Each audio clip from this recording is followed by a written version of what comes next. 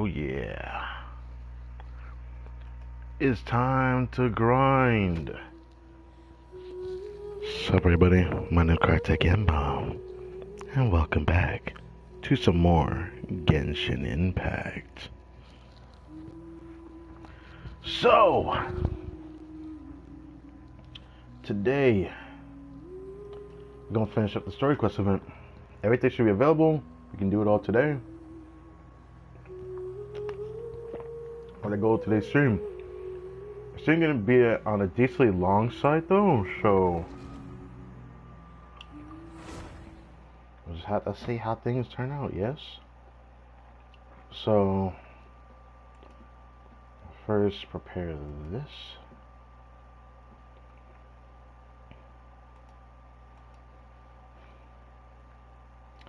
Now, since I already done part 1, this was going to be my thumbnail for part 2 if I was doing part 2 back to back.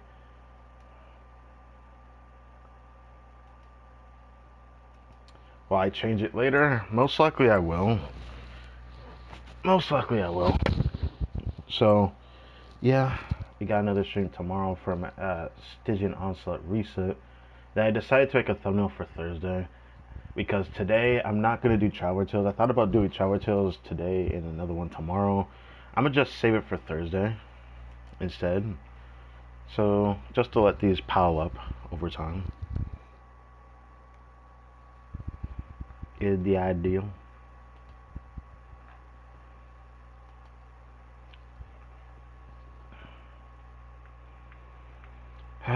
This is also going to serve as the finale of story quest events on PS4. The final story quest event on PS4, so hoping to feel welcomed into the end of this. Okay, I figured I was too late left. Oh.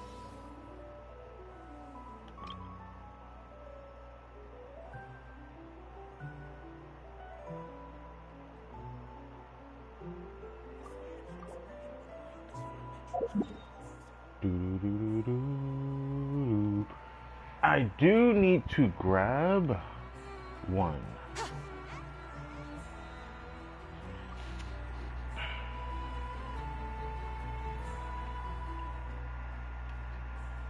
I don't want to use all my resin today because we have Stygian Onslaught tomorrow. So I need to keep that in mind.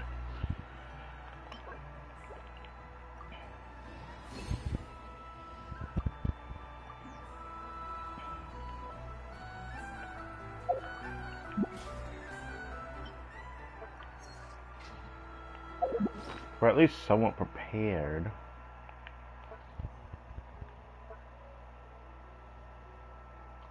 I could have had 4 of these if I decided to wait the second week.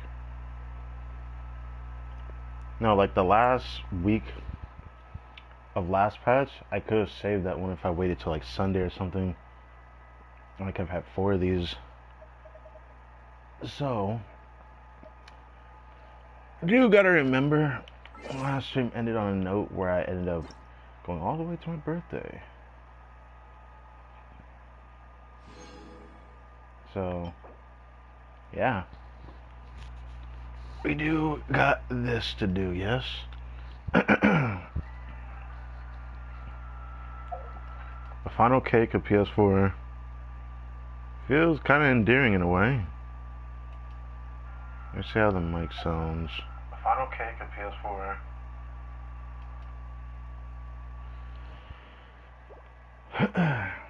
To solidify my 5th year of Genshin. Well, 5th year of Genshin is March 11th, but I still haven't started preparing that. I said to myself I'd start preparing like tomorrow. Because there's a lot to do. But yeah.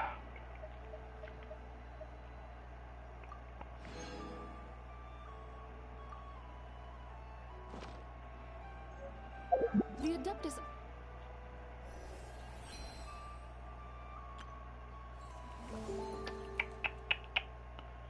Now, I could do some of the event stuff before doing the story, which I think I'm going to do that. I saved this story for last. It's almost miraculous, but Did I already turn everything in? I think I might have, maybe not. Yeah, I remember turning it in, so we don't have to do that. Now, like I said, I could do the Traveler Tales, but I decided I'm not gonna do this today. There is 2 on the map, actually. There's one over here with Eatloa. So yeah. I'm gonna wait till Thursday to do these. So it lines up with this.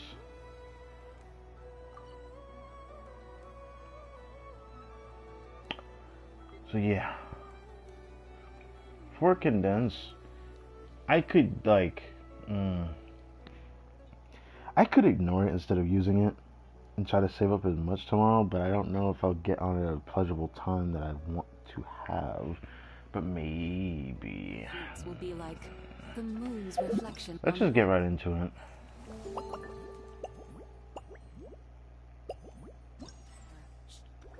Yeah, that's that. Alright.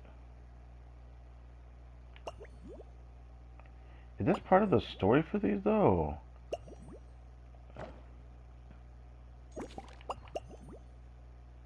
No, these are... Oh. So I have a reason to go back there to find discrepancies. I have to do that. Okay.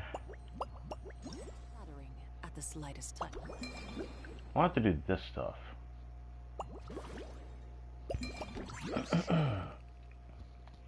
Save the combat event for last. I'll probably do the discrepancies and then do this for last, and then I'll do the event story. I thought about starting with this, but I kind of want to just do this one first.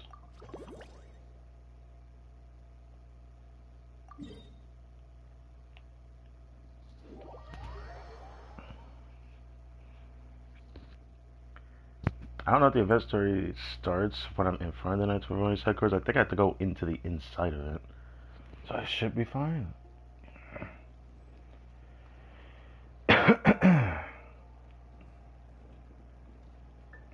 Feels a bit different out here, just ever so slightly. Could just be this area back here. Yeah.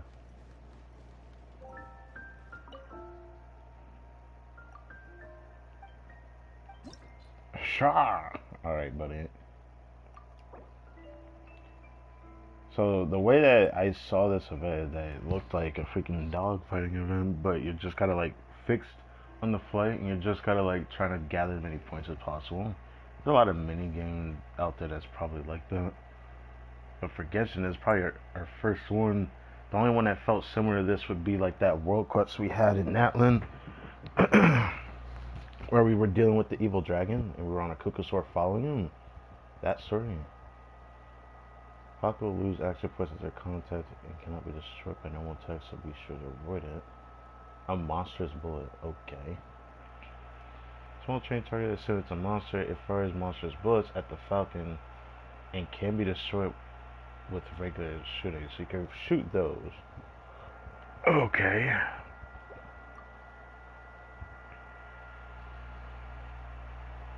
I had just eaten before starting the stream.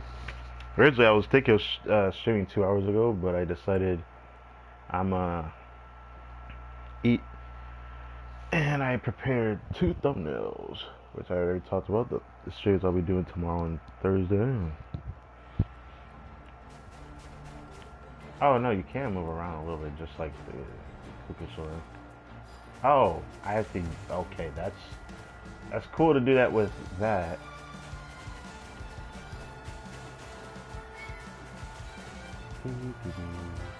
Oh, I couldn't get it.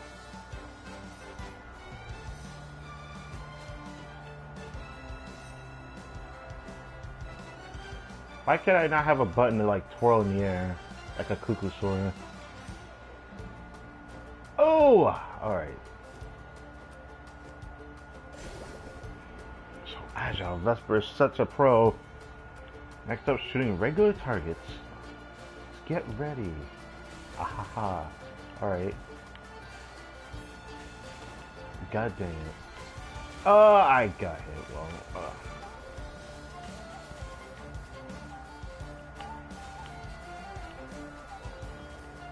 can't get them all. Hope they're not points based off of that. That would suck. It feels like it is though.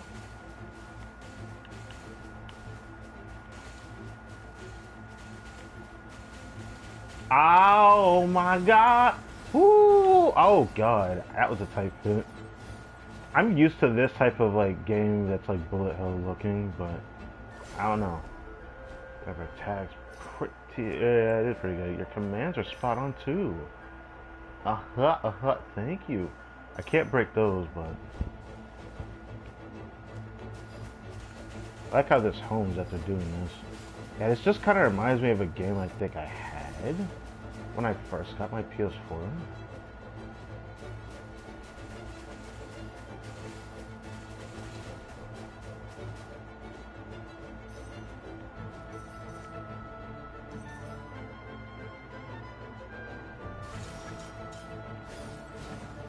Boo, boo, boo, boo, boo. Okay, that's cool. I like buzzers.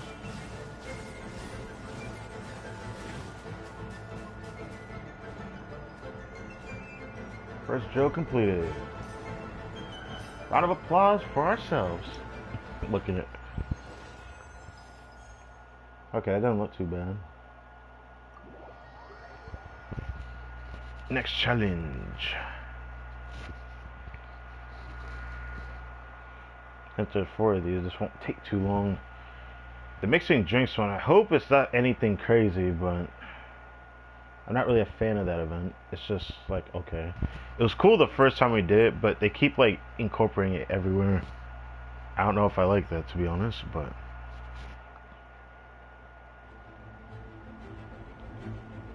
after obtaining the Cyclone Shield, multiple wind vortexes will be created around the Falcon, dealing damage to any monster's bullets and targets they come into contact with, so they can actually destroy monsters' bullets. Cool. Alright, next up is a real test of your aim. Hitting the targets while flying takes some serious focus. Okay. Can you break that? You can break that. Oh, so it's not home. Ah, that was close.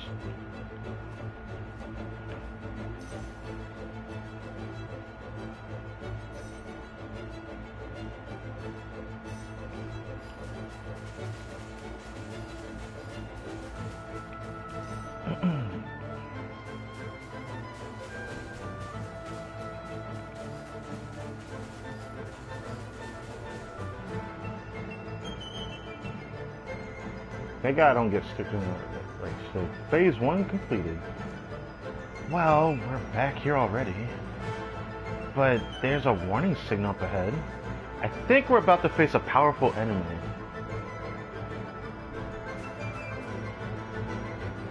I like this section. Oh my goodness.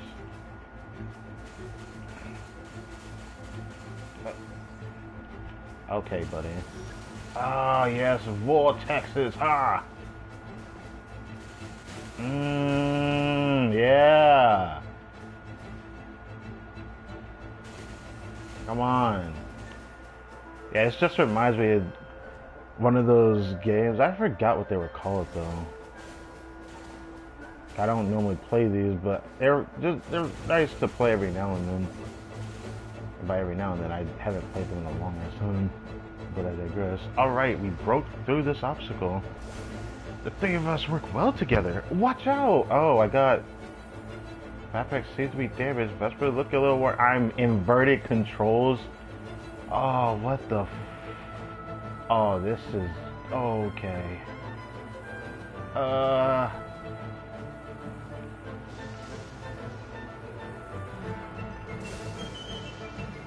Up. Ah! Left. I don't like this. Yeah, all in all, it was pretty close. Flight route closing in on Mondstadt. This is truly a perfect return. What is this commentary? Anyways, I hated how it went from inverted and then back to normal at the end. That felt weird. It said it felt inverted for a little bit. That was interesting.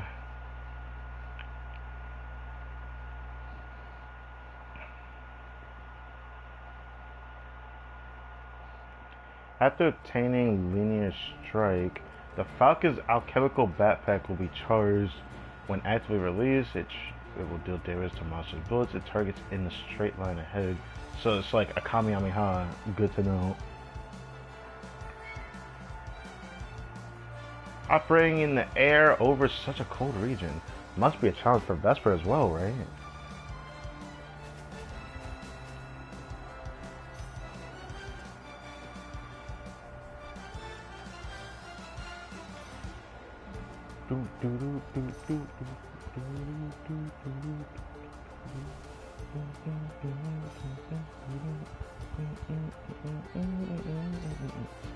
I love that music.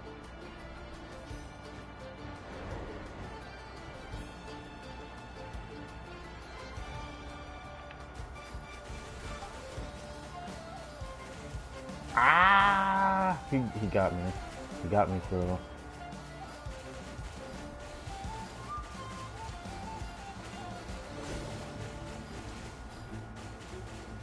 Oh, I didn't get him.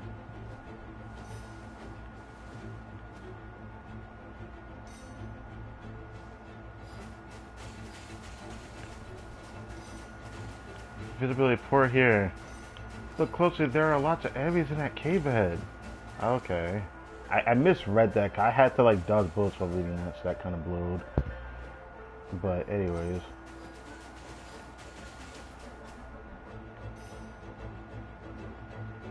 Can I just like shoot from back here? How many shells are locked in?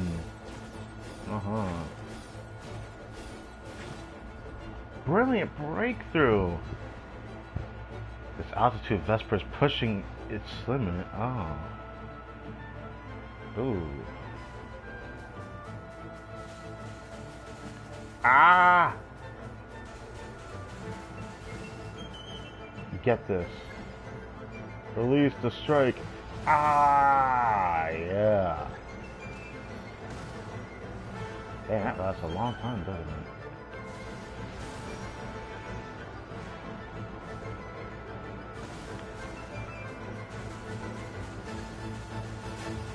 Ah! Come here, boy. Damn, that shit followed me for... I probably should have just used the laser.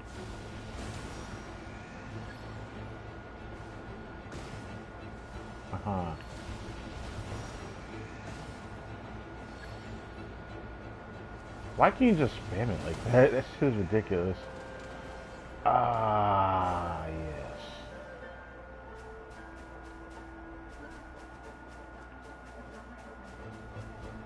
What else?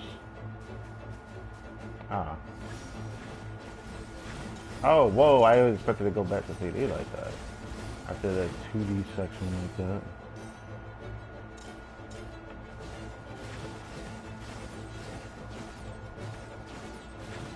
Paimon gets it now. Numbers aren't the key here.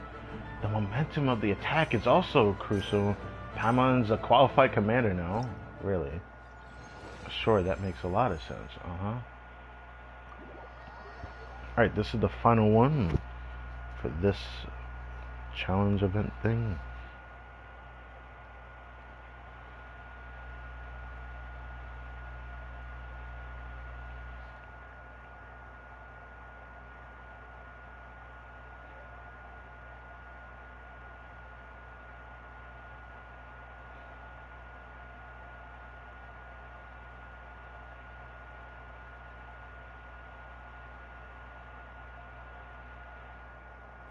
Final drill, circulating Mondstadt, conducting an offensive defensive patrol. Wow, Paimon, you sound so professional. Paimon picked that up from Miss Aja. I don't remember her name, but I will take it.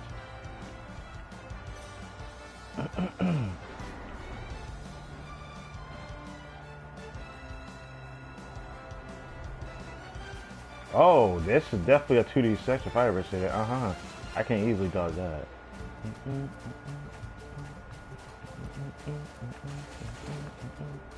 I can't turn around. I gotta go behind.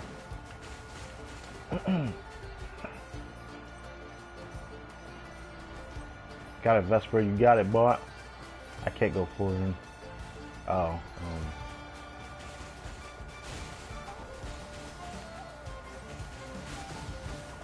Ah! I didn't expect it to explode like that. No, I'm just gonna grab this. Ow. Good. Stay back here.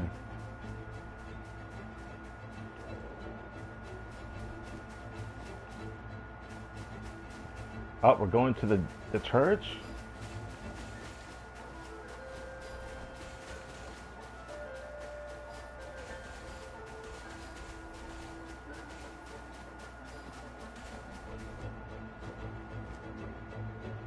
Looking down at monster from this height? Sounds really fun. What? You could probably pull it off. Once Vesper grows stronger, maybe it can carry us that high too.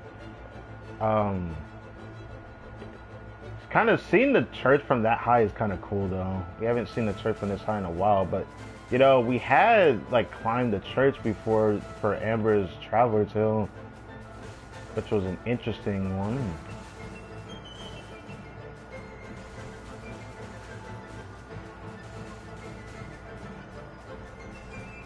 Damn. You know what? Give me that. Yeah. Oh yeah, wind power. Oh yeah, Vesper, let's go. Uh-huh. That looks ridiculous as hell, but I loved it. Alright, we still got our wind power since his animal NATO stays up forever for some reason.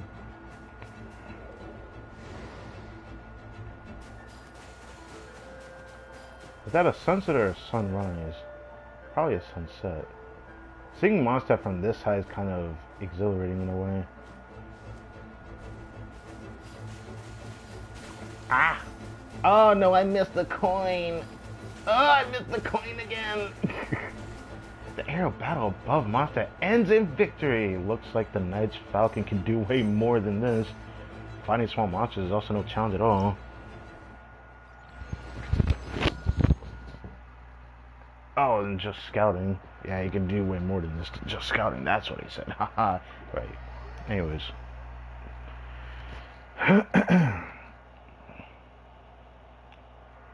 Very nice.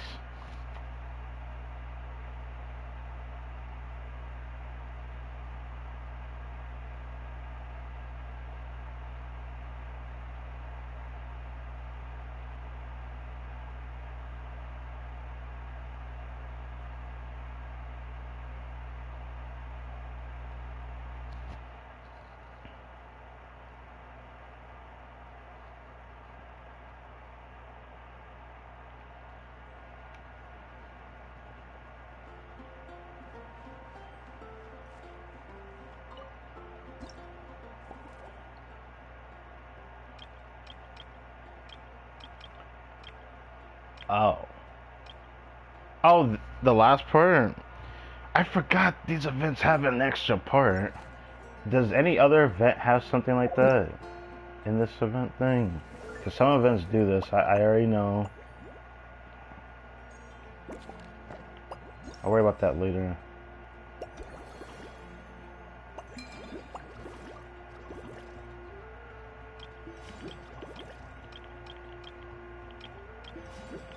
So now, so there's two other ones that you won't be able to do. I assume this one can't be done without this one. So that will appear tomorrow. At least the combat events seem to be completely available.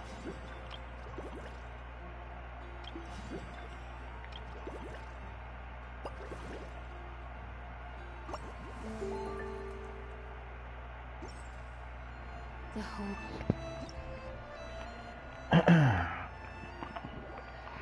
Alright, let's talk to Miss Lisa. So is it gonna be voice? Is it gonna be like that type of event with drinks and all that? This is kind of different from like the first time this was introduced to the game. I thought it was cool the first time we did it, but you know, the more we do, I'm just like, what the hell? But that being said, Oh my. It looks like Hertha has gone back to her duties, and Glenfiddia is away somewhere too. Has our dear cutie taken complete charge of the drink stand? that's right. Yours truly is in charge. Honorary mixologist at your service. Wonderful. Now I can order without worrying about ending up with one of the logistics company's specials. The type of drink that keeps you awake all night, leaving you no choice but to pass the time working. Wait, what?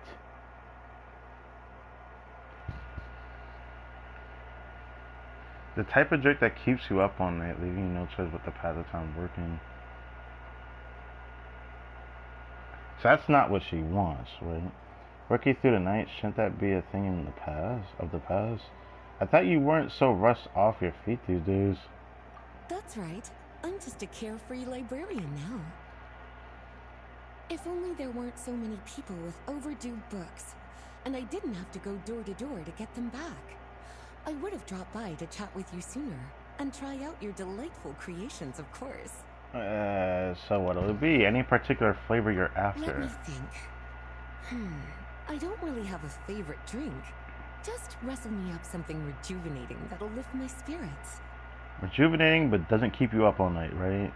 And if it could help me nod off to sleep later, that would be even better.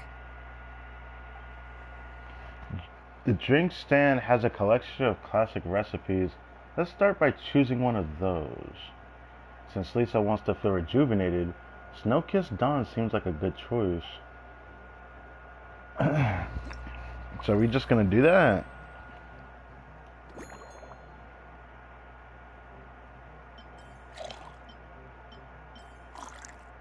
Okay. The heck is... Alright. Alright. Varka did mention firewater. Oh, wait. I forget this is cocoa, even though it doesn't look like cocoa. It looks like a fruit from that land.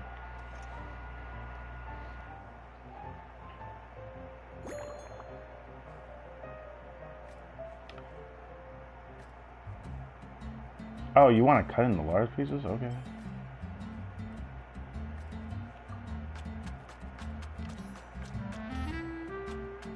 Okay, this reminds me of the cooking event with the chopping thing, but okay.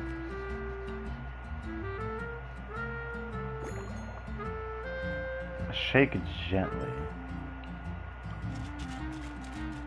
Okay.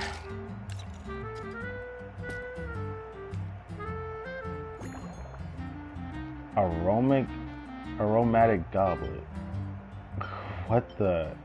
Okay, so we have to pick the glass too? That's something specific? Interesting.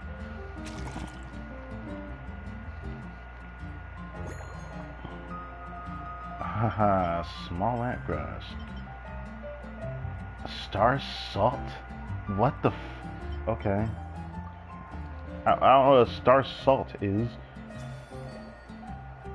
Legend has it that this drink is a masterpiece crafted by a painter and a bartender together, inspired by Dragonspine at dawn, with a dollop of satena and an energizing kick from cocoa. It restored the drinker's vitality almost instantly. That sounds very rejuvenating.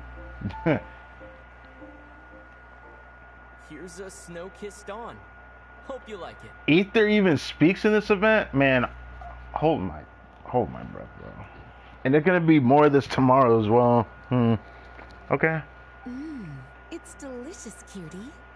I wonder who will appear in this event. Pleasantly tart, sweet, but not cloying, smooth on the palate, with a refreshing aftertaste. If anything, though, I seem to be feeling a little more energetic than I'd like. Okay. Perhaps you've unwittingly unraveled Glenfiddia's secret and concocted an even more effective pick-me-up? I should tinker with the ingredients. Or should I tinker with the ingredients? How about I adjust the recipe and mix you a new one? Don't worry, there's no rush. Your eyes are aglow with curiosity, as though you have many more questions to ask. Let's chat for a while. Take your time. Inspiration will come soon enough.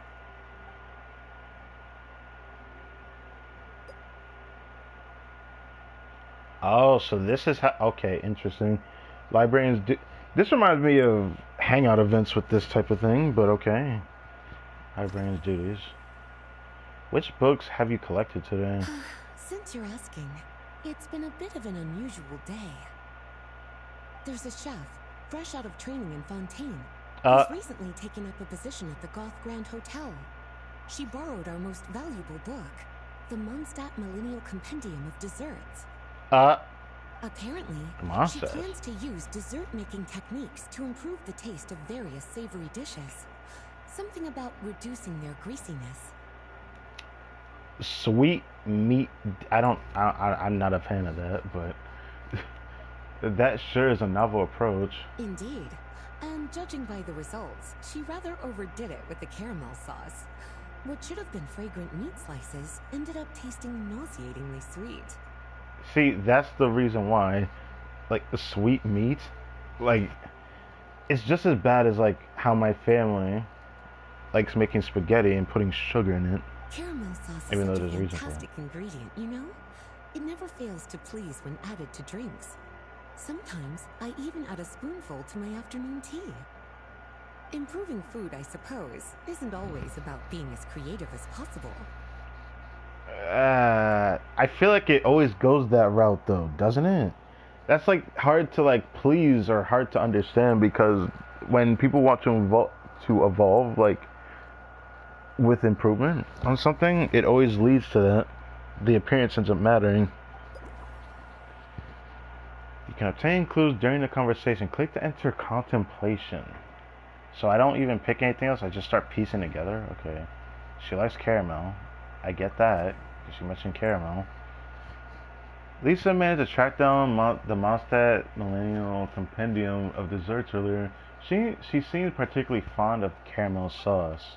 Perhaps I could try submitting some of that for the Tangier Cementa. Place cement to a caramel sauce. You obtained inspiration. I mean, that's cool, but we need to, like, do everything else now. So what kind of ingredients have you been into lately? Lately? So careful with your wording, cutie. What? Is that because you think that I, too, might have changed since we last met? Or simply because you can't remember? Well, you're so well-traveled and well-read. Surely it's normal for your taste to change from time to time. Yeah, that. Not bad at all. A flawless answer. Back in my student days, I might have been drawn to every new and exciting ingredient I read about, constantly expanding my horizons and stepping out of my comfort zone. But now, I've grown accustomed to a life of comfort and routine. To paraphrase a certain Leo-Red legal expert, my life is fast approaching a state of living out one's golden years in peace and comfort. I'm no longer so easily moved by adventure and excitement. Interesting.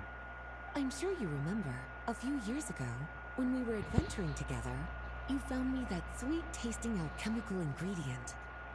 She actually mentioned a few years ago. That's actually a big deal. Like, you know, we've been here in Teyvat for a while. But, like, Sweet, tasty alchemical ingredient. Well, my tastes haven't changed a bit since then. Alchemical ingredient. Well, that's something we were doing with sucrose. I think that's what she's referencing. Remember the alchemical ingredient? Lisa was joking about her life of comfort and routine. She also mentioned an alchemical ingredient I found for her a few years back. If I remember correctly, the ingredient was valberries. Another good choice for a drink.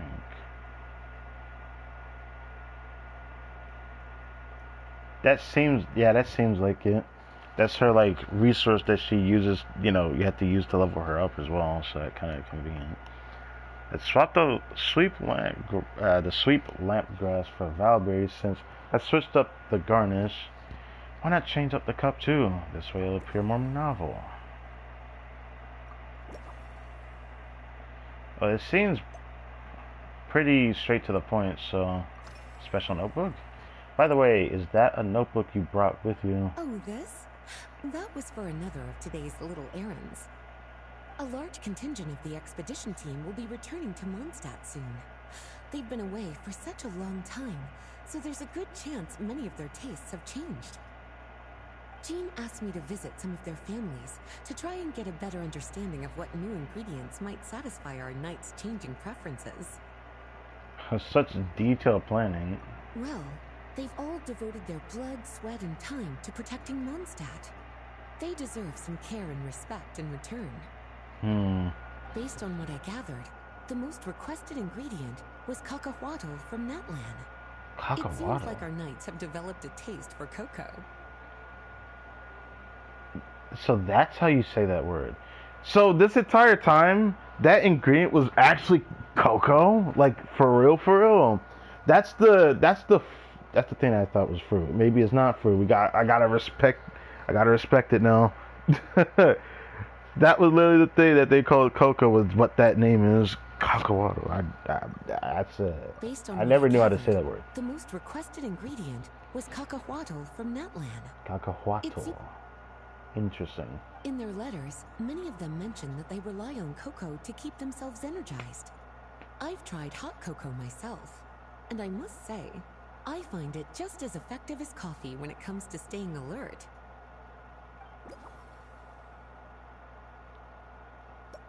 I don't know if she wants to stay awake though, but we can still do it. Lisa looked into the expedition members' preferred ingredients, and it seemed like cacahuatl came up with quite a lot. I don't think of it, the Snow-Kissed Dawn uses cocoa too, but the cocoa can be quite a potent stimulant, so it's probably best to leave it out. That was the reason why we had to look at it, just to remove it. Like, I didn't know that. Today's itinerary. Been anywhere outside the city lately? Surely you're not suggesting I'd take this opportunity to sneak off on a little countryside wander. You caught me. Yeah, right. My investigations into Mondstadt's lesser-known drinks took me to Dawn Winery, where I had a little chat with the head housemaid, Adelind. On my way back, I ran into Emmetal out on patrol. She'd encountered some monsters she didn't know how to deal with, and in her desperation, asked for my help. I accompanied her on a detour to Wolvendom to teach some raving hounds a lesson. It's been a while since I've had such an invigorating workout. Alright, invigorating. Don't tell me you're gonna mention wolf hooks, but what are you gonna get from this? You used to pay a visit to Dawn Winery, passing through Wolvendom. Perhaps I could throw in a touch of local flavor. Are you dead at? She's okay. I have small lampgrass and wolfhook that are both native to Wolvendom. Which one would make for a better drink?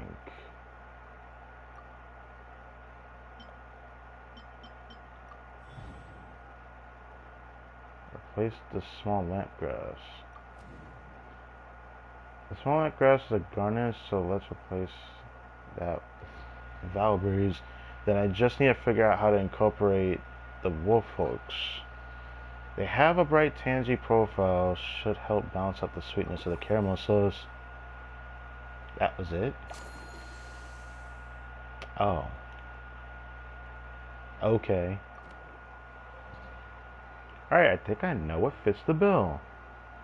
Let me rustle you up a new, improved version. As expected, cutie, your brilliant mind has grown even sharper. Just a few gentle hints were all you needed to light that special spark of inspiration.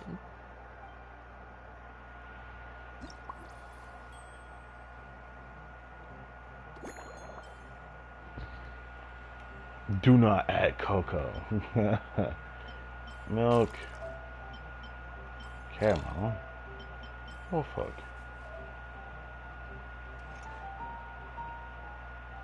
They didn't mention how I had to chop this up. Cut the ingredients into pieces of any size. Then I'll do this.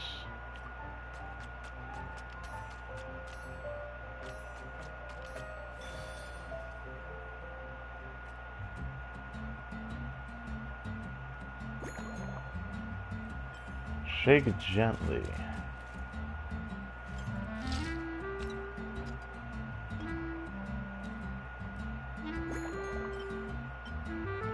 Large or small goblet? That's that's medium. This is a large goblet. It's a small goblet.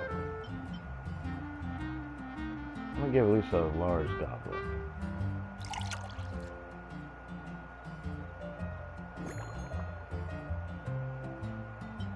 Val berry garnish. Oh, that's what it looks like when it's cut open. I guess that makes sense, actually. Slumbering Rose. Based on the snow-kissed dawn, this novel cocktail was concocted especially for Lisa. The Lawndale Library needs to reach her without risking sleepiness. In making this drink, you skipped any stimulating ingredients and found a delicate balance between sweetness and caramel and a gentle tang. The goal was peaceful, restful sleep, so why not call it Slumbering Rose, which sounds pretty good.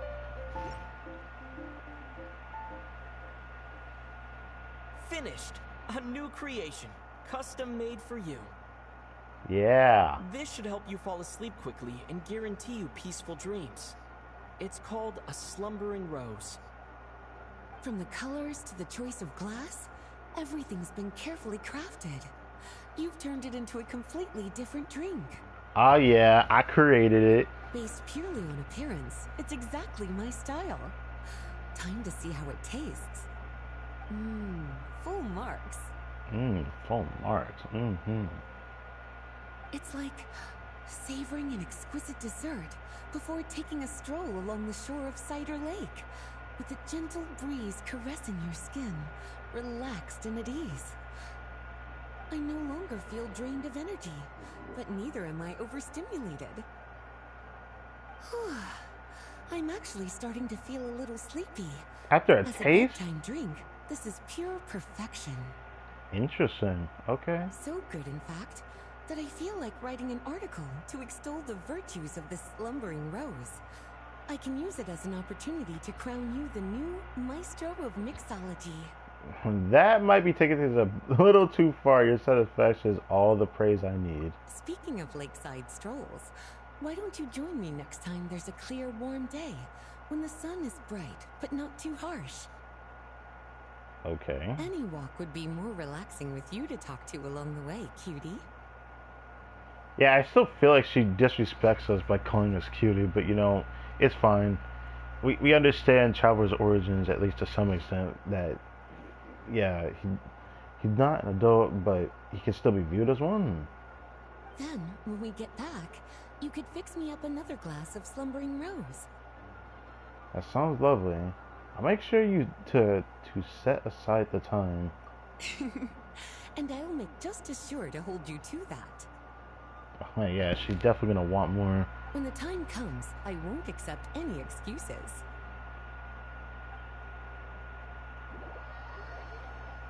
Well, that's not what I expected, this type of event. It takes a bit of time to do per stage, so I don't know how I want to treat this. Thank God I didn't do this first. That's all I can say. It makes me wonder if I should do a combat event before this one. This one's going to take a while. There's a lot of these. I intend to do as much as I can today, though. That's why I'll do the event story last. But man, at the rate that we're going, this is gonna be a long stream. We'll see though. We'll see though. Alright, who's next?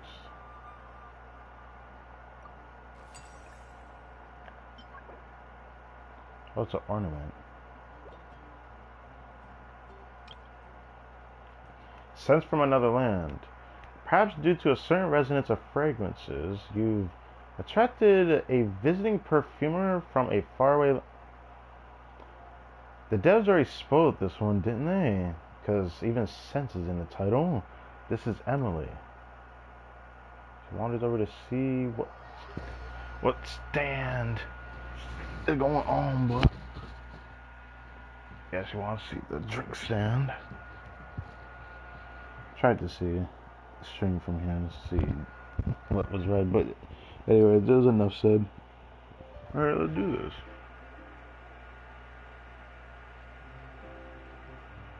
Good afternoon, traveler.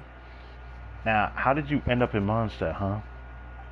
I didn't expect the honor of witnessing your harmonizing talents here in Mondstadt. Here on vacation? Here on vacation? Both, actually. Oh, she's here on vacation and business? A lady calling herself a mage asked me to come manage her flower shop. At about the same time, the Cat's Tail commissioned me to create a new fragrance for their establishment. A mage? I could only imagine who that could be. Okay. Ending today's busy schedule with a drink crafted by you in person is truly a wonderful reward. Now make sure to pull out all the stops. I'll mix you a special surprise. I have faith in your choice. I haven't heard Emily's voice in a while, so it's kind of... Emily is more sensitive to aromas than most people. If I create an unbalanced blend of scents, it might make her uncomfortable. In any case, I should use ingredients with complementary scents and try to add a dash of Fontaine flavor too. Let's start with a Mondstadt take on Lumido's Twilight. Oh, on a Lumido's Twilight. Is that actually the name of a dish? Interesting.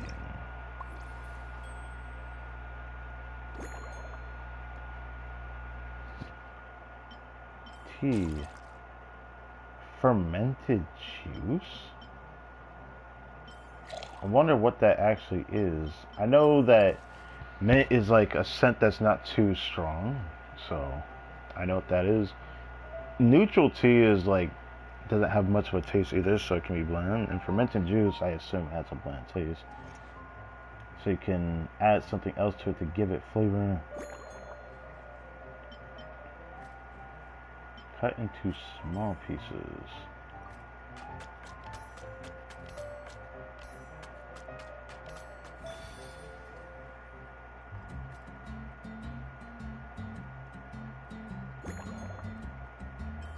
It's always shake gently. I'm wondering when they're gonna make us shake hard, bro.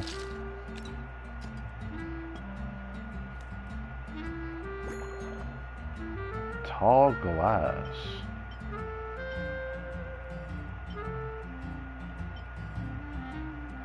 Medium. So she want the classic tall glass? Yeah.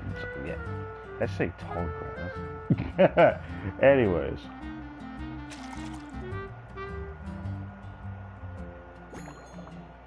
A Valberry garnish.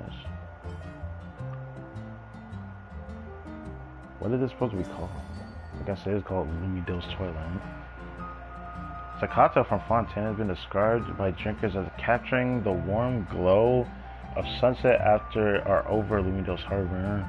Rumor has it that you can still order this gem from the hidden menu at the Rusty Rudder. They had something like that? I forgot, man. I don't pay attention to the drinks that come from a lot of those shops. I know that shop I remember buying stuff from, but... Though it's rare for the bartender to recreate its original flavor perfectly.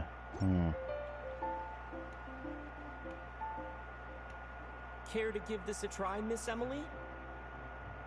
Your artistry is truly a pleasure to watch.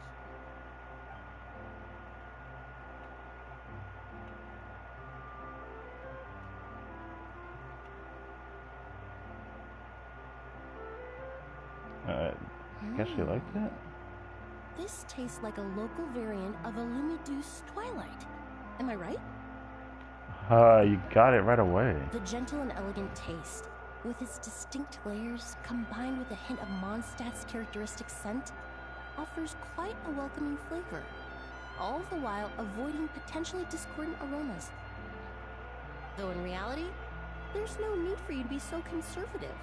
I have quite a high tolerance for flavors that stray outside the boundaries of conventional wisdom. So this one's probably a bit too traditional, huh? I guess you're looking for something more avant-garde. Your drink was nice, but it would be perfect if you could make one with a little more depth. A cocktail that shows off your unique understanding and enhances my impression of Mondstadt. Interesting. If you need time to mull things over, perhaps you might find inspiration in a little light conversation?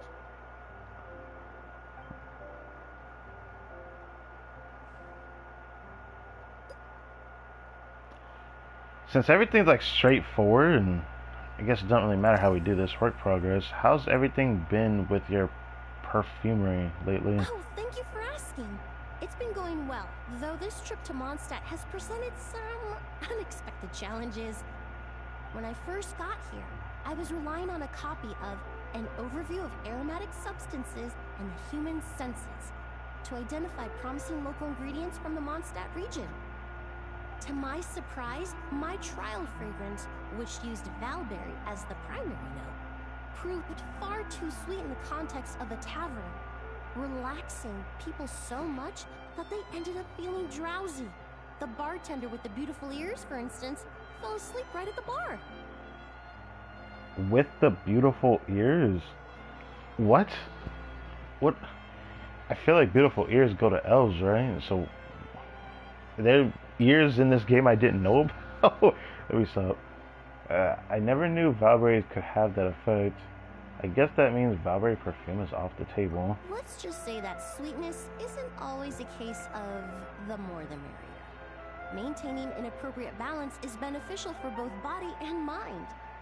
Even in daily life, I rarely eat sweet food, and I try to avoid fruits like berries that have a high sugar content. Ah, I see what you mean when you say that. Can't say I'm the exact same, but I don't eat sweets all the time. So, yeah. In the end, I completely eliminated Valberry as an ingredient and turned instead to Windwheel Aster, with some success, I might add. Okay.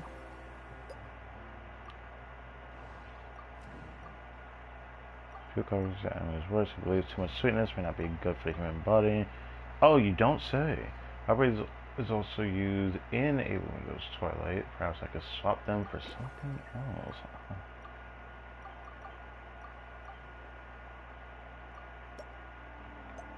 Next, let's go this direction. Let's go downward now. Banquet. Yeah, that's what I meant to say. Bouquet of the, or on the table. Okay. Did you buy these flowers just now? Yeah, that's what I see there. They're part of my reward from the flower shop owner. Important ingredients for making perfumes. Thanks to these, I was able to complete my commission for the cat's tail. I studied Mondstadt's Cecilia flowers many years ago. In fact, the fragrance of Cecilia in certain fields has become synonymous with Mondstadt itself. However, this is a special case. Some cats are quite averse to the scent of Cecilia, and we need to be particularly mindful of their preferences. Interesting.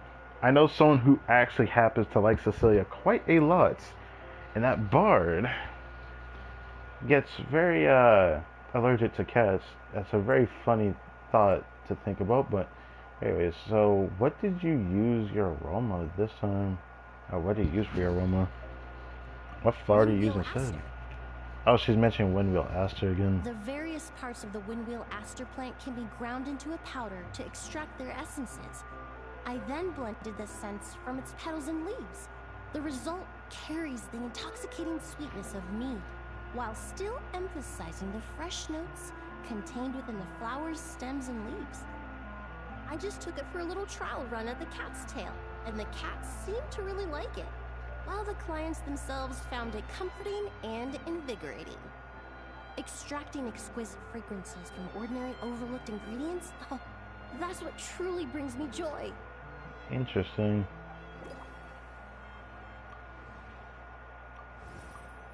Incorporate Windwheel Asters. What's the best way to incorporate the scent of a Windwheel Aster? I guess we have to come back to this later.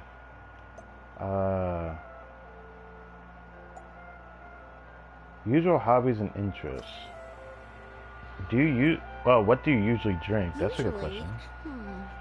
after work, my friends from the Maison Gardiennage sometimes treat me to a few drinks. I usually stick to fruit tea. That way, I can get straight back to work after our gatherings. If it's before a holiday and my friends are in high spirits, I sometimes order a small glass of sparkling fruit wine. There was an officer named Terena who used to treat me to aged Corte wine. But since she was transferred to the Special Security and Surveillance Patrol, we haven't had the chance. Oh, so do you drink? Okay, yeah. So you do drink alcohol sometimes. I was worried it might overstimulate your senses. In the world of science, high-proof alcohol is a widely used solvent. I've grown well accustomed to the smell of it by now. I mean, I can understand that. Alcohol is used in a lot of things, so. Besides, when I'm slightly tipsy, my state of mind changes, which in turn alters my approach to perfumes. It doesn't matter if the result is good or bad, it's all about trying something new. Low. So I don't mind drinks with just a little bit of alcohol, but I don't like anything too strong. Interesting. That liquor won't leave you drunk. You'd be surprised by that.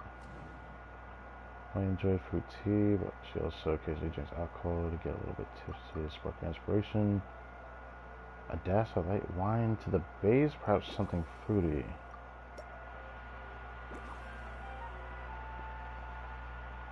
Oh, what is this game?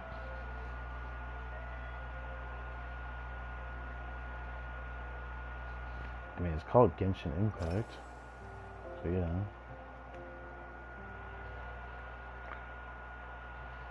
I was wondering what the point of this was. Bright and clear sky. It feels okay. So this is what feels like to start a conversation with a classic icebreaker. I feel like that's such an overused concept, but you know, I'll leave it alone. It really is. A while earlier, I watched a whole run of fair weather clouds float by, fluffy as pillows. It's not overly humid either, and the wind is gentle too. I'm kidding, I was playing a minute ago this game. Okay. In such conditions, one's sense of smell is heightened, but not to an excessive degree. When scents are blended well, they naturally combine with the ambient context, leaving particularly powerful impressions. Never realized scents were so affected by the weather. I can see. No, I definitely can see why she says that. It makes a lot of sense when you think about it. Never heard that before. How fascinating. I never thought someone would actually mention it in this context, but it kind of makes sense when you think about it. It seems something similar is true for mixology. As long as you choose a base of appropriate strength, the various flavors will blend seamlessly together. When mixed properly, all the ingredients work as one to create a most wonderful symphony for your taste buds. I see, so a combination of flavors is key. Well, of course I already know that. You prefer flavors that blend together harmoniously. Yeah. Yes, that's it. Yeah. Now I think about it, layering distinct flavors doesn't really suit my personal preferences. Well said. Okay. I didn't think it was going to be like that. We went from talking about weather to the best way to blend scents. Emily prefers single seamlessly integrated scents rather than those with distinct layers, which I think is how most people would mix drinks, wouldn't they? In which case, I'll need to blend each ingredient thoroughly together in her drink. Should I shake a lot harder? Okay. So now we actually shake it more. But what about this?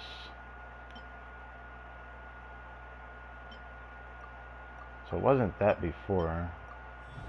So mix it more thoroughly and process the petals further. Windmill asters seem like a good choice to make sure everything blends into one. I could try finely. So we actually cut it a lot smaller. Makes sense. Finally chopping the petals and spreading them across the top. Okay. Makes a lot of sense. Now I know how to improve your drink. Please bear with me a second while I update the recipe. Okay. Just from our brief chat, you've already formulated a new concoction. I don't know when the traveler speaks. Sometimes he speaks and then sometimes he doesn't. It's kind of weird in this event because he just randomly starts speaking. I'm like, okay. Perhaps you possess a natural talent for this kind of creative work.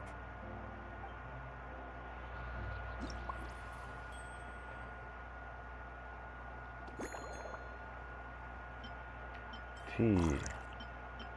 And for one. So we're trying to mix everything together. And then add chopped petals. I hate that it looks like that, but okay. Then probably cut into like the smallest pieces, right? Oh. Well, I'm gonna cut into the smallest pieces.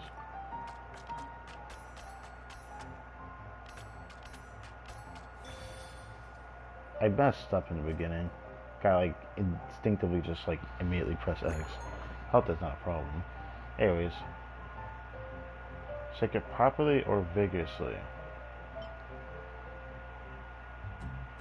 You know what? I'll, for the sake of this, do properly.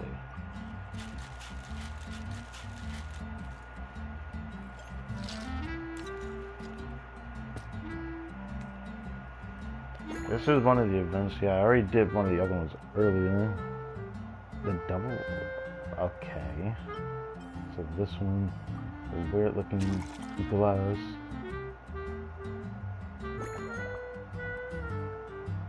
Any garnish except valberries? You know what? I think this is good. Lumido's Twilight Special Blend. Okay. Enjoy light touch of tips and clearly knocking a guest out at the bar is the bartender's main goal. In days of gentle wind and clear skies, heightened senses can amplify the flavor of a perfectly harmonious drink. Inspired by the art of fragrance, develop this subtle, elegant masterpiece. Okay.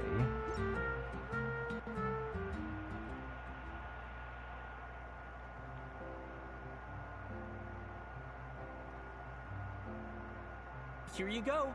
A new and improved, Emily-inspired Lumido's Twilight. I haven't come up with a name for it yet. Right, now he speaks. Okay. The colors are cooler and more refreshing, and the fragrance is delightfully subtle to match. It does look nice. Are these bright specks on the surface the crushed petals and leaves of windwheel asters? Yes, you clearly know your stuff. It's the floral symbol of Mondstadt. I'm sure it must taste wonderful. Let me try.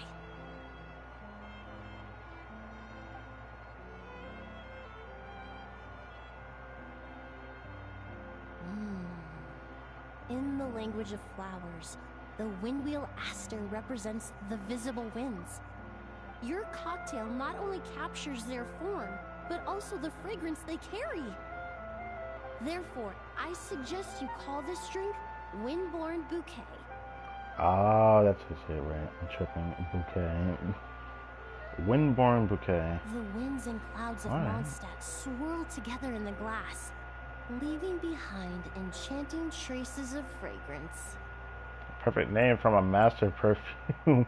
For a master of perfume, yes. Yeah, elegant and full of style. Okay. Really? Okay. Perhaps it's just a habit of my profession. I'm glad you like it. Now it's time to slowly savor this masterpiece. Thank you so much. This trip to Mondstadt has been so rewarding. This is the most memorable cocktail I've ever had. Interesting.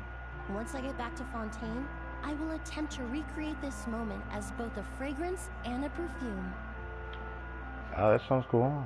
I'm honored. That's so exciting to hear. Once I've perfected the recipes, I hope you'll do me the honor of being the first customer to experience these new products. Until then, I look forward to seeing you in the court of Fontaine. Well, whenever we actually go back to Fontaine, that is. So these were the two I saw from the live stream for the special program. So whatever is next, I actually don't know. So I look forward to seeing it. Could see familiar faces from Mondstadt, like Lisa, or we might see someone from a different region, like Emily. Guess we will find out. There's gonna be 2 more of these I'll have to do in tomorrow's stream because I can't do them today. They don't appear till next reset, which is a shame. Which means that's gonna cut into my time for the Stygian Onslaught. I'm probably gonna end up doing it first before I go straight there.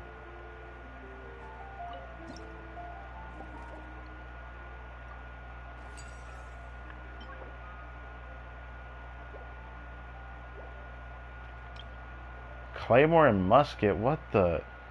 The drink stand has built to help knights relax after long days on duty, and it just so happened that a certain captain has recently returned from a long posting at Dragonspine. Is this? Oh no, but it says Claymore and musket.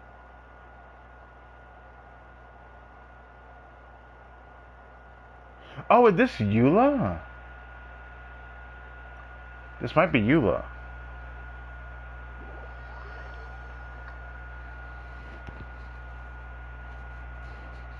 It probably is Eula.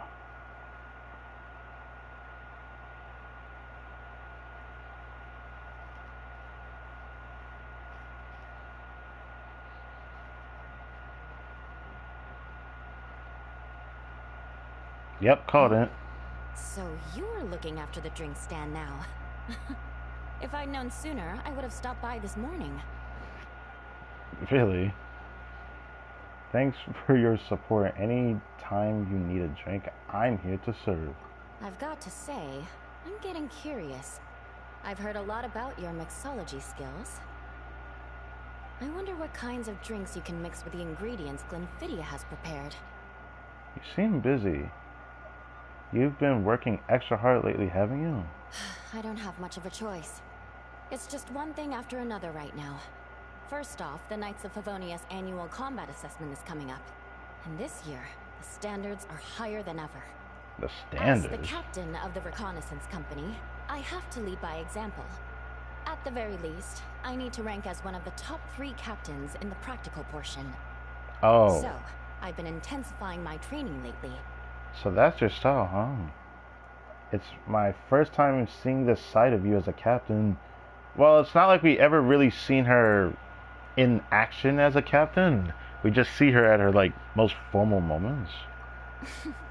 Being a descendant of sinners means I have to work hard to maintain my position. I'll have you know I've never once neglected my duties. Anyway, on top of all that, the General Affairs Company has invited a renowned champion duelist from the Court of Fontaine to come here for a swordsmanship exchange. Ah, bro. Dude, what? We just saw Cloran in Nacra, and now you're telling me she was in Mondstadt as well? Dude, I need like an animation or something to see how they just be like fighting. I just want to see that. It'd just be cool to see that anyways. Since I'm one of the captains with the highest attendance rate when it comes to these things, and I'm fairly skilled with a claymore, I was chosen as a representative. I have to prepare thoroughly to make sure I'm a serious match for the champion duelist. And then after the exchange, I need to write at least 6 different reports based on the results. Dude, I'd be like, hey, can I watch that when y'all fight? Like, can I watch that? I would love to see that. Oh my god. Oh well. Sounds like you could do with a very stiff drink. Sounds like you could do with something to replenish your energy.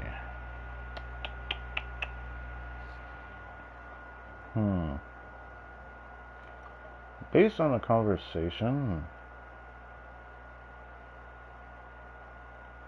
is she trying to prepare thoroughly? Does she want something that keeps her energetic? I guess replenishing your energy would be kind of what I would go for. I sure could. Anything that'll perk me up would be welcome. I'll leave the details to you. Given Eula's current condition, it might be a good idea to mix her a twinkling starlight. That's a name I recognize.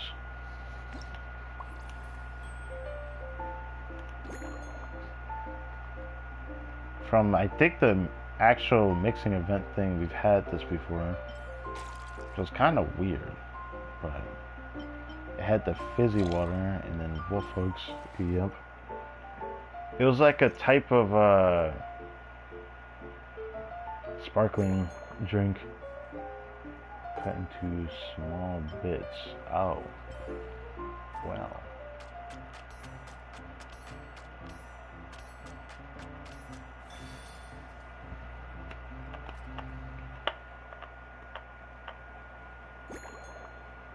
Yeah, I figured it'd be shaking hard. Uh-huh.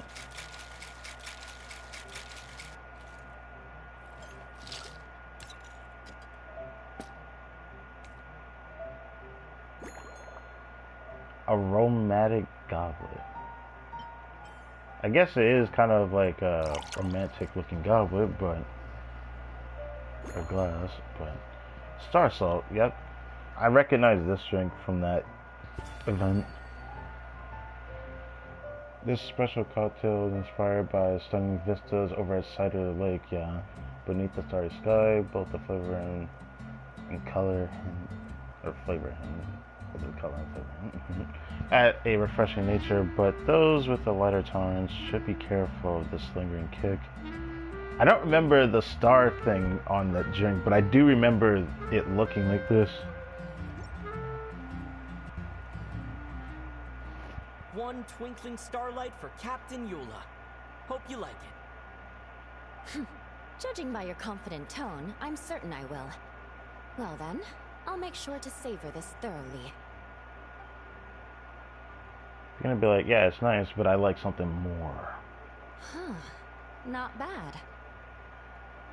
Sweet and tingly, with a delightful airiness.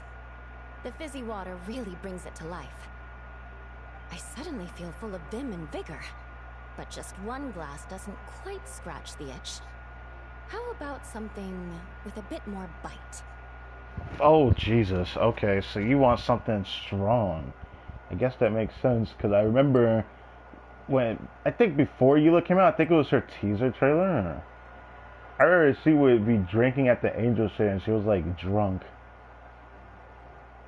I think if we went that route, she's a heavy drinker.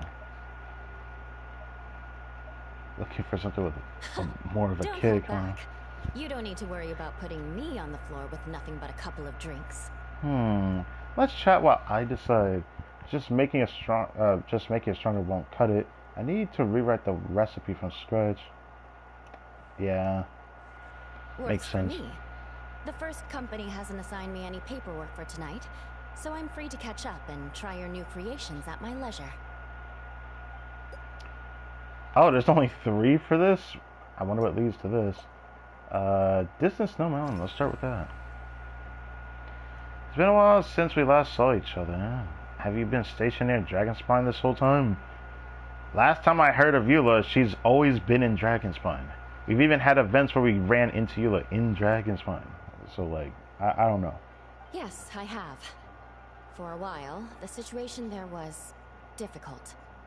A gang of outlaw engineers was messing about with some sort of mechanism control technology, attempting to manipulate ruin graders so they could rob merchant caravans. That's ridiculous. To make matters worse, several veteran knights who had been stationed at Dorman Port were transferred to my squad, and they weren't happy to be taking orders from that Lawrence girl. I love how they're mentioning Dorman Port. It's such a shame. I don't want to talk about it in this film. I will talk about this in the future, though. I've said it before in a stream already, but I'm still kind of like, it's like, I can accept this, but it's a hard pill to swallow. What Next Patch has in store. Leading them on this mission was quite eventful. It took 3 weeks of stealth operations in the snow, with no fires to keep us warm, before we finally located the enemy's stronghold. Those veteran knights faced the bitter cold and were almost taken down by the enemy's smuggled battle mechs. Fortunately, the battle went our way, and they had no choice but to acknowledge my abilities. I'm sorry you had to deal with. I'm sorry you had to deal with that. Did you catch a cold? She did not catch colds. Me? I'm completely fine. But thank you for your concern. It was mentally tiring for sure. But fortunately, the operation wore them down far more than it did me. They won't be questioning my authority again anytime soon. If any new recruits try to make my life difficult, I'll just have my veterans give them a few friendly pointers. I guess you could call them a permanent solution, huh? Restoration required. Okay, how does this work? With how demanding her duties in Dragon's have been, Eula probably hasn't had time to fully recover. To help Eula replenish her strength, I could replace the cool-tasting wolf folks with some warm cocoa. Oh, so that's what Traveler's going for. That's a different form of rejuvenation, isn't it, though? Eating on duty? What do you usually eat when you're busy? If you want to know what I've been eating recently, I'd better start by mentioning the logistics company's latest revolution. They launched a diet improvement initiative and started distributing a form of standardized canned food to knights operating in the wilderness. The standardized canned food. Okay. In the past, we only had dry rations. Every mealtime we had to set up pots and campfires, roll dice to choose a cook, and take turns standing guard. In all honesty, it was a bit of a hassle. Now we just need to bring our standard field rations, comprising of 5 cans and 9 paper packages. We can heat the cans by the campfire, and then we're ready to eat. Sounds pretty convenient. Sounds like there isn't a downside. Are you sure? I mean, heating a camp by a campfire, it has its own charm, right? You did say, sounds like, right? Our canned food supplier has quite the stellar reputation, and their regular meals are indeed quite good. Okay. The problem is, in order to meet preservation standards, they have to make their military-grade meals way too salty. You see, that's what I was kind of worried about. Usually, these type of foods are either too salty or they're too dry or something like that. It ends up drawing out the taste when you have to actually cook it. I only know this because I at least had a friend show me what they actually look like, at least certain types that they had, but not all of them are like that in real life, of course. It's just the brand. The vice captain of the 5th Company, who has a somewhat dry sense of humor, went so far as to say, this food's bad enough to bring down the wrath of Li Yue's stove god. I mean, that's kind of funny, actually. In any case, after eating it for a week, my taste buds have gone completely numb. Yikes. That is... Yikes. Is it really that bad? Someone should be held to a... Okay. You can hardly blame the logistics company. After all, it is hard to please everyone.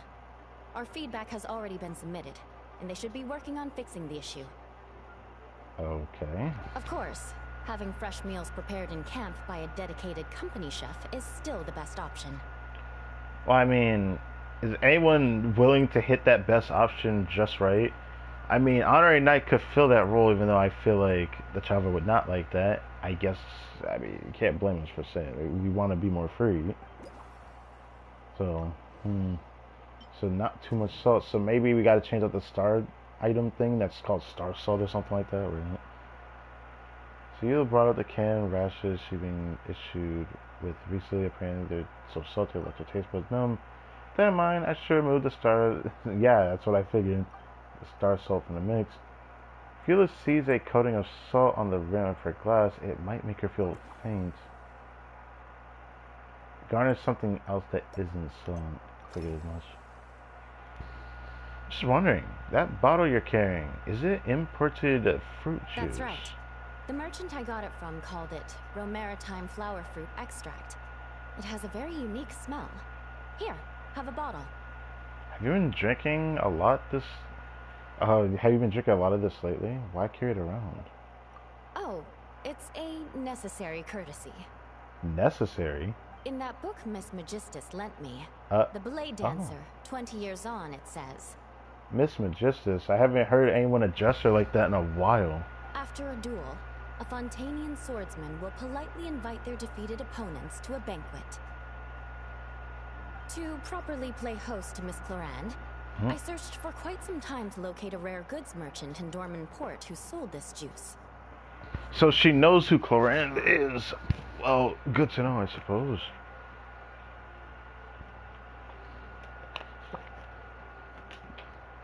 Ah, sounds like something out of a story. I had my doubts at first, too. But Amber said something that makes a lot of sense. She said that even if this custom doesn't really exist, following it still shows I've made an effort to understand Fontaine's cultural heritage. Besides, who doesn't like trying new things, right? Right. I'll treat Miss Clorand to this juice at our post-training banquet.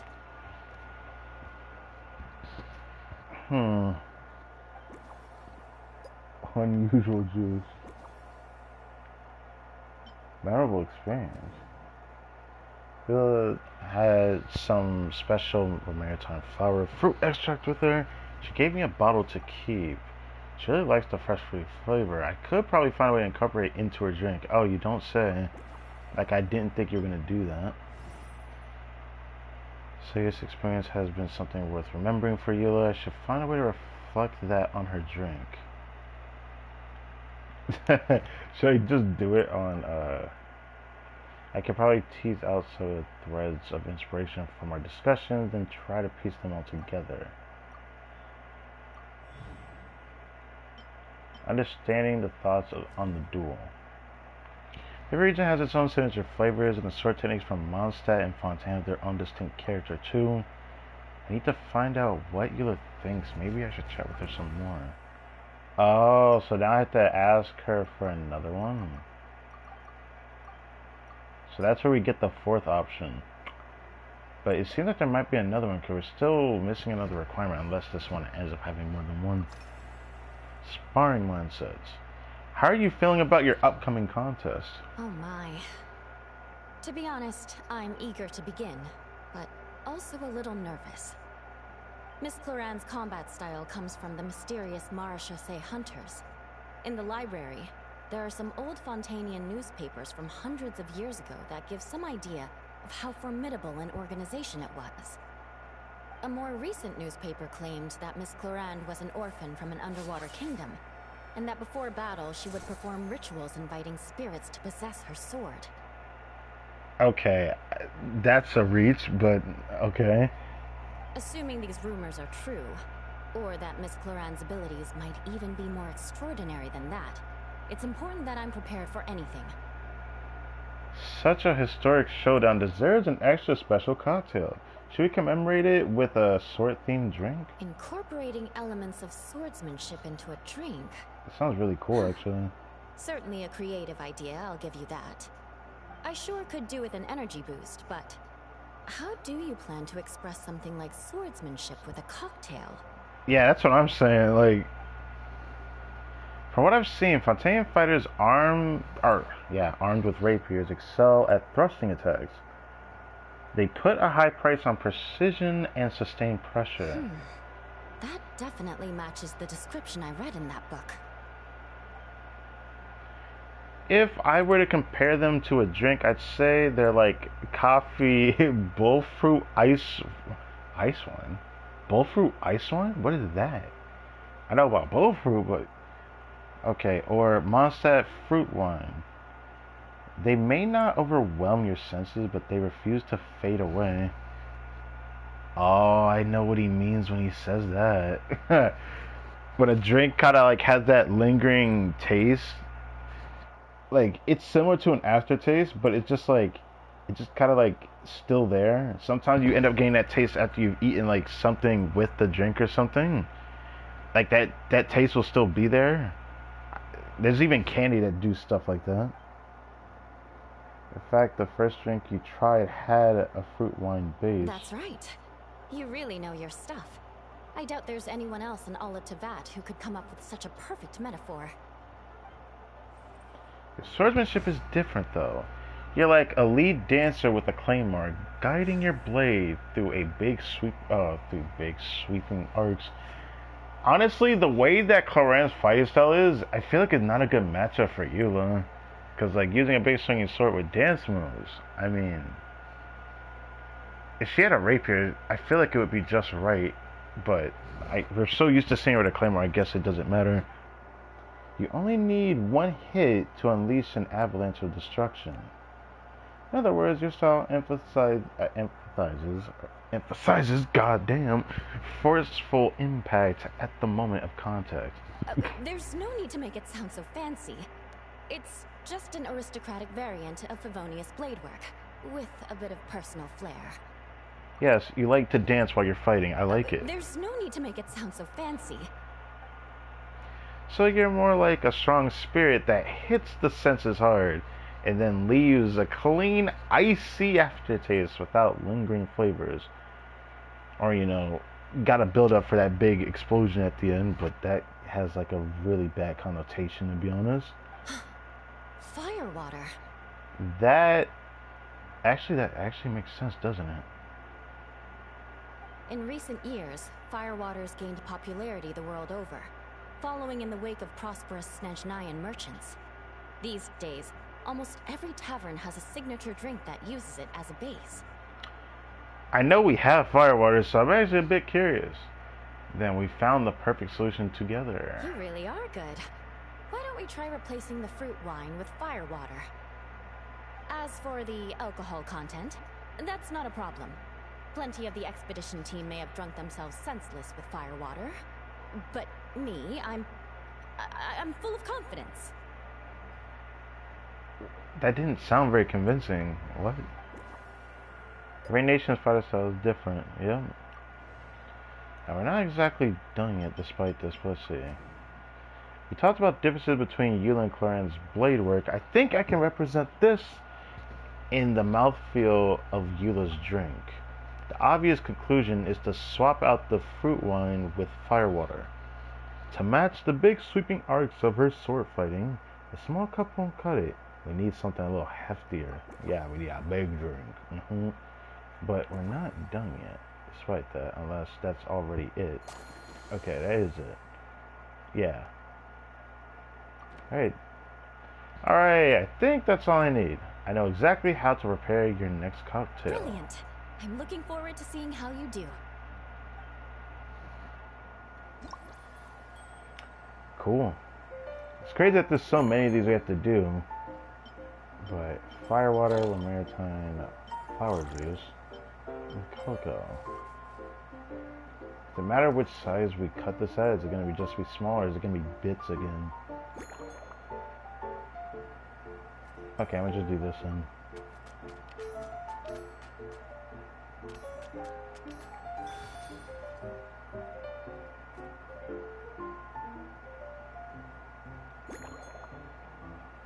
Shake hard. Yeah, she needs something a little heftier. Makes a lot of sense.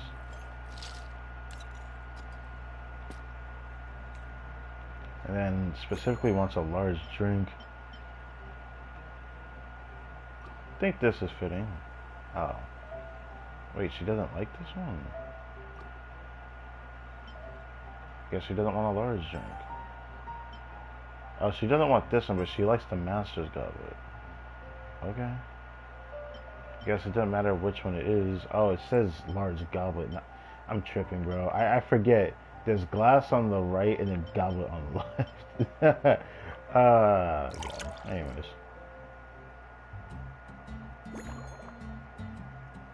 Wow, that reminds me of the potion making of it. It looks like a potion. What the hell? I don't lemon slice to spice it up.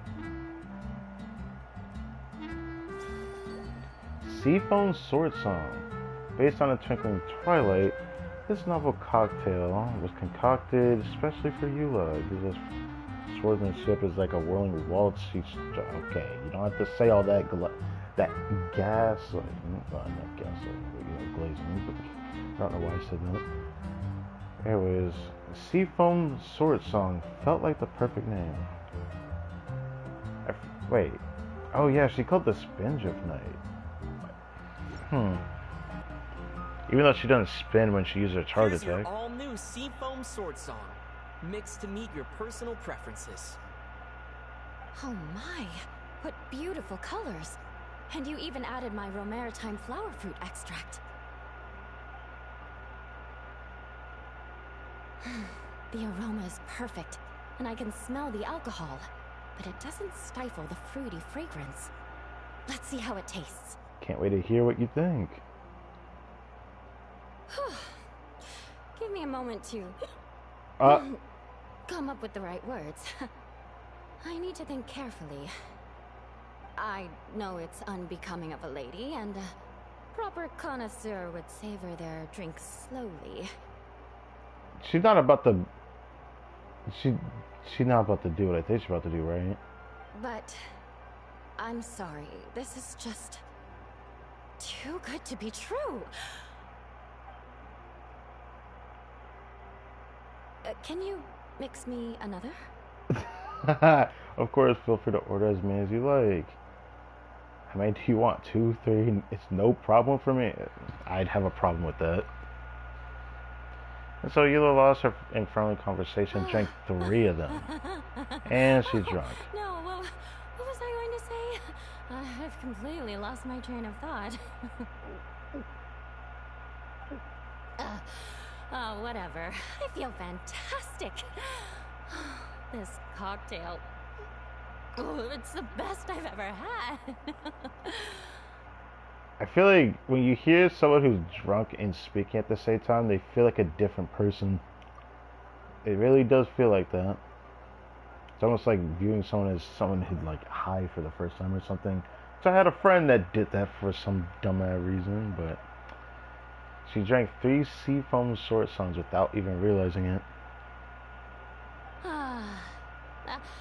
I think I'm gonna head home and get some sleep.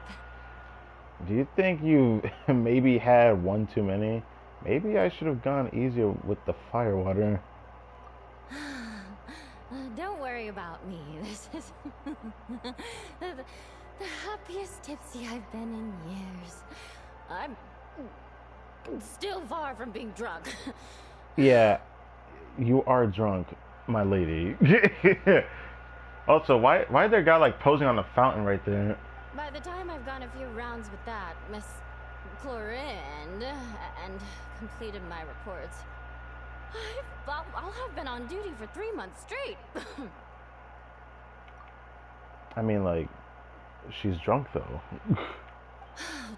Jean, the acting grandmaster.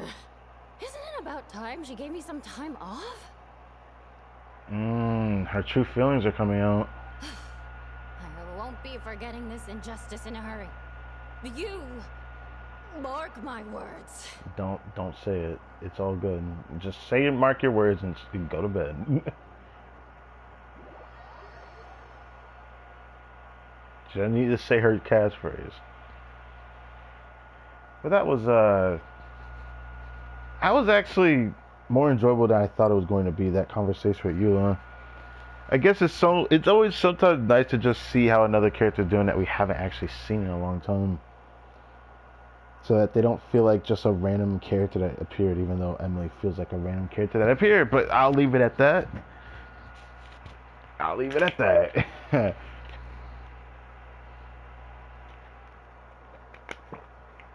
It is what it is.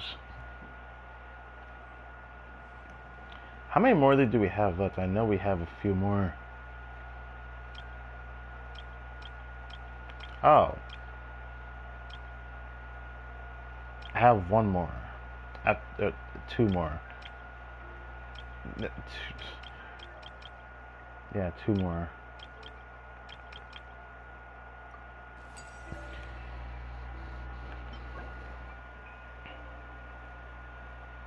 I'm not gonna read all that, but yeah, you get that. Anyways, this next one. The sweet, sour, and smoky taste of steel? What is this? Beyond the aroma of drinks themselves, you give off a distinctive air as the sword-wielding traveler, one that draws in yet another unexpected guest.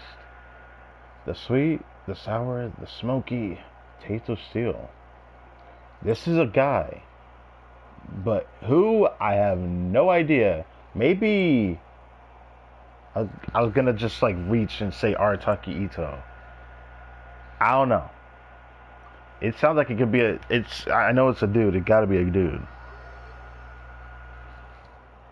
If it's anything else, it's probably gonna end up being like someone from Natlan that's actually a female. And I'm just being disrespectful without realizing it, but it sounds like it would be a dude. Like, who is it? Who could this person be?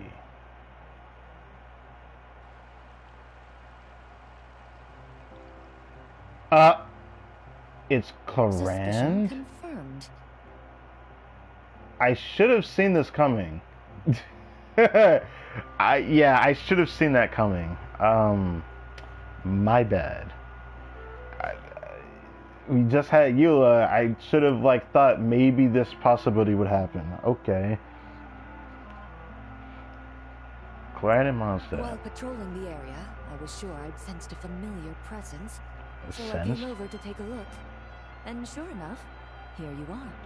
Hello, Clarand. Have a seat, honored customer.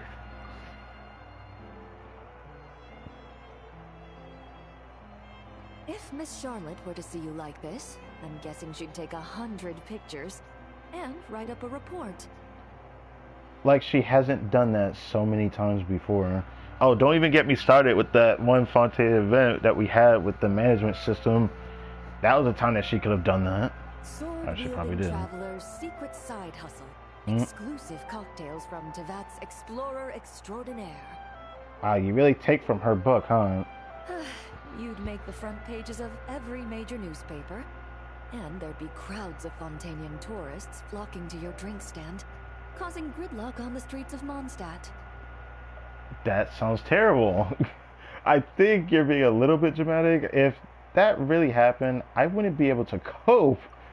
Luckily for you, I turned down Miss Charlotte's request to accompany me here, so you're unlikely to be seeing any scenes like that. Let's quietly celebrate this moment of peace. Right. And on that note, I'd like a caramel blaze. That look on your face tells me you have a lot of questions you want to ask. Should I do the cocktail first? I mean, we're still gonna do it first. You can drink while we chat. Calm and effortless.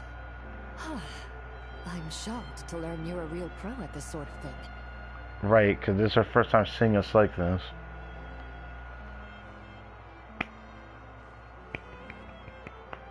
I haven't heard that song in a long time. I really like that song. Anyways, it's making me feel so nostalgic. I hate it, but I love it at the same time. Fontaine was a special place in my heart, honestly. It was probably amongst some of my favorite region releases in the game. It was not as enjoyable as Sumeru, but overall compared to Sumeru, but I really liked exploring with the world quest in Fontaine. It always holds a special place in my heart. So when I think about the music, I think about some of the big world quests we had there. So again, it just holds a special place in my heart. It really was a wonderful experience with that. Something that Sumeru couldn't really do as well.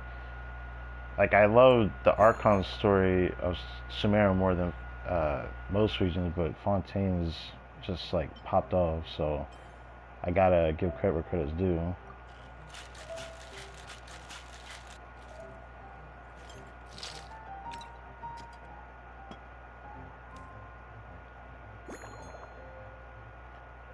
Master's Goblets.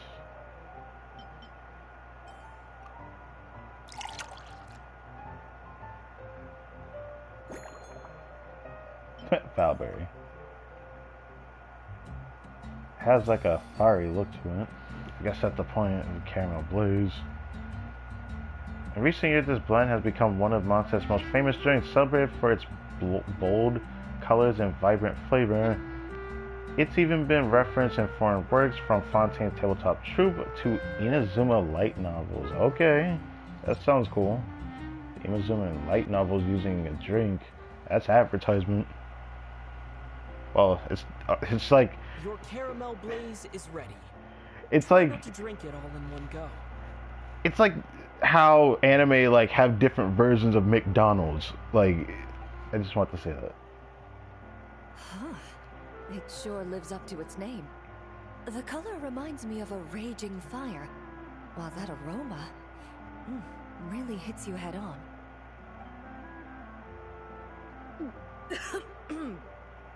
It's quite strong. Oh, would you like some water? I'm all right. I just need a little time to get used to it. No, that's not acceptable. I gotta make it just for you. As I recall, the last time I drank alcohol was at a wine tasting event that Navia invited me to last year. I only had a small sip of Sassica wine, and it was nowhere near as strong as this concoction of yours. So you basically don't drink at all. Don't force yourself to drink it if you don't want to. From a purely rational perspective, alcohol can cause dizziness and impair one's ability to work, so it's best avoided altogether. I mean, sometimes I could say you're not wrong, but I feel like that depends on the demeanor of the person. Some people could work more when they're, well, I wouldn't say drunk, but when they drink. So it's like kind of just a different understanding of what one's ability is to hold how much alcohol they can actually, hold. But when Miss Farina saw me off at the docks, she mentioned that Mondstadt is the land of wine and poetry. Since I'm here, I thought I should at least try the local specialties. That's reasonable. It would be a shame not to. Okay, Traveler, as long as you stay within your limits, I'm sure you'll be fine. In fact, according to my intelligence, the captain of the reconnaissance company, who I'm preparing to spar with, has quite the refined taste for fine wine. Her publicly available battle reports are truly a sight to behold. Out of the utmost respect for her skills, I feel compelled to deepen my knowledge of Mondstadt's wines. Let me think carefully before I mix you another drink. I need to tweak the recipe a little to make sure you're completely satisfied. I truly appreciate all the trouble you're going to. Right. Let's start with this. I feel like we've already heard what her hobbies were from her story quest, but fine. Usual hobbies and interests. What do you usually drink?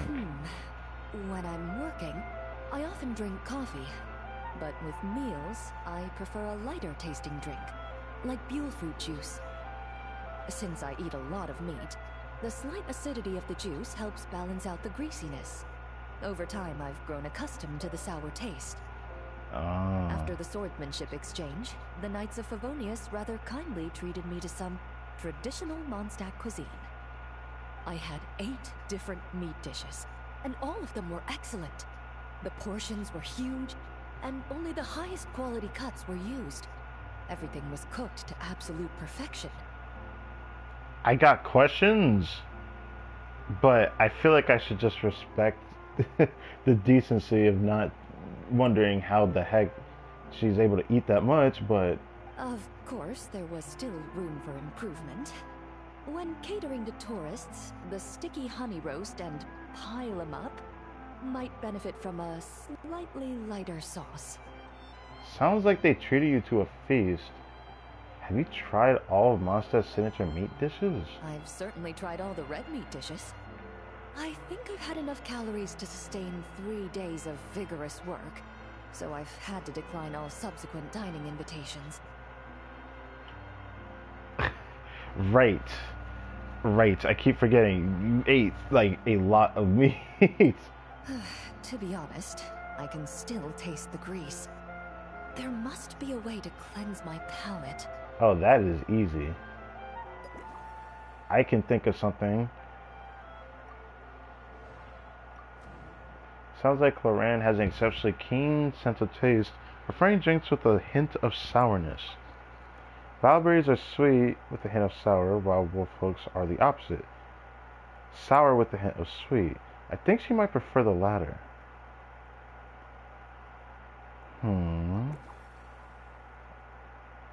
Fair enough. That's what I was gonna pick, probably wolf folks.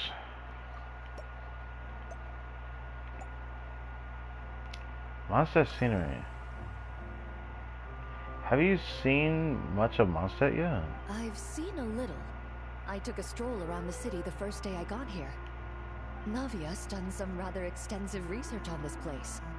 Many of the scenes and illustrations for the tabletop troupe were inspired by views of Mondstadt.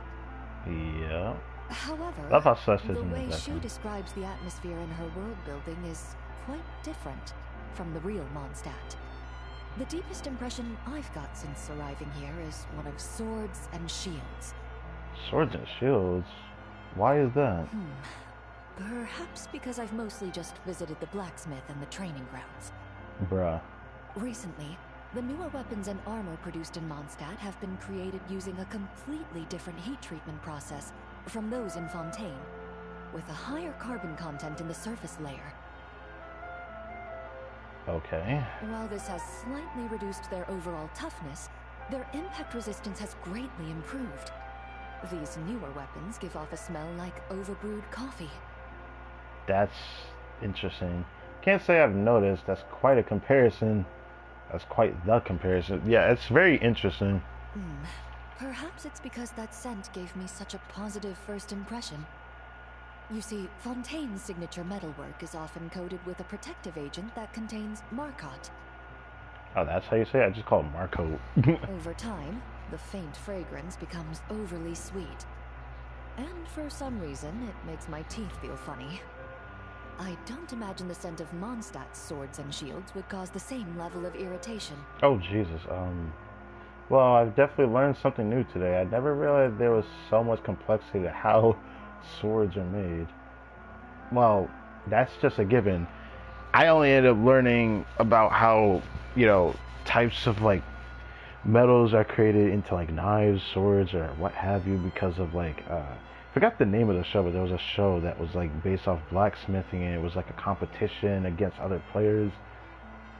Forged in Fire, I think it was called. That was like that, where you can even recreate weaponry depending on how far you got into the competition. You'd end up forming a weaponry at home, which was a cool concept. It was honestly cool to watch that show because it showed a lot of complexity of how weapons are made, not just how you could try to custom make a weapon for that show from the custom made section towards the very end as a competition for the first place for the last two people remaining. But it was even the regular person where he try to get you to create something simple but in your own way, either it be a knife or it would be I guess a hatchet. I remember that was something that happened. I thought it was actually pretty interesting because how you make it, you have to do it in a very specific way or it could fall apart or it could cause lacerations or I guess have a certain effect on the weapon, even though it wouldn't look or have a chance of breaking. It would just have this mark as if you didn't do it just right.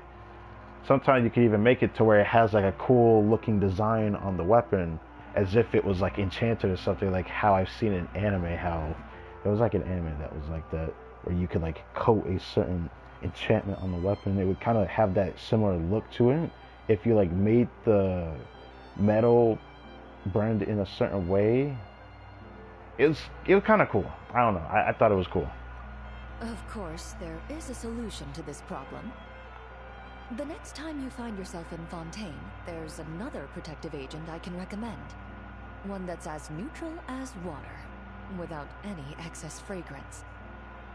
If you also dislike being bombarded with sweetness, this protective agent should suit you well. Yeah, nothing too sweet. Surprisingly, Clorinda's first positive impression of Mondstadt was one of swords and shields. She doesn't seem to favor overly sweet fragrances, preferring aromas with a salty tint. Perhaps I could try dusting the rim of the glass with star salt. I figured as much.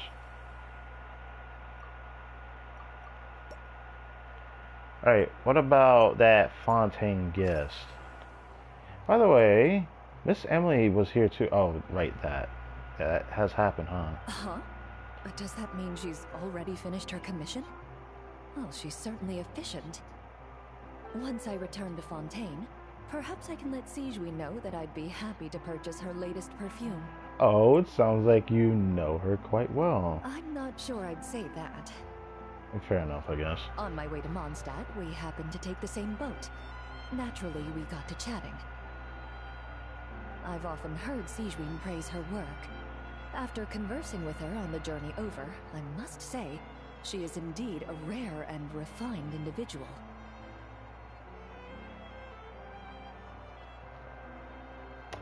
Refined. That's quite a refined way to put it. Refined. She's gentle and composed, yet keeps others at a distance. Perhaps it's due to her profession. I find this approach ideal. It allows one to maintain a lasting sense of inner peace. It's kind of sad though, isn't it? I know someone like that, but they changed a lot when I became friends with them, but I haven't seen that person in a long time, so I don't know how they're doing. Sounds like you want me to arrange a get-together. What? The next time I'm in Fontaine, why don't we all hang out together? Future event idea? Oh, thank you, but there's really no need to set anything up. Our work rarely intersects, and our social circles hardly make for a Venn diagram, if you know what I mean.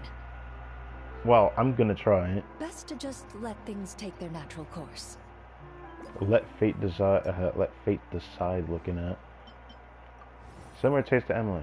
I seem to admire Emily. If appear to have similar preferences when it comes to drinks, maybe something to take into account. How should I approach this? I figured it wouldn't be that. Hold on. Associate. Yeah, I figured it wouldn't be that. Yeah, okay, fair enough. So it has to be this. I was hoping it wouldn't be, but fine. So I did see this on the table. It's an item that looks like it came from the Knights of Livonius. This is a gift from the Knights. Indeed it is. The Knights codenamed Hazelnut 3 and Hazelnut 5 gave me this crest. I must say, it's exquisite. They told me the design has only just been finalized. Apparently, it's only presented to important guests. They said they're making a badge for you, too, but it hasn't been finished yet. Hazelnut? Why have I never heard of these two? I don't know. The Knights of Livonius really is a big organization. You're not wrong.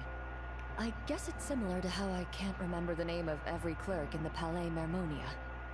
Yeah, they gotta be called Hazelnut. But I'm certain you'll get to know them in time. They're clearly seasoned veterans. Even though they work desk jobs, they still turn up in full armor. After handling my affairs, they headed to the tavern for a gathering, saying they wanted to continue last night's duel and determine who had the highest alcohol tolerance. Yeah, and I bet you Varka's there. Drinking barrels of beer the night before, yet being able to work with clear minds the next day. Yeah, there's just people that are built like that. Some people prefer to drink more instead of drinking less because sometimes that actually makes them work more. It's just a different thing. They got a different tolerance for alcohol. That's just how Mondstadt is. Mondstadt is like nothing more than to unwind with a drink after work. So what you're saying is, while Mondstadters may seem carefree, they actually have an admirable ability to know their limits when it comes to drinking. Well, if you met Varka, I feel like you would not say that. Balance is key. Oh, you don't say. The crest is a souvenir that the Knights gave to Clorinde. Clorinde doesn't usually drink. Out of respect for her Mondstadt opponent, she's at least willing to try. Still, I better not overdo things. A regular caramel blaze would be too much. Should I downsize things a bit? Oh, so that's why the goblet. Fair enough. And now, seeing this, now I see why you would want to associate with this. So we need to get like a harmonic blend here. When you think about it, a light base. Emily likes mild tea, and the last drink was also built around a light base. Should I ask Clorinde if she liked it? Emily saw we ended up doing a more harmonious drink at the end when we changed the base too. Emily likes to drink tea. How about you? Are you already planning the details of our hypothetical get-together? I wouldn't say that, but calling it hypothetical kind of messed up. Based on my previous experiences with alcohol, I guess my tolerance is similar to Emily's. Fruit liqueur is probably my limit. So when the time comes, I think you'd be best off mixing similar drinks for the both of us.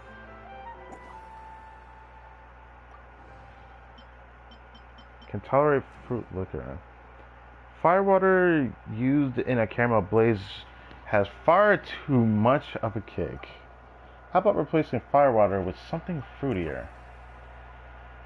Fruit wine. Oh, that makes sense. I think I'll come up with a drink that'll be more to your liking. Please wait a moment. All right. I'll make sure I'm mentally prepared. None of that. Nah, don't do me like Even if it's that. still a bit strong, I'll do my best to finish it.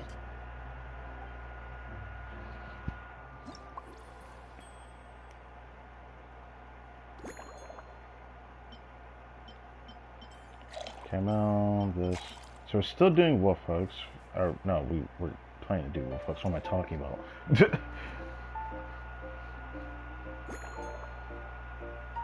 Yeah, I'll be doing the big cuts.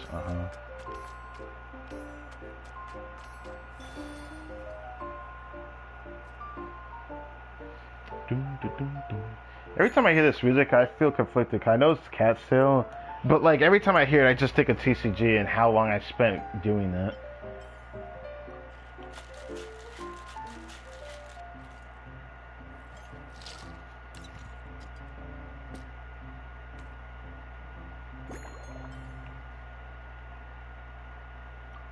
So now we're forcing the Coop Goblet. Star Soul. Leisure Time Lightning. Alright. Based on a Carol Blaze, this novel cocktail is concocted especially for Clorant. Tell Cora to get a relaxed mood on her tour of Mondstadt. You wonder if calling this Leisure Time Lightning might be a good choice. I think it is. I feel like it's a bit strange, but not that strange. Alright, this new creation is called Leisure Time Lightning. A cocktail made exclusively for champion duelists. Enjoy. Alright, Traveler.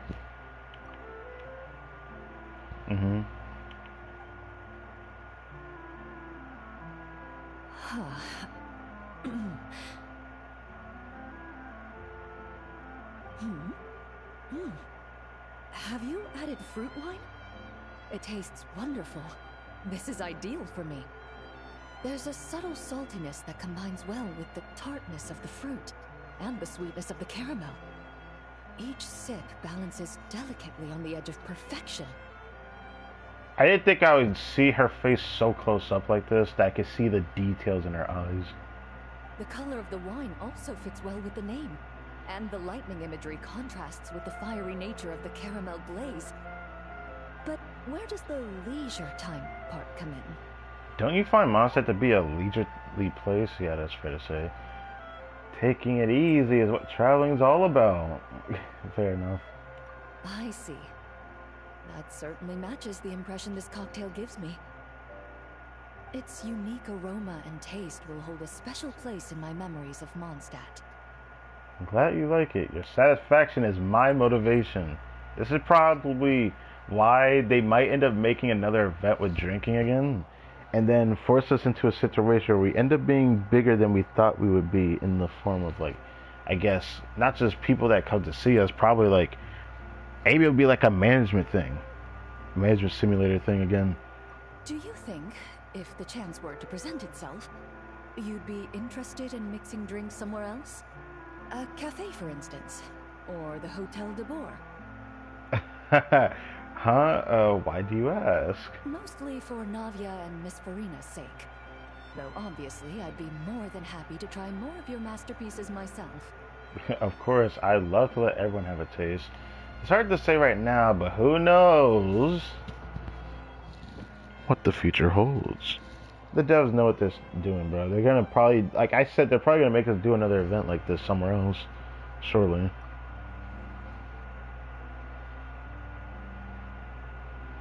I understand. I won't try to strong-arm you. In any case, I truly appreciate your hospitality. Thanks to you, whether I'm facing the powerful captain of the reconnaissance company, or discussing strategy with the Knights of Favonius, I'll be in my best condition. Even though I really want to see them fight each other, I really want to see them fight each other. I still have this feeling that Claire's got the upper hand because her fighting style is just kind of like not something that Eula meshes well with because she uses a big weapon. Anyways, that was another one of these. Gosh, these are a lot longer than I thought these were going to be, man. It's already been another full hour. We still haven't even got to the story quest event yet. I knew this was going to definitely be decently long, but this is makes me worried for my second account. I gotta do all this again on my second account. Probably try at some point. I still need to try the Abyss on there though, but I can't even guarantee when I'll even do all that. Ah, daytime. Well, time to change it up. We got 2 more left, I think. Yeah, we got... Oh no, this is the last one. I thought there was 2 left. Oh, I'm not complaining, to be honest. Good weather, good mood. A bright red hat and a curious eye peek out from behind the counter. Hearing the buzz of Mondstadt's strongest fighter has dropped by to check out the drink stand. This couldn't be... Hold on. Bright red hat? There's only 2 people I know have red hats.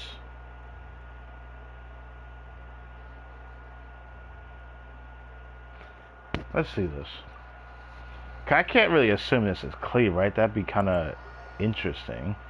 This could be chucking an Alice in our face. That'd be awesome in a way. But would they actually do that? This is Mondstadt. I don't know. It could be just Amber for all I know, and I'm just tripping. That doesn't sound like Amber being strongest fighter. It is Klee. Mr. Honorary Knight? Yippee! It's you! It actually was a little Klee. What the hell? Mondstadt's strongest fighter, little Klee? I mean, there's not many characters that have a red hat in Mondstadt, so...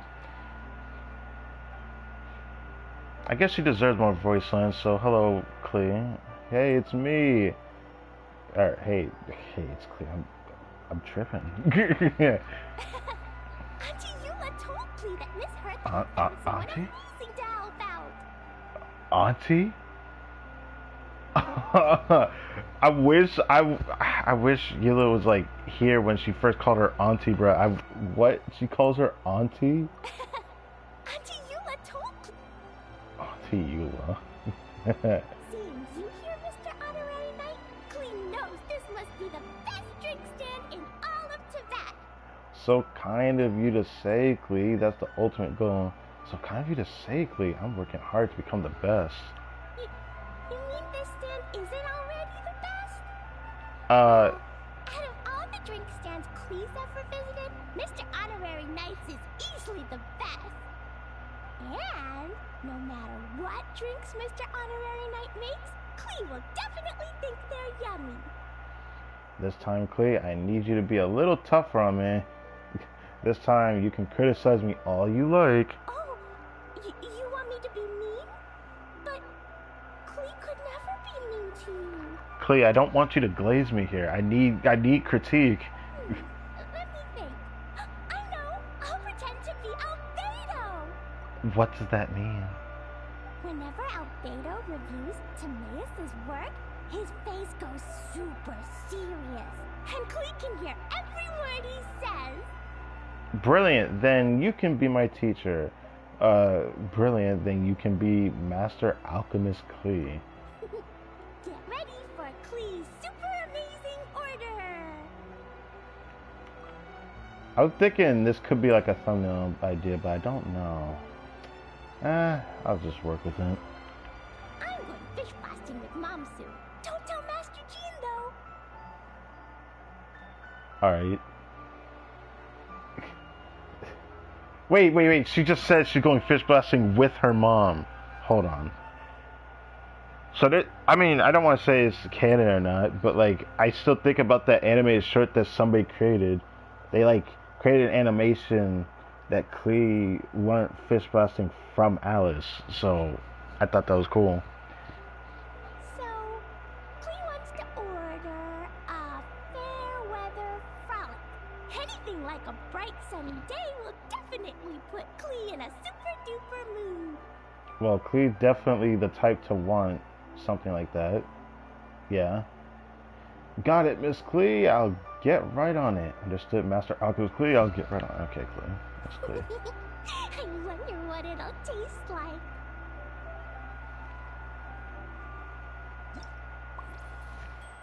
I feel so off about this. I was not expecting this, though. Tea. Caramel wolf hook.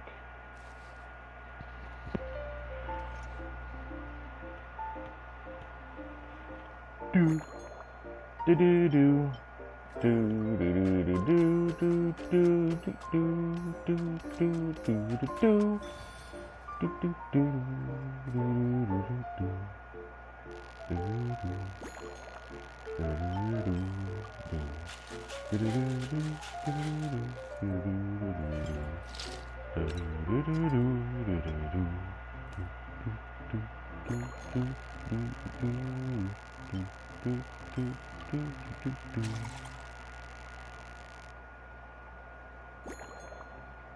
Any garnish. Yeah. That looks nice. Fairweather Frolic, a soft drink you'll find at drink stands everywhere. Sweet, tangy, and loved by all. Still striking the perfect balance between tangy and sweet. Takes a practiced hand. Okay. Looks cool. Your Fairweather Frolic is here. Go on, give it a try. Wow! So, a fair weather frolic is this color? Purple sky. Is it supposed to be a bright, shiny night? A bright, shiny night. Maybe it's supposed to be a cloudless sky at dusk? It's not the most fitting color. How about I make a feature? Okay. Klee will take a sip first. Then you can think about it more carefully. I was always wondering why her hair parts like that. It's a very interesting design. Damn, she slurped it. Both sweet and sour. If Klee drank this while eating grilled fish, I could definitely gobble down 2, or 3, or 4, or even 5. You definitely are a grower. But one drink isn't enough. Klee wants to try a drink that tastes like cake. It's so sweet as hell. Roger that. How about a cake in a cup? What? Alright, get ready for another super yummy drink. Any flavor Klee wants, she can have. The flavor of cake in a drink is hard to replicate, I'm gonna be honest, like even in real life. But there have been ways to make it possible through, I guess you could say, science. But like, even if you think about taste of cake and even like candy, it's like not that great. Klee doesn't know what drink to choose. Why don't we decide together, Mr. Honorary Knight? Yes, I must speaketh to Cleeth. Candy on the table. Still planning to eat later? Or scheduling 3 daily meals. Yeah, I was really surprised that we're doing a Klee bit, but this almost feels fitting just because I feel like for people that like Klee does not show up very often, but she always shows up everywhere. It's kind of like Chi-Chi. They don't show up a lot, but they'll just show up whenever there's an event in the region. That candy you bought with you looks very special. This stuff? Mom taught me how to make it using the alchemy bench. A dash of sugar, then a lot more sugar, then some flowers from Mom's friend in Fontaine, star honey from Auntie Barbie, and finally, some Auntie magical Barbie? jam from Auntie Tavia. Auntie Barbie?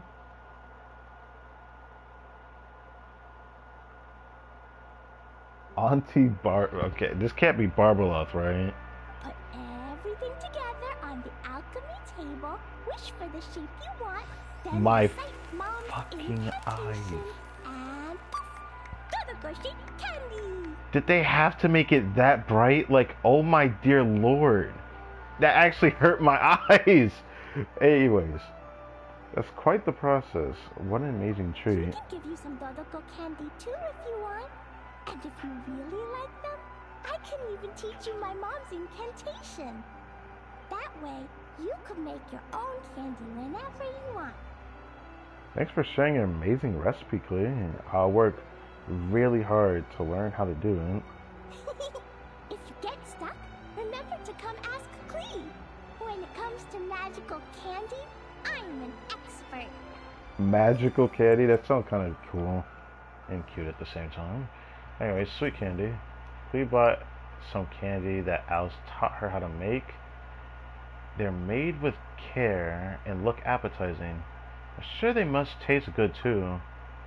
From the looks of it, Clee seemed to be partial to very sweet candy. What if I topped her drink with candy? It would make for a perfect garnish, adding both flavor and flair. What kind of Dodoko candy? Oh, so it's like, okay, signature dish style. Okay. I should go with this and then go into scheduling 3 daily meals. Do you plan to eat anything else today? Yeah, when Klee gets back home, I'm gonna eat some salted nuts while reading my book. Salted Klee nuts. used to eat cake after dinner, but Master Jean said it's too sugary. You don't say. It's not good to eat sugary things before bed. That is true. Apparently, it makes you chubby and gives you toothaches. My problem with that take is that anything you eat before bed will make you chubby. That's kind of the problem with that statement. Yes, sweet things will make you chubby, but eating too much will make you chubby, and eating before bed in general can make you chubby. But that depends how much and how hefty that is, yeah. But the toothache thing is important, but that's like more about if you don't brush your teeth. And yeah, I would say more, but I think that's fine. So, Mom got some advice from Auntie Barbie, and now Oh, she Barbara. gives me nuts instead. She says they help my brain remember things better. I guess salt can help with that. Salt and sugar has like a similar vibe to what your body loses and needs.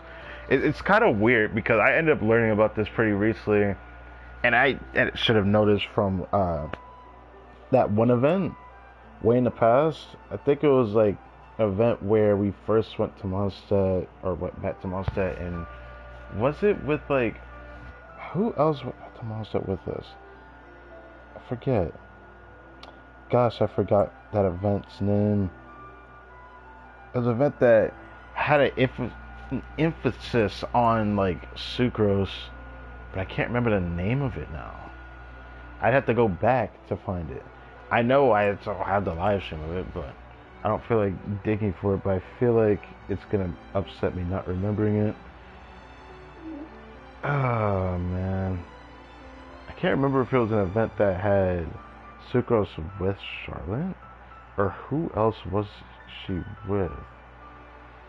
I can't freaking remember. But all I know is that I just remember that salt and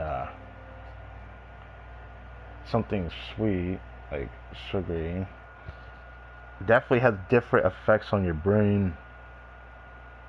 Sometimes depending on how your blood flow is feeling, has a play on that. It naturally depends on how you feel at that time of day. If it feels like you're having, I guess, trouble in some aspects, sometimes sugar makes your blood flow faster. And then Salt kind of stabilizes it more. Helps with avoiding a headache. Right. I just wanted to mention that. Nuts don't have much flavor. It's like chewing on grass, but they're okay if you add a little salt. Oh yeah, nuts definitely don't have much flavor. Even different types of nuts that can have flavor still don't have that much flavor. I can't relate to every type of nut though. Like, I tasted cashews before and I don't like it, but even with salt, it has like a different taste, and you end up noticing every nut has a different taste just because of the salt. It sounds like a great solution, nutritious and healthy. So what, we talking about something that shouldn't have too much sugar? That's it? She wants something that tastes like cake but doesn't have too much sugar. That's gonna be a tough sell. We can't have too much sugar before bed, so she eats nuts instead of her favorite desserts. That last drink contained caramel, which is way too sweet. So I'll have to take it out, but then the drink feels incomplete. You see, that is the contradiction, isn't it? Anyways, scheduling 3 daily meals. Let's do this one. Speaking of food, I hope you're getting your 3 square meals a day. Hey, I got a question for everyone on that. Does anyone eat 3 times a day? Fortunately, I don't do that. I don't remember the last time I've eaten 3 times a day. Like, on a naturals, like, back to back to back.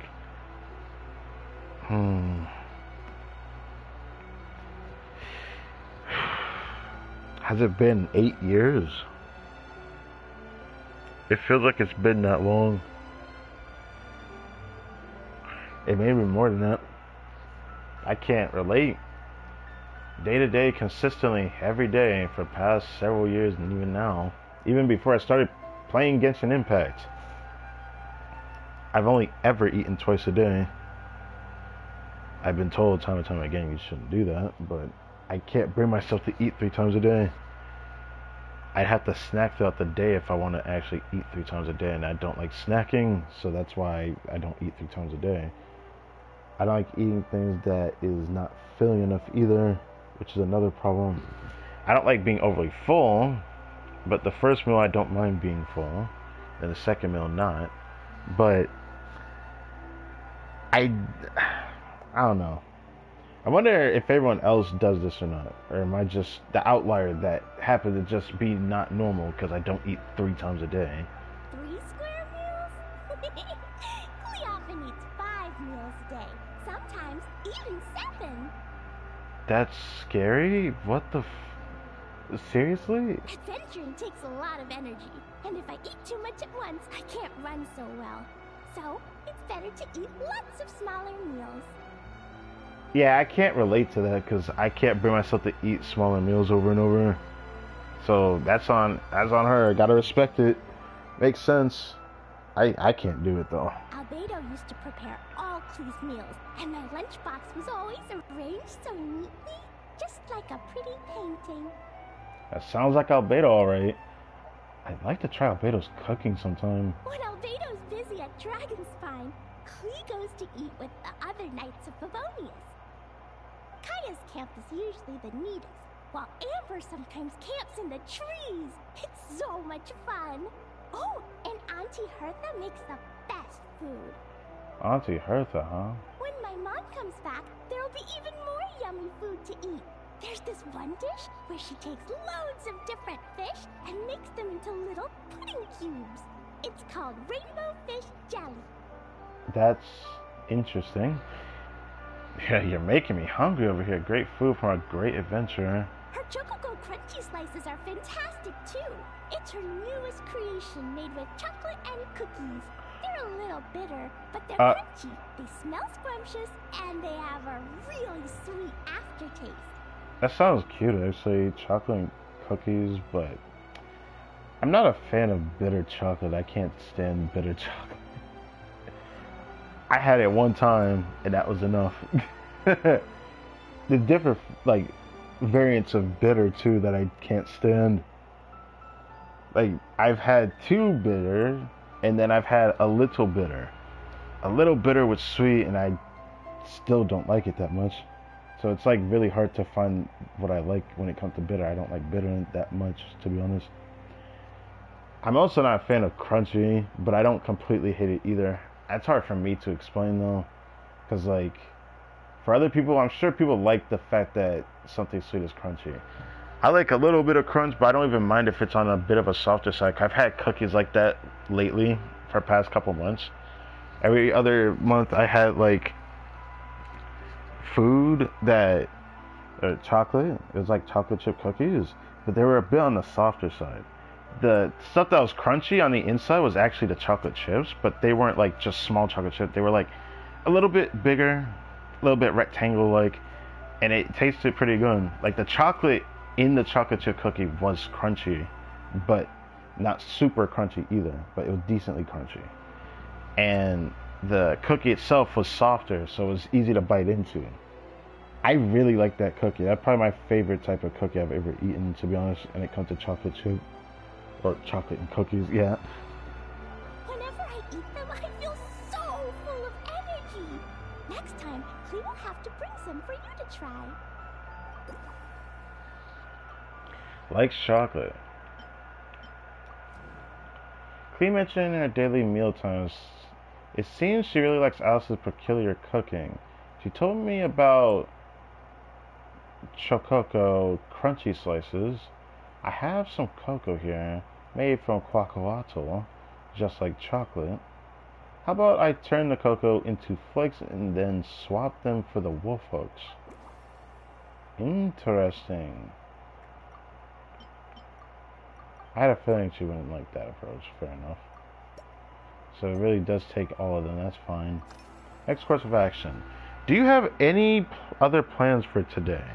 Yeah, Mom gave me an amazing book recently. She said I have to read one chapter every night, learn something useful, and then go to bed early. Bruh, so she hit you with the Dern story quest. That book taught Clee how to make something called propellant. Now Jumpy Dumpty can go and bounce even higher. Ah, so this is how she got her witches on. Let me stop. I won't know unless I actually pull this character.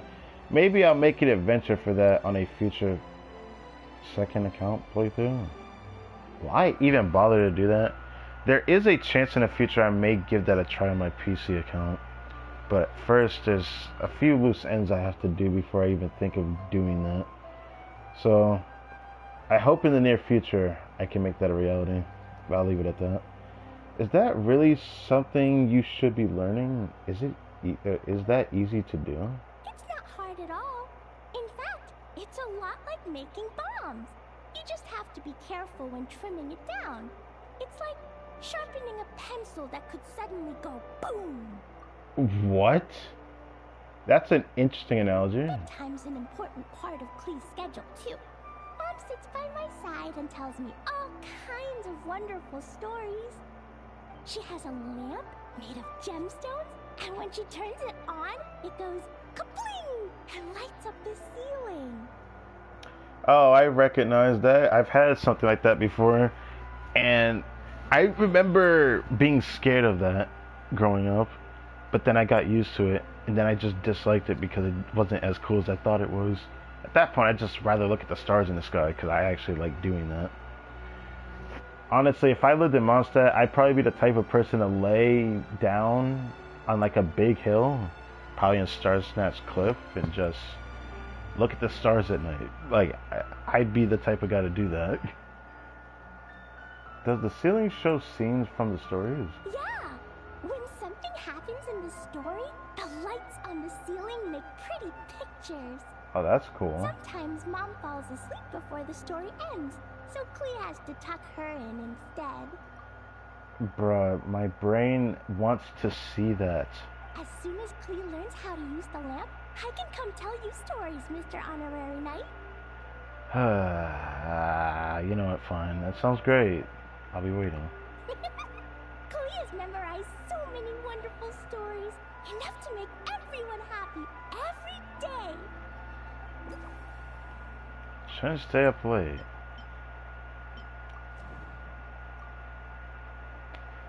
Clea can't miss her bedtime, so something overly stimulating probably isn't the best. That rules out tea. Perhaps I could replace tea with milk. Oh, that actually is perfect.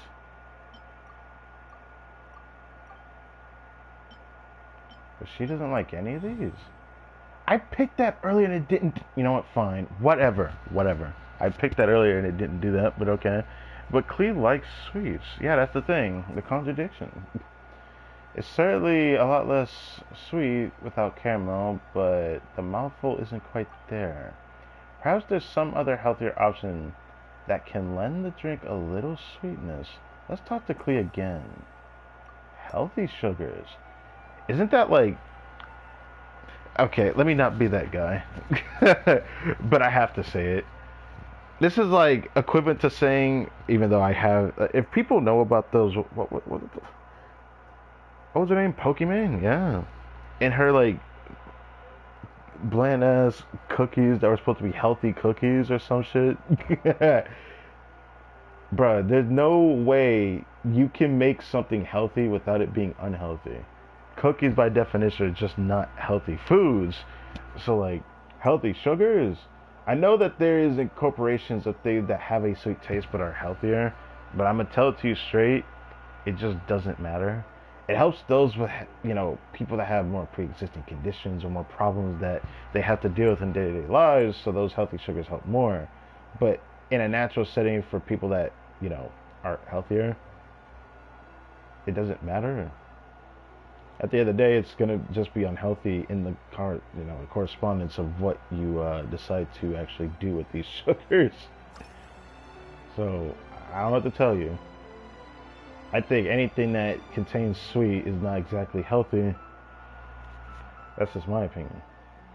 There must be some ingredients that are both healthy and sweet. Oh yeah! Clea still wants to eat sweet things, like cake, for example. Maybe we could just go easy on the cream? Or add more fruit? Oh, right! That friend of Mom's who's always wearing glasses gave her a big bag of Fontanian Buell fruit. They're so round and rolly. Rolly. God, I can't look at this for very long. I can't. And they were oh my goodness. super sweet. But Master Jean said it was okay because sweet fruit isn't the same as sweet sugar. Sweet fruit isn't the same as sweet sugar. I mean, that is true actually. But calling it healthy, the sugar just doesn't seem right to me. So it's just less unhealthy. Really has to eat nuts. Maybe I can just soak them in some fruit juice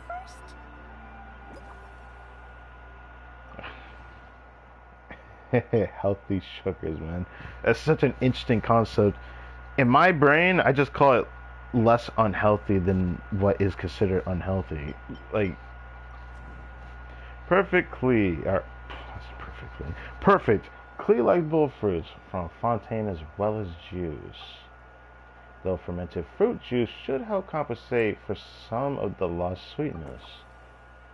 Okay, so replacing caramel with that.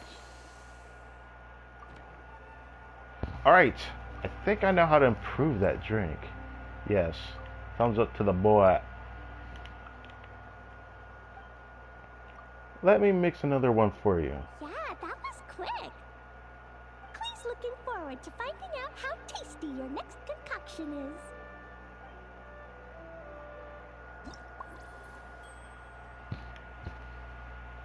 Alright. Milk. Fermented juice. Cocoa. Dum. Dum dum dum dum dum dum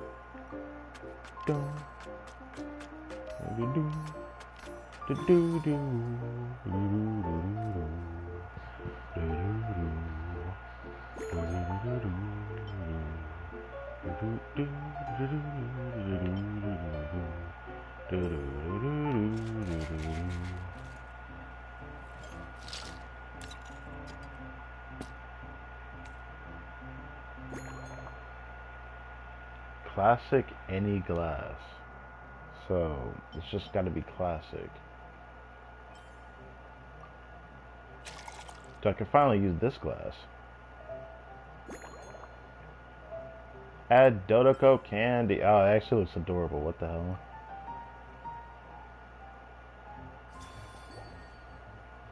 Fair Weather Frolic Special Blend. Fair Weather Frolic. I like that. Sweetness is a must, but staying healthy matters too. That's why the juice is carefully chosen with Master Gene's approval. With sweetness coming from both fruits, and the most important of all, Dodoko candy, its tasty magic has to be placed right at the center of the clouds. Okay. Ta-da! It's done! I just know you're going to love this new creation. Wow! There's Dodoko candy on top!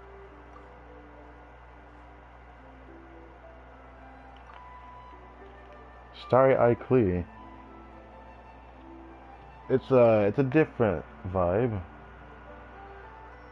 I feel like So's gonna use that animation as like a concept for something, but I'll leave it at that. There's so much orange in this cup. That And Klee would do. Dodoko looks like he's lying on top of white fluffy clouds. And the weather inside looks much better too. Would you like to taste it? Yummy! It's so delicious! Klee has to drink slowly. I can't just gulp it down or I'll miss all the yummy flavor. Yeah, I feel like that would happen to me for real if something tasted that good. Mr. Honorary Knight, this is amazing! It's like you mixed sunshine with juice! Klee was so tired from playing, but now I feel refreshed. And warm. And peaceful. Is she falling asleep? You're the best, Mr. Honorary Knight. I didn't think that would make me feel all warm and fuzzy hearing you say that. Anyways, how about you choose a name for this drink, Chloe? I'm sure you'll come up with something amazing. Really? Let me think. So she's the one that came up When with the this. weather's nice and Dodoko's happy, Dodoko will want to sing, right? And when Dodoko sings, Klee wants to sing too. So, let's call it Dodoko's Duet. What a wonderful name. Your names are the best. Okay, alright, Traveler. I do like it though. Thank you. And thanks for making such a yummy drink for Klee. Klee's gonna go tell Mom that the best drink in Mondstadt right now is Dodoko's Duet. Wait, the candy's still there. Oh no, that's the box. Yeah. Anyways, I'm glad you like it. I passed your test, Miss Klee. Klee's gonna write down Mom's incantation and give you a copy, Mr. Honorary Knight. Then you should learn magic too, so you can make all the candies you want. See you next time.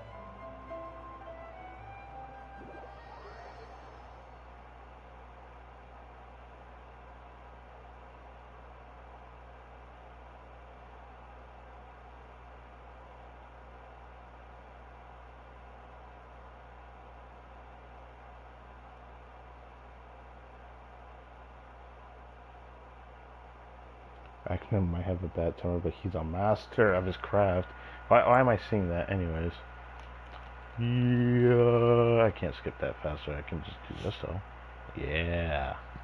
I forget I could do that. Anyways, this is all well and good, but I guess that's it. Because the only thing that sucked is only one thing, and we'll only be able to do that after reset. I thought I only had 2 things left.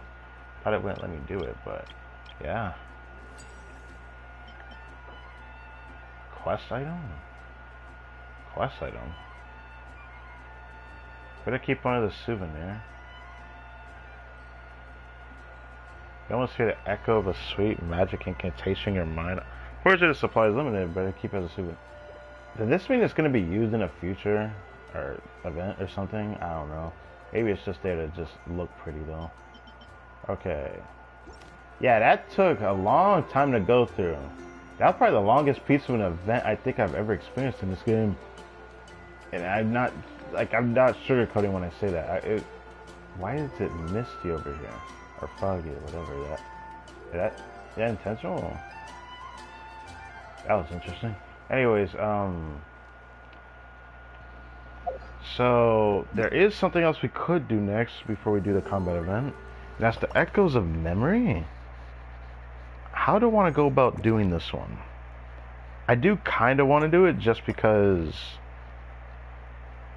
we found one discrepancy, but we never actually kept doing this because this was part of the story.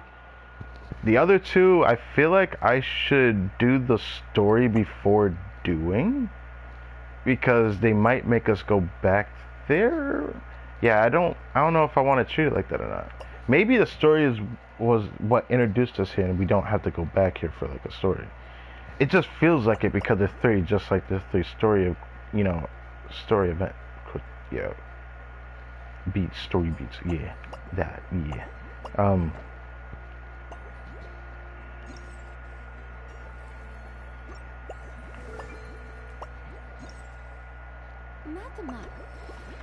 But yeah, the last thing left is the combat event. And I heard that you can like use Varka in the event, so I kind of want to do this next. I'm kind of like torn though. I could do this one, or I still don't know how to feel about us getting this instead of a weapon, because some people complain about this just being a weapon skin is not good enough. I mean, I understand. I wish there was a weapon too, to be honest. I feel like a weapon skin should just be another thing instead of just getting one or the other. Does this mean it's gonna cycle between weapon skin, and the other thing? Damn, it's been a while, bro. I just don't pay attention to it too much. I'm not gonna try to remember what it was, even though I played Genshin for years. I just don't pay attention to the event rewards thing. I just don't. Usually we would get event and then a character. There we go. Just remembered. Event, character, then this. I wonder what this means for the future, though, if they're not going to do characters much through events and whatnot. I guess it just depends on how they treat the next event, I suppose. So that. Yeah, I think a part of me doesn't want to do this next, but you know what? Let's do this first.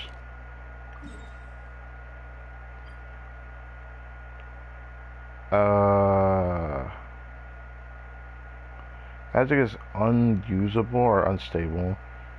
Bubble world often contains discrepancies that do not match reality. If I have to go into the inside, I might just ignore this. First, hold out both your hands. Let's see. We'll start with the 10 fingers.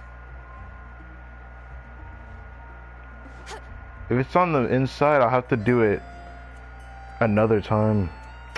Yeah, it's gonna make me go back to Jean's desk. Combat event it is.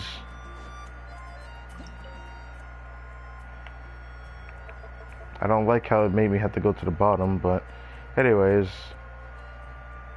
I'm gonna say they're all the same. Okay, so sword pressure, stance, special ability, whatever, makes combat events easy, because that's fun. For some reason.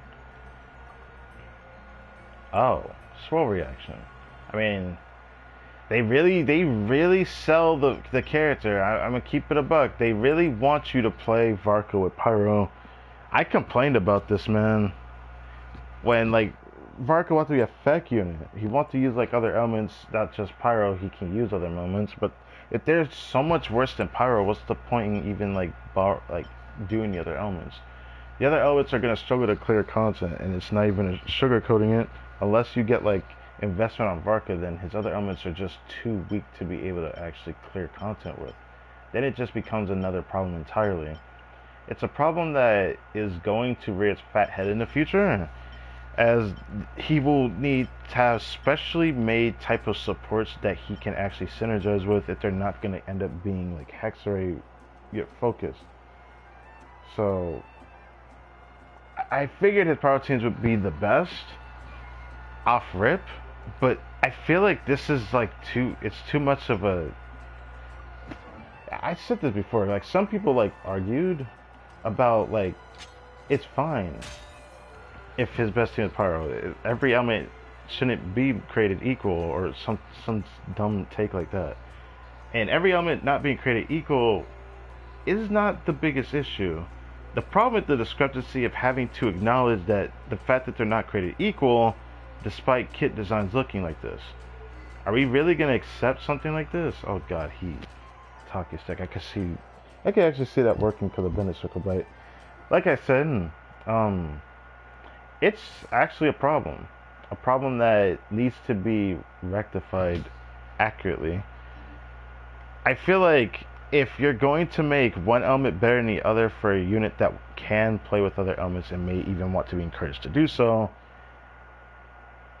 I feel like they should be, one, stronger at a baseline, two, have support that have great synergy with, and not have too much anti-synergy with others that, normally wouldn't be in the scenes. And three, the most important part, it's just the way his kit is designed to want a second ammo is honestly one of Varka's biggest problems. People complain about if they just replace Venti, then the problem fixes. No, it's not. It's still going to be the same problem. People think Nicole's going to make Varka do more damage. Okay, cool, but then he's just another pyro DPS. I'm not trying to say you can't satisfy everyone, but we need to be accurate and objective about this. It's not what people think it's going to be. To be honest, this looks really bad with him dueling. Yeah, this looks really bad on him. It looks really ugly on him, actually. It looks ugly as hell, boy. Anyways, yeah, I don't have a problem. Oh, so this is what it looks like. You can't, this is the thing that you can use in the battle. That's Miss Jean. I wonder if it changes to somebody different, son. But yeah, I do have a big problem with the way that Marcus kit is designed. Everyone complains about his kit being weak, but bro, my problem with him being weak is not his biggest issue. My problem is with his kit having so much going against him internally that people think that his kit is balanced as a result because of it, but he has the most restrictions in the game for the lowest payout possible. If he's not going to be strong at a base on that, at least make him more synergistic with the supports he can use, because the fact that he needs a second ammo is problematic. I feel like it should be an option, not a mandatory thing. If you end up playing without it, you end up missing out a part of his kit, and if you don't do double the same element of another element, then all of a sudden he's missing over half of his kit, which is worse than non-cray units. Non-cray units just need one extra character from the same region and they're good. But this is crazy. He has too many layers of restrictions with the least amount of payout. I still pulled on my second account. I like Varka, but I really don't want people to encourage this type of kit design. It's really weird. It doesn't make sense. If you use your brain a little bit, you'll realize that this is not about damage. This is about making a character that is just not well designed. It's characters that are intentionally made bad to be fixed later, which Varka can't inherently be fixed the way his kit is designed. There is no fix. You either change the way it works, or you simply, in this case, nerf it, which they're not gonna do. I say nerf it by buffing him technically, which is just getting rid of some of his restrictions. His restrictions are too great. It's too great for what he can possibly do. The point that I'm trying to get at is there's some people that said this, and I agree with it as well. If he just did animal damage, no one would care about his restrictions this much if he was focused on only animal damage. But since he wants multiple elements, the fact that him having a second animal conflicts with what he wants to do, and it makes it worse when he can't do the reactions either, so he just mono elements. So if there ends up being an enemy that wants a certain reaction, you just simply can't use him because you can't really brute force it. Most characters can't brute force it, but it is what it is. Okay. New life. What? Teamwork is dreamwork! Think you can get away?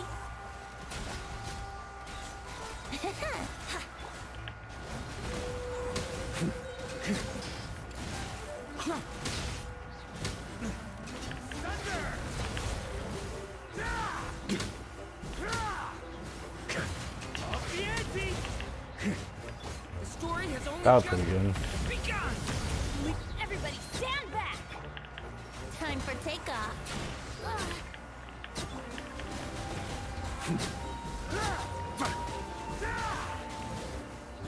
I did like a combo I did with Varka.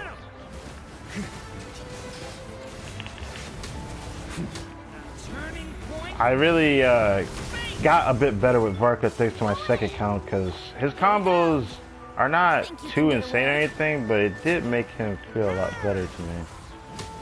I might use a combo.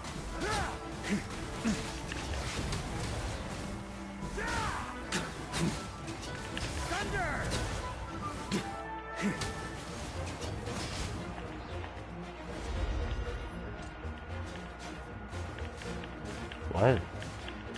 What the hell is this? What is this? Ew, I don't like this. It feels bad. This actually should have feels bad. Ew, I hate this. Am I wrong for that? What it is? It feels like Beat Saber, but not as good as Beat Saber in the way it feels. I hate this.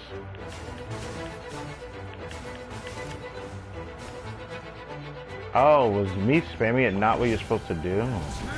I just realized that every time I moved it, that's when the meter went down. Let's play. Time for takeoff.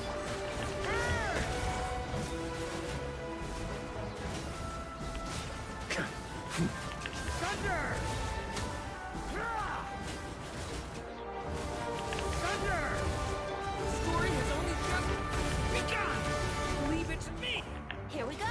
Think you can get away? Everybody stand back!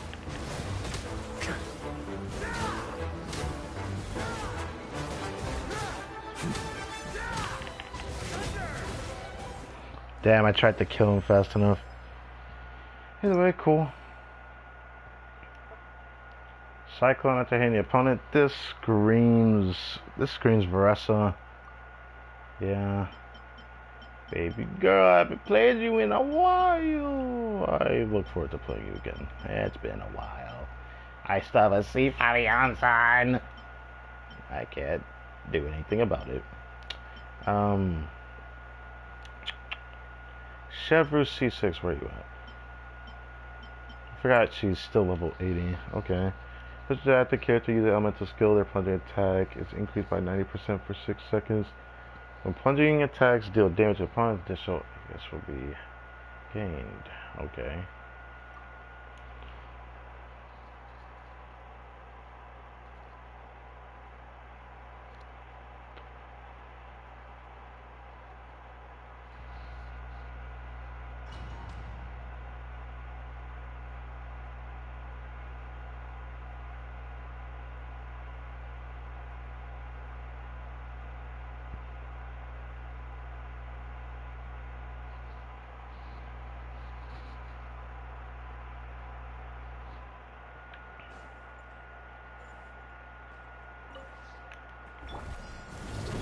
Why does Capella source first? Start the clock! Drop your weapons! Yeah! It's justice o'clock! Headbutt! Charge! Yeah! Boot! Hands right! I forgot to do this, bro. On my mark! Charge! Yeah! Yeah! Charge! Yeah! Oof! Hero incoming! Yeah! Story has only just begun! Start the clock! Control! Stop right there! Yeah! Heads on! It's justice o'clock!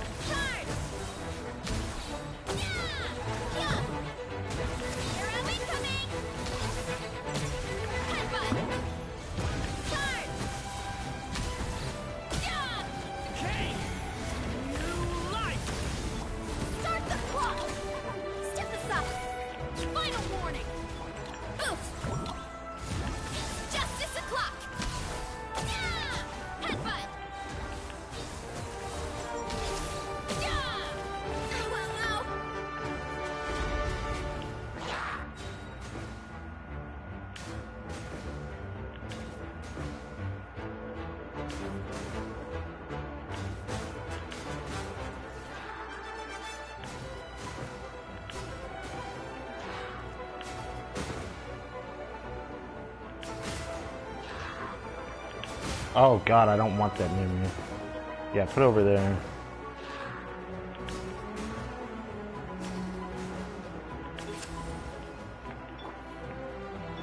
The story has only just begun! On my mark! Stop right there! Hi! Yeah! Yeah!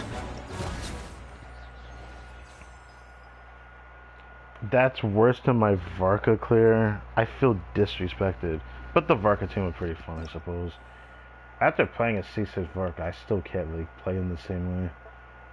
But at least the combo would make it a bit better. Is this... No, this could not be Zabai, right? It could be. Wow. Already advertising her? A patch after her release? That's crazy, dog. Alright. Already advertising her because they know what's up. They really want to sell the character. I'll be doing my Zabai team then. I think I have him 80 out of 90. And then I do Zhongli. One day I'd like to change this spot, but fair enough. Geo Wyob.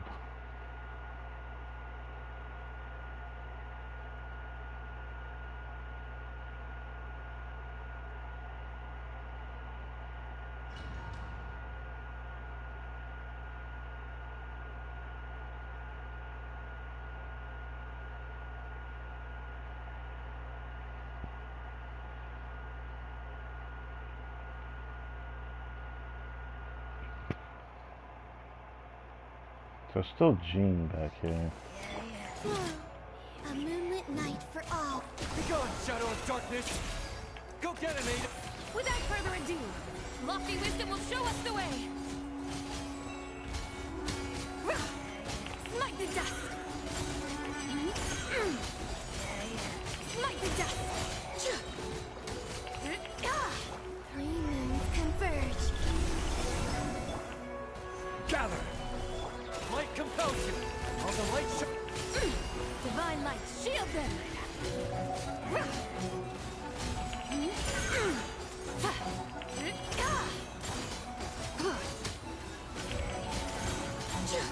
Smite the dust. Wave. solidify!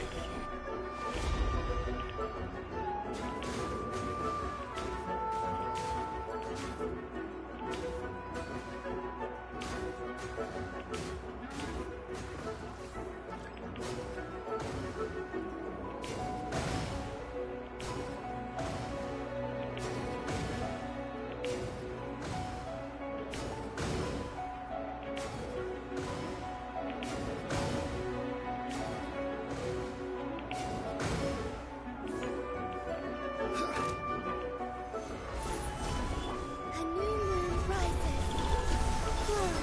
Behold, the dawn! The sky's clear, the glazed moon shines!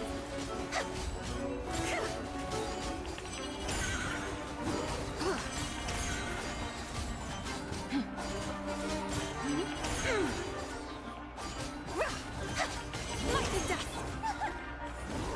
What? A moonlit night for all.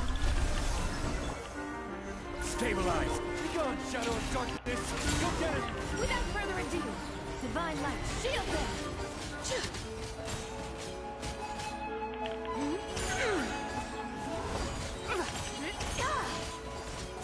Smite the dust! Three moons converge. Wane. Solidify! Behold, the dawn! You got this! Be cleansed. The sky's clear. The glazed moon shines. Smite the dust.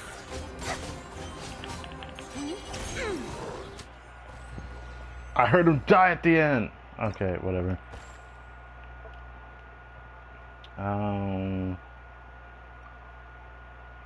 Skirk. Makes sense. Skirk is being glazed this pass as well. I do the preset one, because it is faster to do it that way.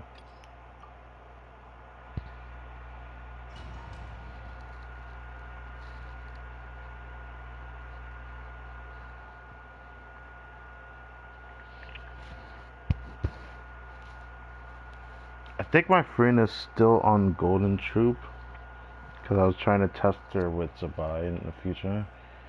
I'm only one step closer to doing that type of stream, but I don't know. Off to the free. Let the world come alive. A burst of flavor. Game's up. Fun's over.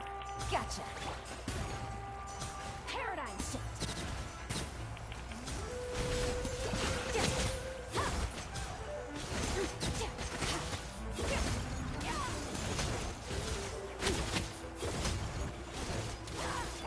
Time to shine.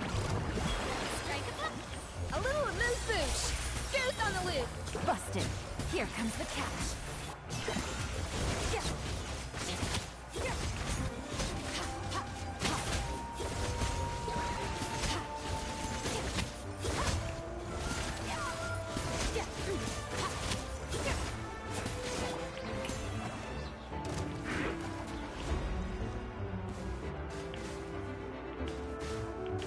Why are they so? It's so weird.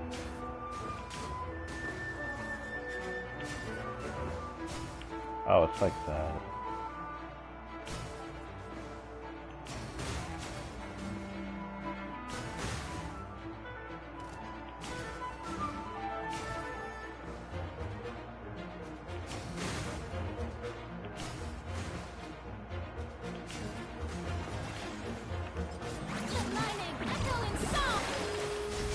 Oh, Nazi's one that moves, man. Game's up. Fun's over. Gotcha. Another star goes out. Annihilated.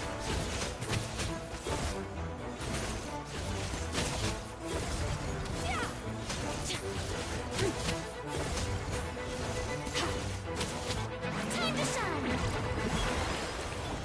Off to the freezer. Goose on the loose. Here comes the catch. Busted. Paradigm shift.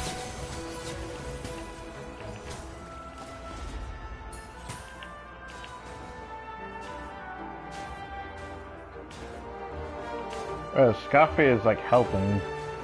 That's funny.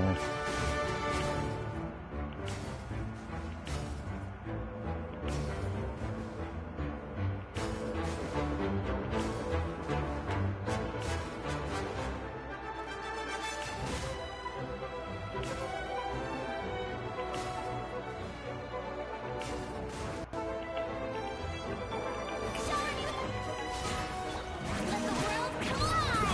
A burst of flavor. Game's up. Fun's over. Gotcha. Another star goes out.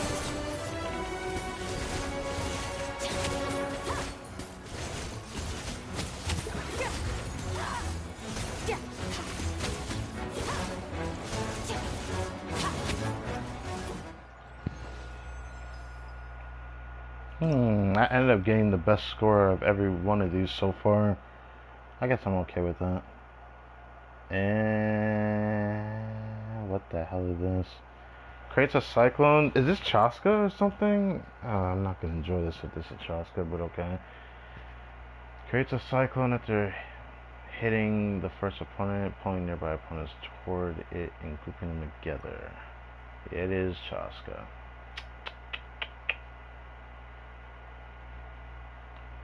I'm gonna be honest, I might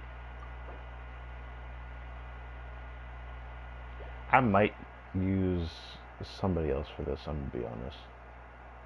Like, I'll probably end up doing the preset stuff with another team.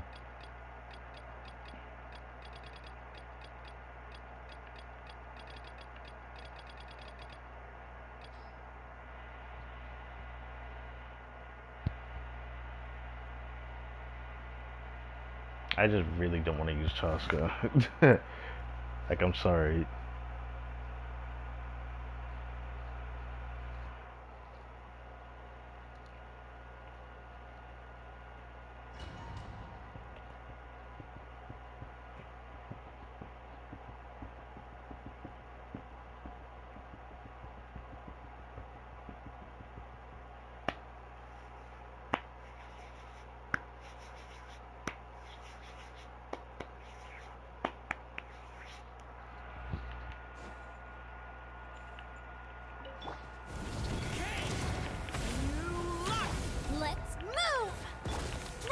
weapon. Oof! Heads up! It's justice o'clock! Yeah! Yeah! Hi! Yeah! Headbutt! It's justice o'clock!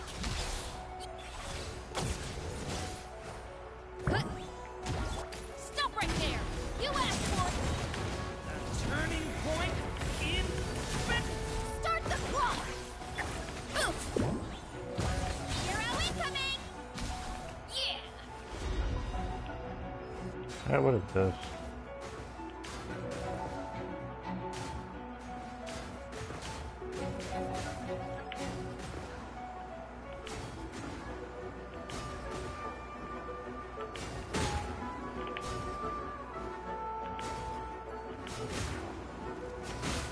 Oh my god! Oh my god, I don't want y'all on my face, bro.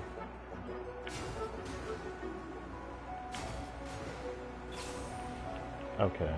Story has only just begun. Let's move! Yeah! Kapow! It's justice o'clock! Oof! Kapow! Hero incoming! Headbutt! Hands right! See ya! Final warn! Decay. New life. On my mark! Hi! Yeah! Good! Charge! Yeah!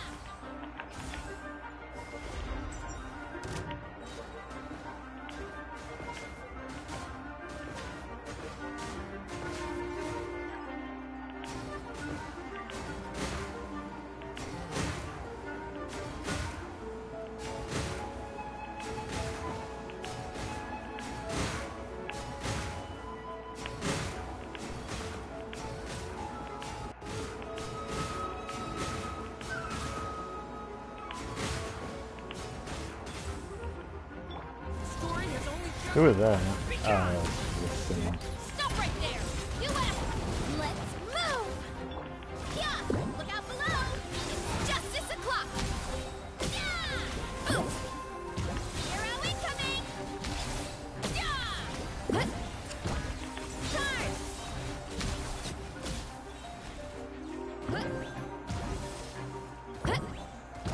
It's justice o'clock!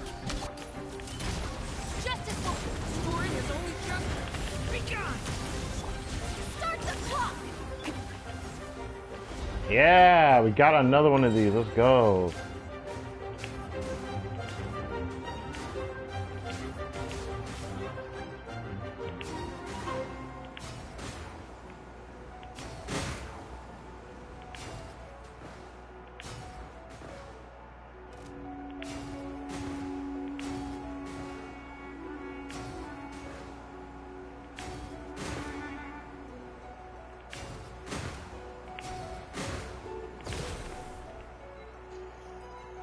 You wanna stand down! Oh, that wasn't the best one. It was close. Trigger explosion after hitting the first opponent and dealing what? Shattering sword? This don't. No. No. It says Moonlight. Okay, no, this has to be. This has to be my boy Flinch. Yeah.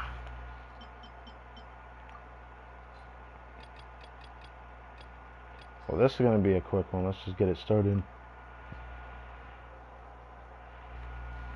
This is probably gonna give me the best score because I'm pretty good with Flynn's.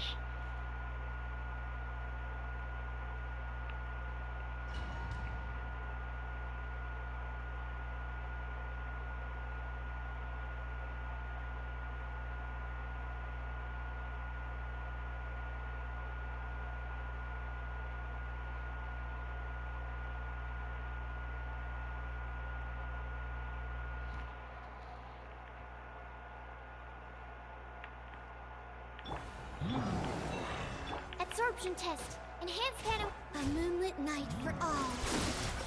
Beware the creatures of the night. Be silent. Huh. To dust. Huh. Observe.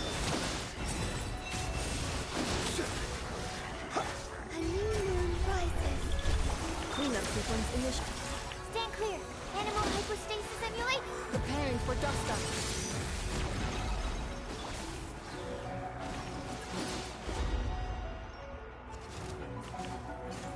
Why does it always start out by doing that? Is it because aiming? Oh, because L2 also did it. That's weird.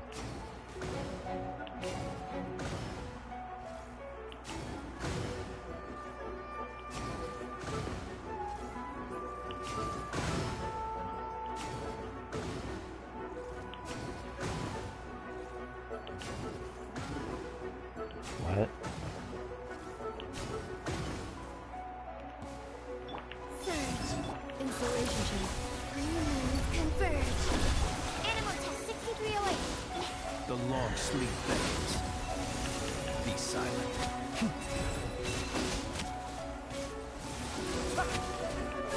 Observe to dust.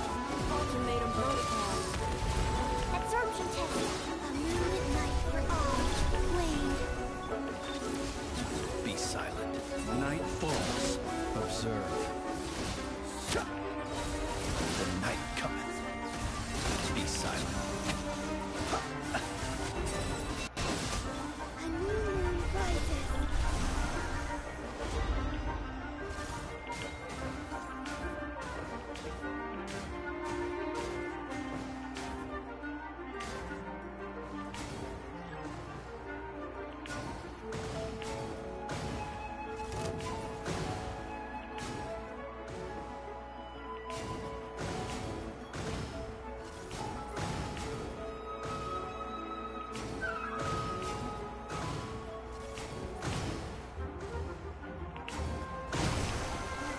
Defensive rune is Stand clear. A moonlit night for all. The long sleep beckons. Close your eyes.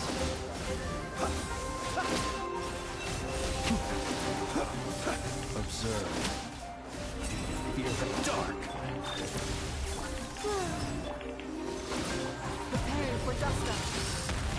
A new moon rises. Close your eyes. Do you fear the dark? Observe.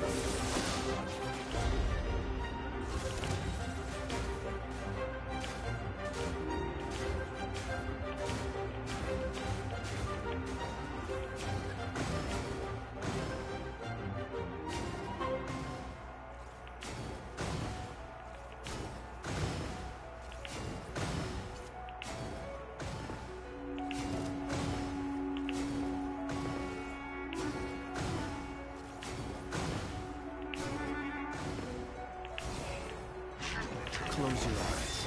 Be silent.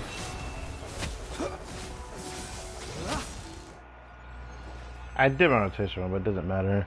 I knew it was gonna be the best one out of all of them, cause yeah.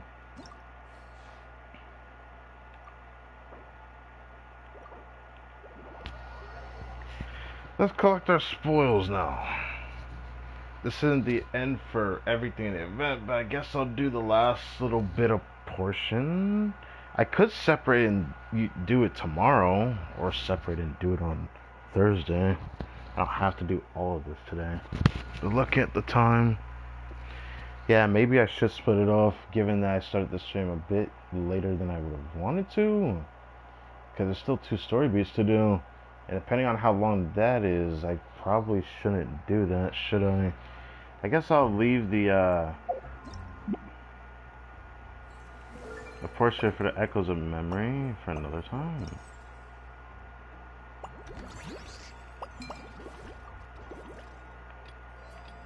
I wish that there was a claim all option for this. But maybe they don't expect you to do this all at once like this. I do let myself some sanctifying unctions.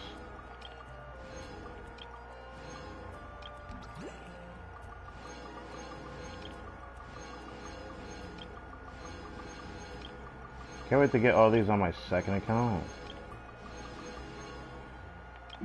And be all lovely primo that I might end up just throwing on the weapon binner. Only thing left over here is just one little fine drink, which I can do in tomorrow's stream. Or two. Wait, there's two more. Yikes.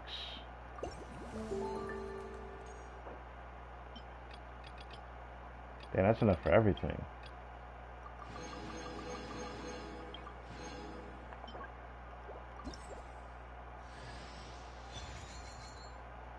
Cool.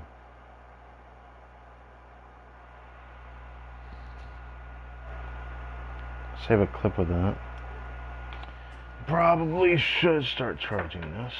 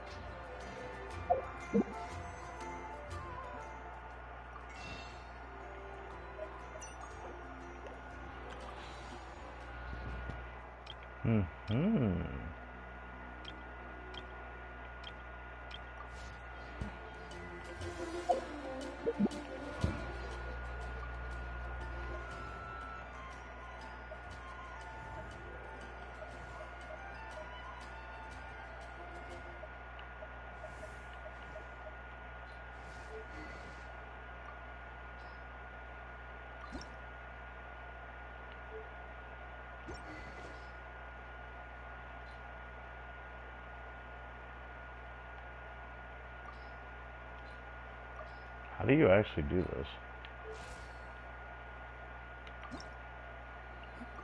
Oh, right here.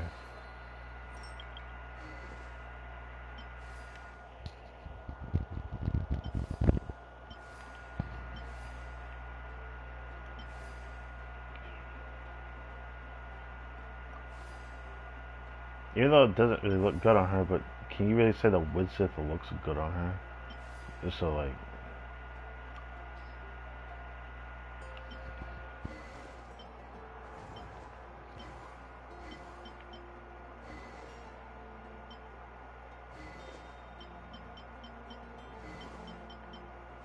Gotta give it to Lisa.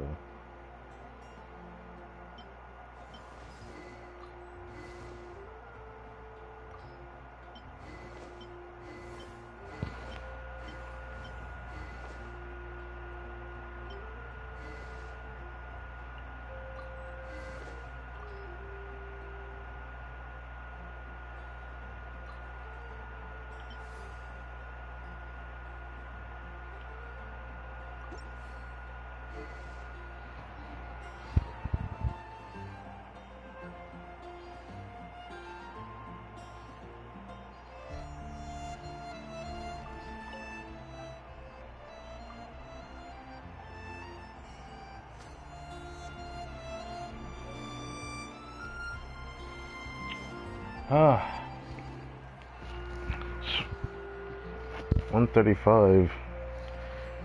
Now all we got is the story beat.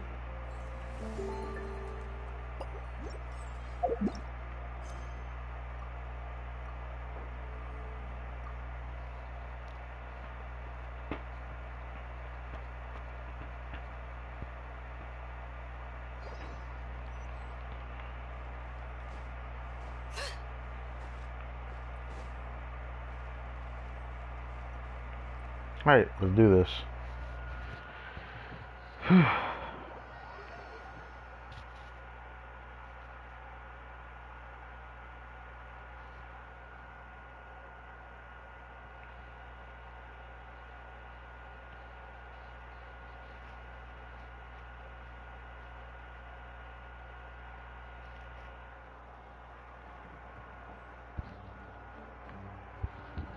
I want to turn the fan, but I wonder if it's going to be loud. Probably going to be. If I had a feeling going over here was going to cause this. We made it! Wow, the whole gang's here. Even Master D-Luke. Why is there a wild D-Luke in my midst? Something happened, didn't it? Wow. Jean wanted my input on everything. Even though I left the Knights, Grandmaster Varka has done a lot for me. He didn't stop me from leaving back then, or throw any administrative roadblocks my way. So I owe him one. Well, I was sad to see you go, but your mind was made up. And anyhow, you're an adult. As long as you're prepared to follow through on your choices, who am I to stop you? And let me tell you, my rebellious streak was way worse back in the day.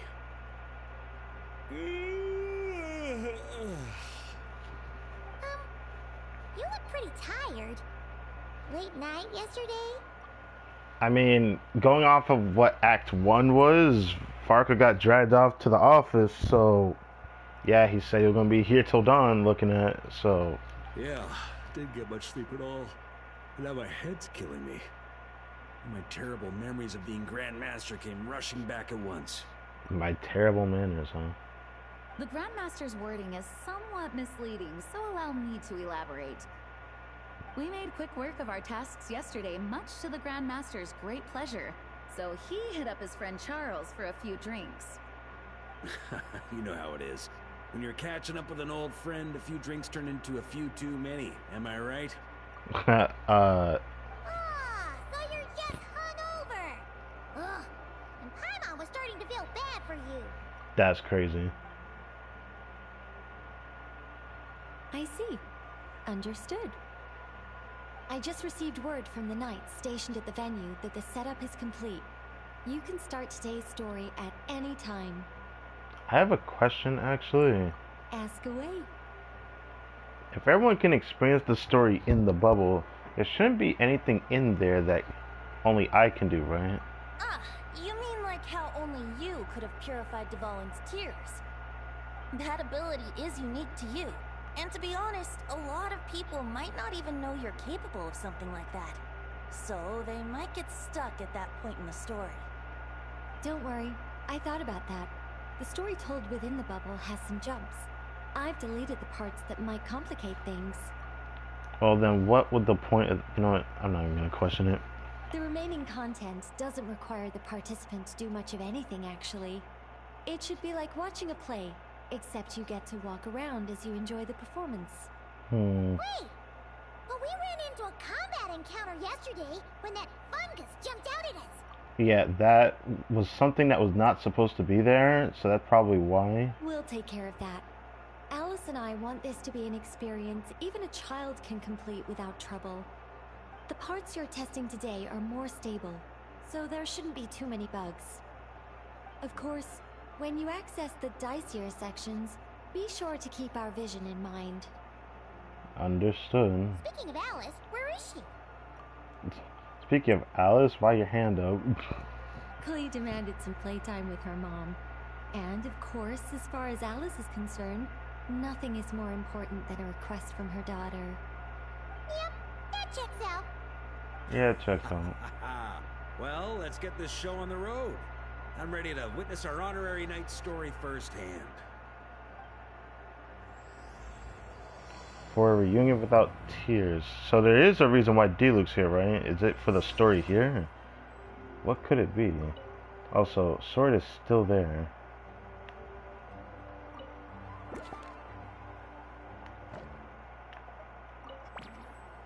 Gotta do it right. So I was right that this is part of the story. So let me not do these in a different order. That means, spoiler alert, on that third one. Third one's still Dawn Winery, so that's probably when we'll need Diluc, right? So I could have second one before. I guess everyone just wants to witness. Oh, dizzy. That's gonna take some getting used to. Why didn't that happen the first time? Ah, looks like we've jumped forward a bit since yesterday. We're at the Favonius Cathedral now. This when we first met Barbara, not when we tried to fix the fake liar, but I assume this is why Venti's here then, yes? Wait, is this the bit where we borrow the holy liar? Yeah. Oh, wait. We're sure. Yeah, we're sure we want to expose this little... Yeah, that is a good question. Yeah, do we want to expose this? Yeah. this. Also, why is Tonegif Bard the only one here? What about Varka and the others? The Varka was not here in the story. Don't worry. I'm sure Nicole has it all planned out. Interesting. See? Here comes Diluc now. Word from the Knights of Favonius is that the Fatui are planning to steal the Holy Lyre der Himmel. Unfortunately, that intel came a little late. Wait, did Diluc tell us that in the cathedral? I thought that was like outside that he told us. I guess I'm tripping then. Okay.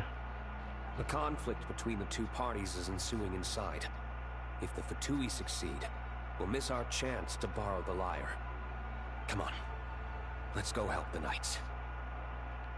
Diluc would not say it like that. Dog. Right. What is it? Oh, so that's how we're explaining this part. Huh. Pretty convincing. Yeah, it is convincing when you think about it. So we're completely changing the role of this story here. I already figured that because of course, seeing the special program and all that. But, like, I was wondering how the heck this happened. So, instead of stealing the lyre, we're stopping the Fatui from stealing the lyre. Interesting. What is it? Come on. Let's go help the knights. A conflict between the two parties is ensuing inside. If the Fatui succeed, we'll miss our chance to borrow the lyre. I guess we're not calling it borrowing the lyre. Word from the Knights of Favonius is that the Fatui are planning to steal the Holy Lyre der Himmel. Unfortunately, that intel came a little late. It's all thanks to that committed performance from our good friend Diluc. I'm just reading the lines Miss Nicole gave me. You need to play along, okay? The cameras are rolling. Well, she could just cut this out, so... Don't worry. Our operation isn't that strict. If there are slip-ups, I'll just delete them later. Feel free to take a relaxed approach. Wait, that was Nicole's voice? Where's it coming from? The bubble hat over there? Probably that small bubble. That's right. This is a kind of communication magic. The same one the Knights of Favonius used to get in touch with me earlier. If you get stuck at any point, you can contact me through this magic, and I'll provide a few hints. How very convenient. I suppose, given how the story is progressing, we don't have to worry about borrowing the Holy Lyre then. Yeah, That's right. Obviously, we're not including the stealing part in this version of the story.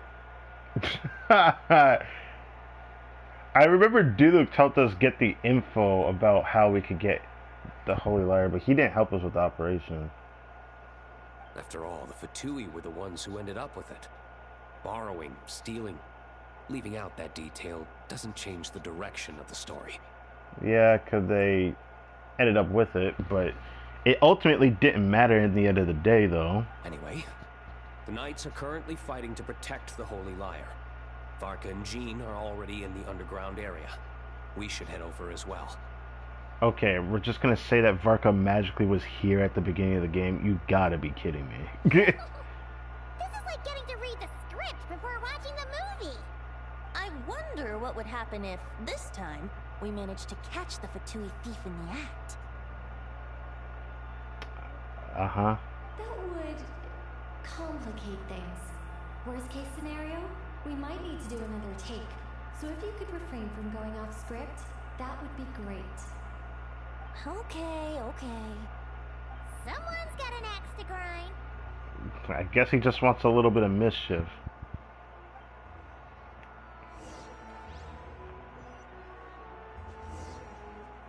What happens if I contact her right now? I doubt you need a hint for this area. Go on now. The underground chamber awaits. I just want to hear your voice, that's all.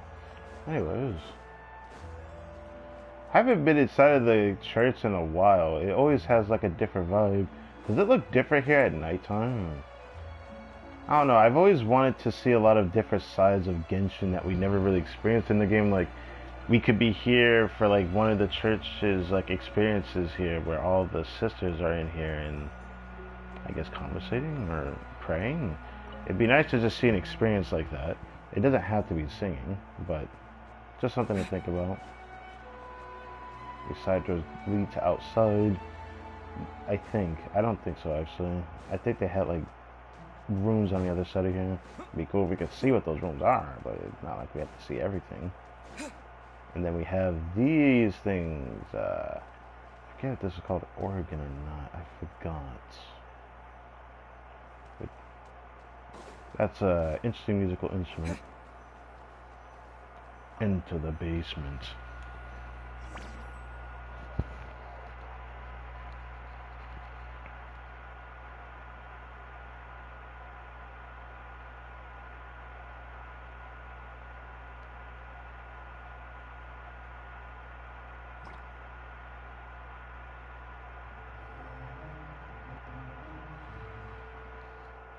You're just in time. The situation is not looking good at the moment. The Fatui brought much more force than expected. So, why the hell is Barbara here? Yeah, it's turned into quite a mess. What is Kaya doing, bro? He's just smacking a giant shield, and then that guy with the giant mullet just smacking the guy. Wow. Right, is he... You're not bad, boy. What the... Against the Fatui, though, you'll need to try harder than that. What? You ain't messing around, huh? Take this! What? What? What is going on, bruh? What? I'm actually appalled with what I'm watching. Oh no! If this keeps up, the Holy Liar's gonna be... Sorry. Paimon can't do this. Nicole, shouldn't these people be wearing Fatui costumes at least? Yeah, this is just too jarring. Yeah, it's kinda hard to get in the zone when our opponents look like average guild members. Let me see here. Ah, it looks like magical autoload has been disabled, so the Fatui costumes didn't appear. Bro, this is too strange. I'll get that fixed. Just ignore the problem for now and continue with the scene. Remember, this is a tense moment. Got it. In that case, I'll evacuate the members of the church right away. Yeah, it's just... this story is very strange. Alright, thank you. As you see, Traveler, the situation is dire. We need to retrieve the Holy Lyre and get it back to headquarters. This is too strange because, like... even Jean wasn't here, bro. So I'm like... Looks like the Fatui are tied up fighting the Knights. I doubt they have the manpower to spare to deal with us. Which means, if we rush in, we should be able to retrieve the lyre. I'll see it done. You all sure are getting into character. Okay then, let's go! I believe it was only me and Venti that actually went through here. Is that... Nah, there's Rosaria right there. This is interesting, bro. If the conflict really had escalated to this point back then... Ugh. Just imagine the cleanup work. Yeah, good thing it didn't turn out like that. No use thinking about something that didn't happen, right? It actually could have happened, though. The possibility was there. When your free time is as precious as mine, it's hard not to think about it.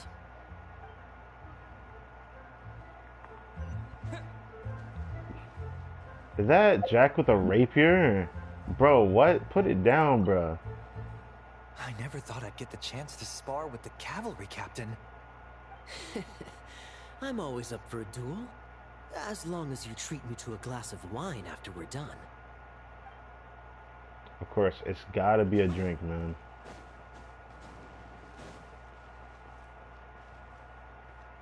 Is Varka really just posing like this? This is kind of messed up in its own way. I couldn't keep up with you after all, Grandmaster. It's like you've gotten even stronger since I last saw you. Expeditions have a way of doing that to people. Ever consider taking your adventurers out on a long trip? I think I'll pass. I haven't heard Cyrus' voice in a while, but I do remember it sounding like that. No entry. This place is under Fatui jurisdiction. Adventure? Nice. Bro, what are you holding to be doing that stance? It's like a fighting stance? You ready to square up? What kind of fighting stance is this? Okay. There's gotta be something else I'm missing here. They're not letting us use the camera in this area, so it's not like I can find any like weird things that happen. But I am gonna try to experience it. Is this a fighting stance? What are you doing holding your hands out like that?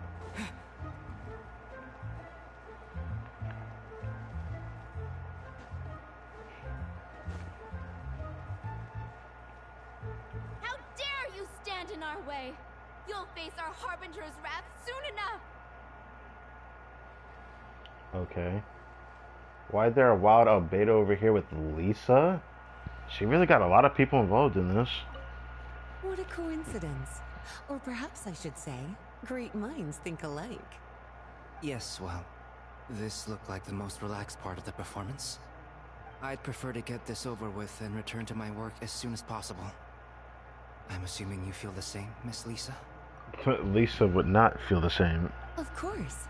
After all, this place suffers from a dire lack of comfortable chairs and good tea. What's weird is that Lisa and Albedo were also not here. This is a very strange story that they're trying to rewrite. Like, a lot of these people were not here. We had to sneak in here. Obviously, they had to change the way the story was. But the only people that was in here was me and Venti. I remember that was what we did to sneak in here. It was because of Venti that made it possible to get down here.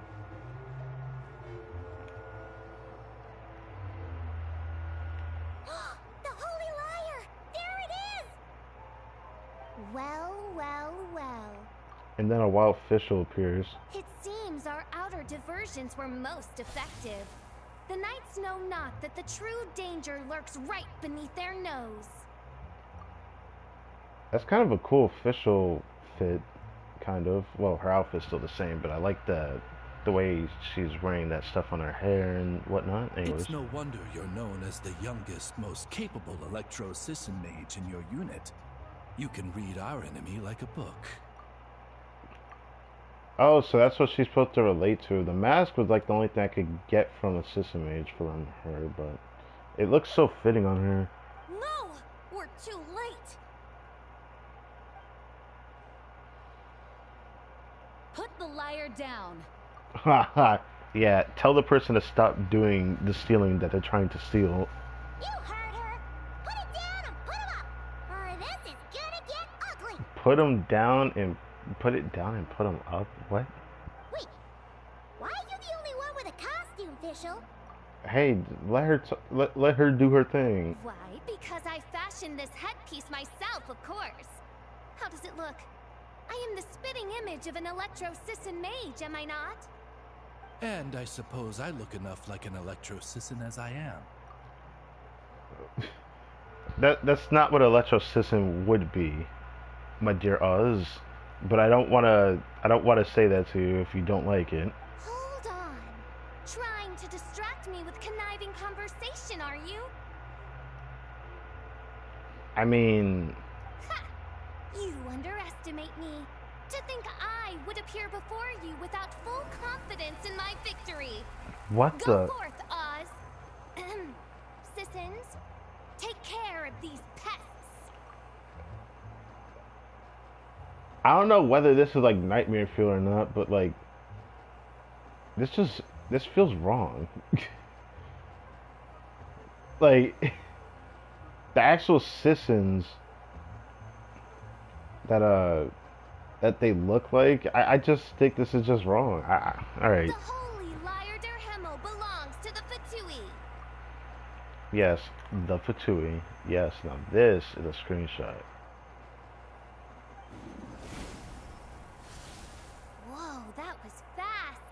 Mage-powered flight is something else. All you did was teleport. The Fatus is getting away! After her, quick!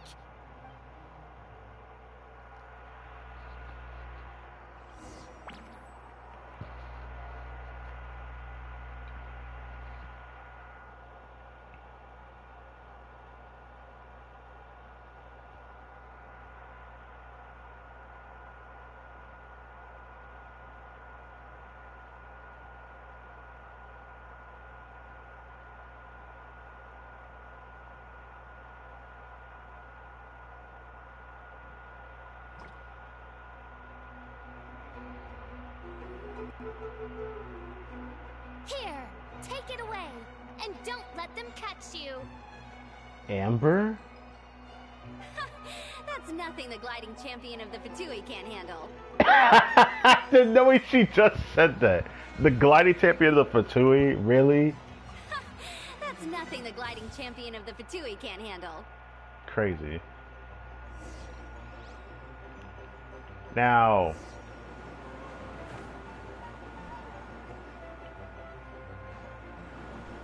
is she just flying? What is this? She was like in the air, just like flying into the statue. Is Amber actually just so good that she looks like she's bona fide and... oh, shit. Hey! That goes against gliding regulations! Amber, what are you talking about?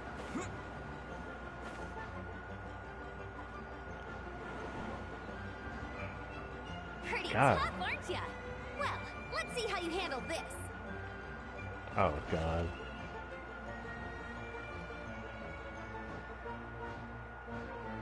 Oh. Paimon thought the Adventurers Guild were the only ones role-playing as Fatui. Just thought I'd lend him a hand. Fischl didn't have time to make me a cool hat, though.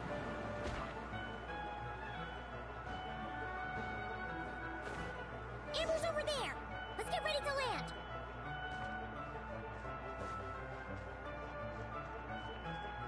Damn, she's actually like moving it.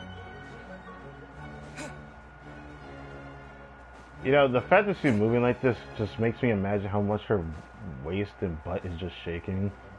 Because of how fast she was moving like that. Not like this. Okay, well. I thought that was funny.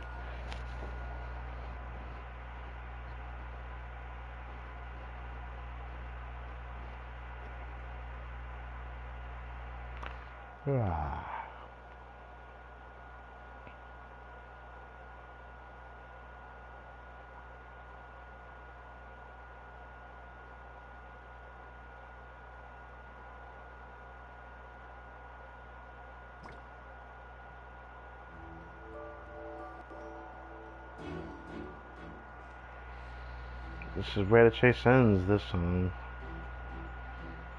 Wait a minute. This isn't what their hideout looked like. It's at least a few times bigger. So this is where the chase ends this time. Yes. I When remember did it Varka being get much here? more run down.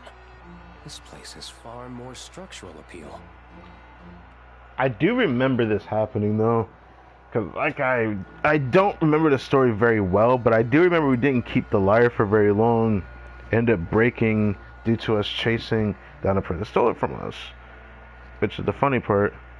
Cause we were gonna steal it, but then they stole it before we could get to it. But we didn't notice it until they actually already had been damn near running off with it. The Lawrence clan lived here for a time, but this doesn't look like their handiwork. And I know for sure it's not the work of the knights. Must be a bit of creative license on the part of our dear mages then. Alice said the original was too run down and didn't fit her aesthetic taste. So we repurposed some assets from the Golden Apple Archipelago.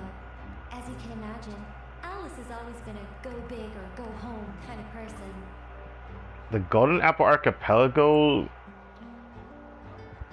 The assets from there, I can only recall like Mona's like area that kind of had this specific feel from the second iteration. Still, our mission remains the same. We're here to get back the Holy Liar.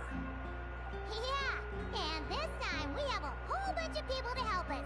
Not just you, Luke. Should be a total piece of cake. Yeah, it's still crazy how the part where Varka shouldn't be here. You know what? It's fine. It's fine. You gotta fabricate the story somehow. I just find it very funny because a lot of these people weren't with. What the heck is this team, brother? Freaking classic Diluc with Gravestone. Yes. C3 R3 action. Yes. Oh, Caesar Traveler. I'll play Varka.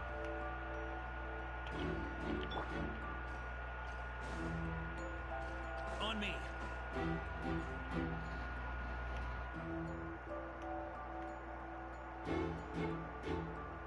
A human never doubts what their eyes see or rejects the ground beneath their feet.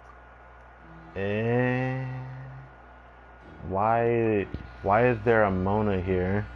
It feels wrong to me. Both now warn you that this is the end of the road. Give up and turn back while you can. Okay, Mona was not this cool. That voice. Is that Mona? Mona? Oh, you mean Barbarloth's student. You know about her? But Mona came to Mondstadt after your expedition left. Yeah, that seems about right. Well, I had regular contact with the Hexen Circle, so her name came up now and then. The whole thing about her messing up and being too afraid to go back? Yeah, I know that too. What? Mona, we gotta stay in character here. How? No one in the Hexen Circle should know about that. For real? Sorry, but I'm pretty sure all the mages know. All of them? I'm afraid so. Oh, except Granddaughter, I suppose. Fine. That's just fine. It's not like the old hag's gonna come find me in Mondstadt to settle the score, right? I thought she always knew that she was in Mondstadt, though. It's so strange. I thought she always knew Mona was there, so, I mean... Anyway, how do we cross? I'm not telling. Oh. Aw, come on. Don't take it out on us. That's funny coming from you, bro. I'm not. This is unrelated. Besides, I'm playing a Fatus whose job it is to issue riddles. You can't just ask me for the answer.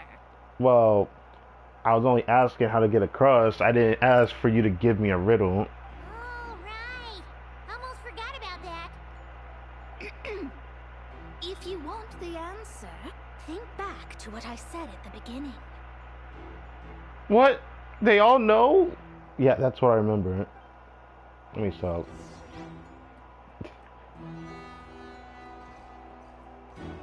I don't remember. I could just like Varka loop this shit, but that's not gonna get me there. Mona's riddle was as follows. A human never doubts what their eyes see, or rejects the ground beneath their feet. However, things that are taken to be indisputable are often false. So, one must shift one's gaze elsewhere. Perhaps, upward. Huh. I never would have guessed upward, but I forgot. I forgot this puzzle. But which is the beginning and which is the end? Is the beginning... This is like too much for me to deal with, I'm gonna be honest. I don't know if this is correct or not.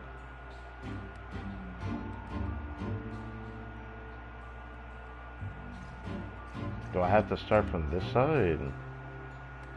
Right. So if I had to say, we're starting forward, you can't be serious. What does this mean? Okay.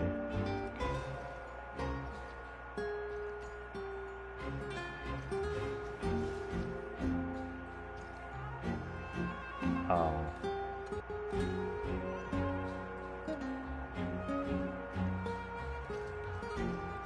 I didn't think it would go more to this side, but I guess so.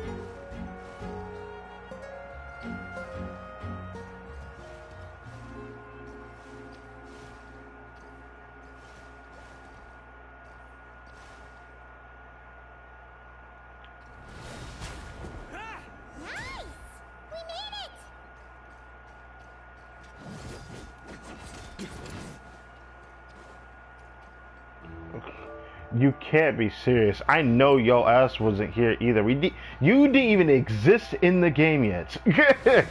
Same with Varka, but I digress.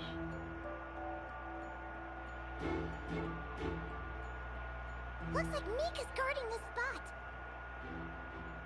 Oh, hey, it's been a while. Oh, hey. Hello, Grandmaster.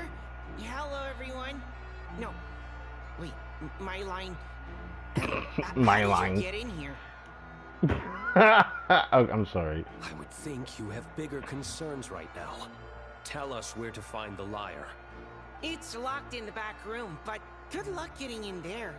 3 crests are needed to enter, and each one is guarded by a Fatus. Wait, but in real life, we only needed 1 key. Yeah, that's right. But we still had to fight 3 Fatus, right? I remember we had to fight like 3 of them to get a key. Yes, but there are 3 locations to visit. If there was only 1 key to be found, there's a good chance the encounters set up at the other 2 locations would go to waste. But that's exactly what happened. We went to 3 locations for 1 key. Even when you found the key, you could still go to the other locations, which was pretty funny, but... All our actors worked so hard to memorize their lines. It would be a shame if their part got skipped over. Now, if I'm not mistaken, when we went here, I believe Diluc was with us. So, I do kind of vaguely remember this a little bit. But maybe I'm completely off. I do plan to make another account one day from the beginning. A fair point. They're playing through the story just like us, after all. To be honest, when I first read my lines, I was kind of confused at how I just give up the intel without a fight. But when I actually had to stand up against all of you, it made sense. It made sense. I get my ass beat. I mean, Mr. Diluc practically had me in a cold sweat. Really? I only had 1 line. Well, I mean, you have a pretty intimidating aura about you, you know that? Aha! Yet in a game of cards, it's the ones that remain unturned that strike the greatest fear in your opponent. The same principle applies here. I'm pretty sure Diluc has done that to someone before. That's right. And I've been told you have quite a few tricks up your sleeve, Mr. Diluc. Anyway, you can head in now. Everyone should be ready. One moment.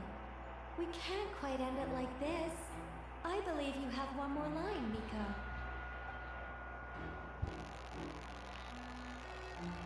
Do I have to say it? Do I have to say it? Yes, you got to, man. It would benefit the scene. All right. I told you everything I know. Now leave me alone. Oh. I do feel like someone has said that to us before, but it wasn't voice, wasn't it? I forget. Anyways. Now leave me alone. One's one.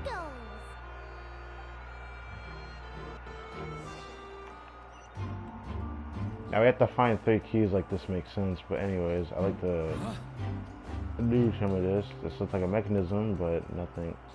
Oh. Guess we can't go this... What? Without the crests, I can't activate this device either. Like I said, I told you everything I know. Just leave me alone. Man, I thought I lucked out with just a few lines, but it still wasn't easy to pull off. Anyway, if you want to get into that room, you'll need to track down the 3 Fatui with the crests.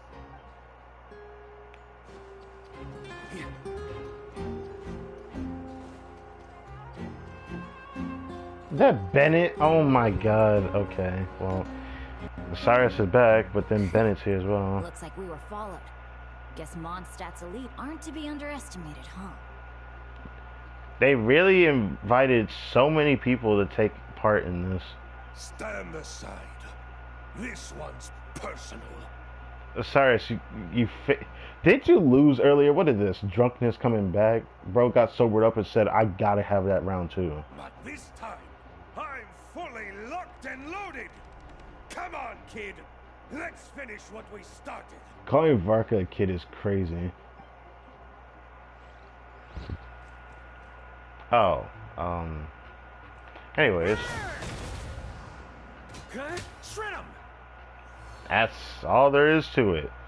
So Okay, I think Varka's okay. T2 does You that. win. Somehow this round wasn't quite as fun. For me, it was Because fun you as had to hell. act like a fatus.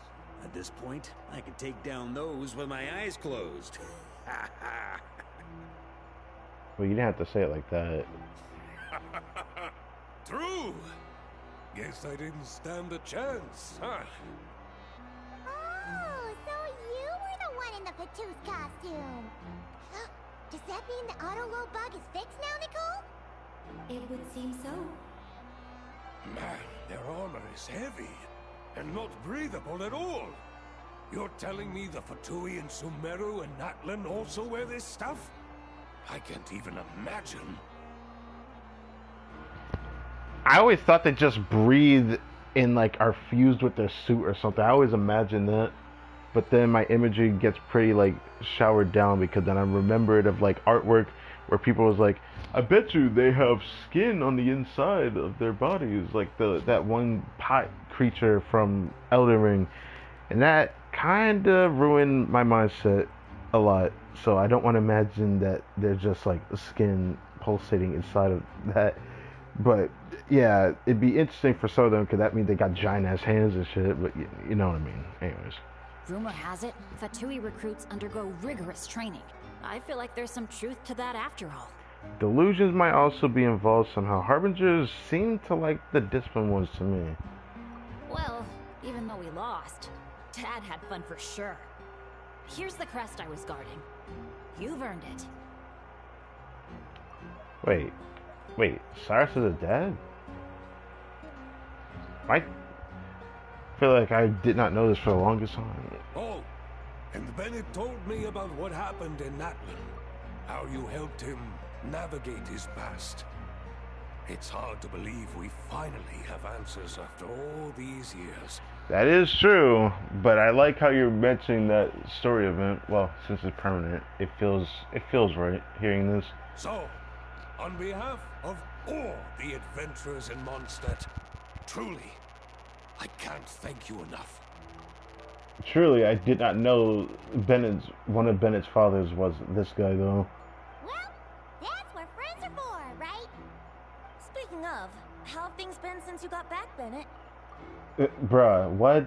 I thought you probably already asked him this, bro. No. Same old, same old. Bad luck included. But that part's nothing new, so I don't mind. Bro, we gotta save that. I do miss the Asha, though. I hope I get the chance to show them Mondstadt someday.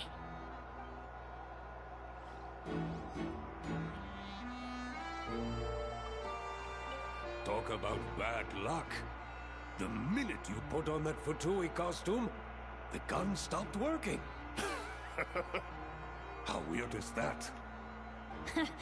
Yeah, thanks for stepping in, Dad. Guess I'll have to hand it in to Miss Nicole for repairs later. Bro, I believe there's something influenced by Bennett, and I stand by it. I bet you there'll be an event one day, or we finally figure out what makes Bennett's bad luck actually tick.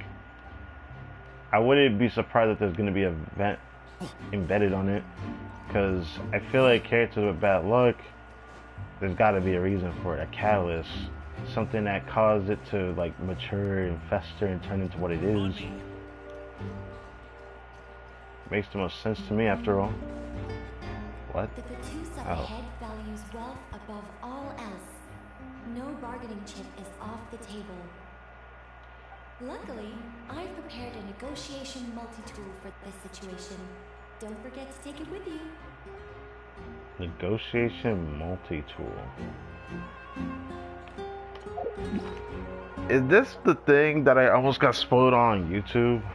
Because if I recall, there's gonna be a choice up ahead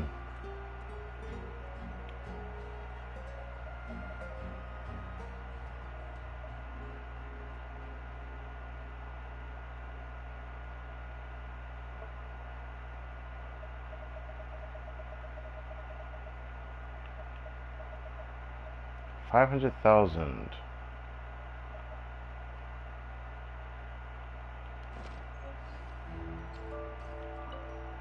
The Vatus up ahead values. Values wealth above all else. Yep. There was an interesting choice that made me want to do it. I like how it's fitting that it's Mona. Yeah, I didn't watch the video, but there was like a thumbnail in my YouTube feed that showed Mona, and apparently there's a choice between giving her the money and a choice for like not doing it. And apparently it changes the course of the story. I don't know if it changes it that much, because when we did the choice in the first story that was like this, I went for the choice that was funner and different. Since everything is different, I'd rather pick something different. I remember when we had to give money to Fatui just to get intel from them. I do vaguely remember having to do that. And it was like the only way we could actually find something else. But I remember that one was also an optional one. It wasn't one we had to do. It was one that was optional, if I'm not mistaken.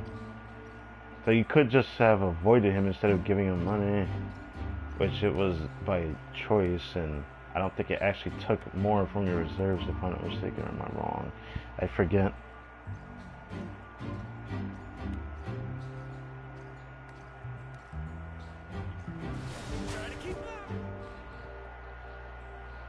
Wait, Mona? Again? Yes, Mona with the thick butt. What? The more roles you play, the more you get paid. That's what Alice said. I was hoping to do even more than this, but it is what it is. Anyway, I feel that. the crest is with me. All I need to know is how much you're willing to cough up to get it. Let's talk business, shall we?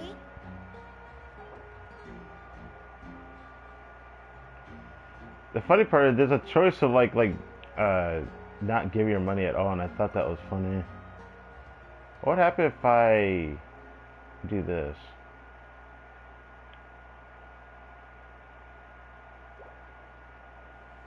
That's all.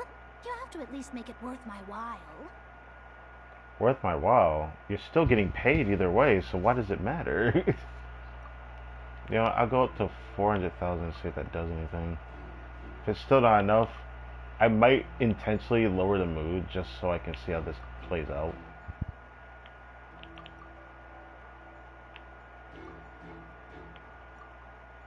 You know what, why am I doing this? Enter the number.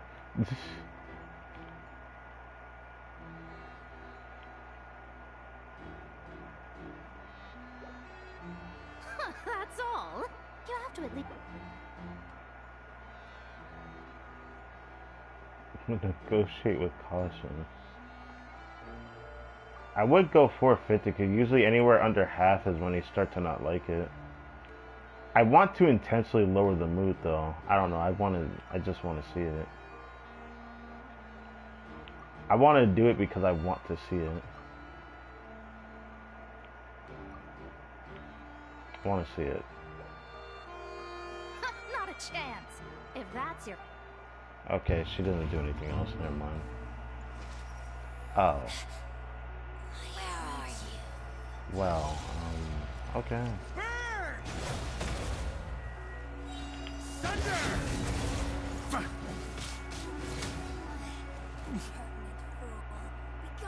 All right, here's the crest. Huh. And with that, I'm off the clock. So if you don't give it to her, you have to fight her. Interesting. Oh, and by the way, word has it you accomplished something major in Nodcry. You reeled in the true moon from beyond the false firmament. You know about that? Did Barbara tell you? Well, I spend most of my time staring into a scry glass after all. If something changes in the sky, you think I wouldn't notice? Well, I'm not gonna just say you wouldn't notice. Like, I get that, but that's not why I said that. Hydromancy uses the false stars to reflect true fate within the water. Now, I can't help but wonder what I would see if I cast a reflection of the true moon instead.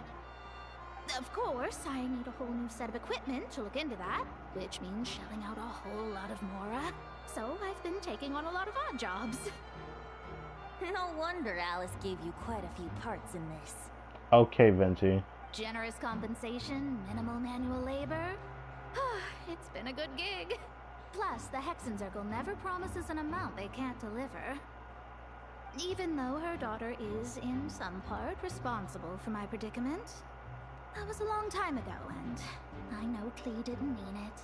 Hmm? Wait, what happened? Huh. I guess the moon's a big deal in hydromancy. Just spitballing here, but it kind of sounds like your progress would be much faster if you, I don't know, just contacted Barbeloth directly. Do you think she wants to do that? I doubt she cares that much. Oh, come on. Enough about that old hag. You're doing this on purpose, aren't you?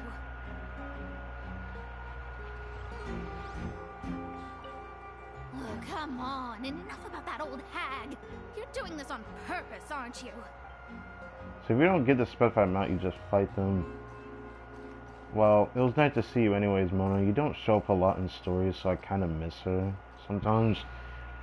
If there was a character I like a lot from Mondstadt, I think Mona's one of my favorite characters from Mondstadt.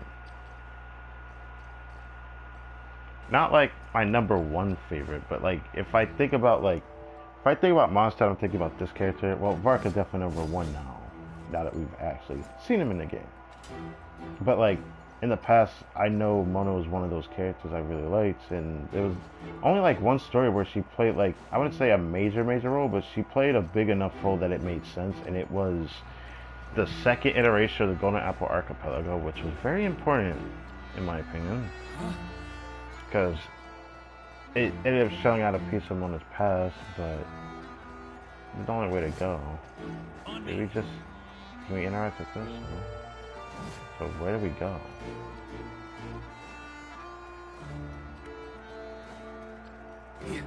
This direction. Oh, it is here. The road ahead is almost completely blocked. Looks like this person isn't taking visitors. Yes, just have to be careful. We need that crest.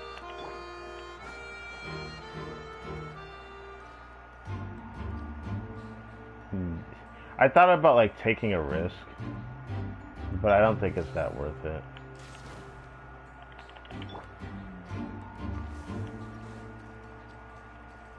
You know what? This area looked familiar where we had to fight like 2 people or something. Man, I'm getting perfect on those swaps. Durin? Bro, they really got Durin involved. What? They handed over their crests?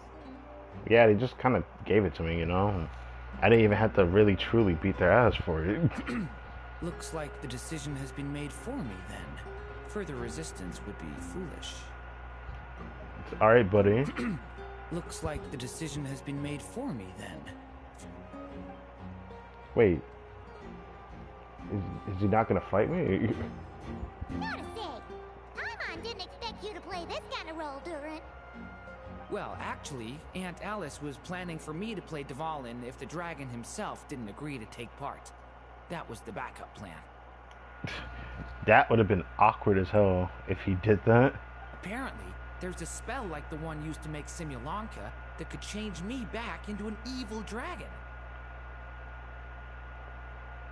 You mean the toy form evil dragon? That does not sound like a good idea. I have to agree. That sounds like a disaster waiting to happen. I assume it's the toy dragon form, because I know it's the true Durin, right? I don't think I'd be very good at playing the evil dragon anyway. I'm not intimidating enough. Luckily, Dvalin agreed to take part after all, so my role was switched to Timid Fatui Guard B, and I got to wear a costume instead.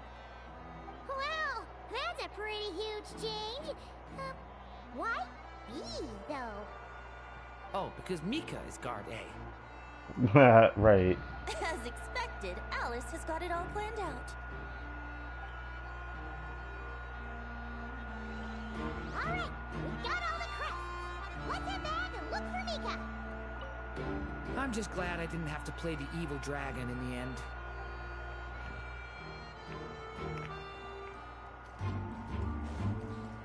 Huh?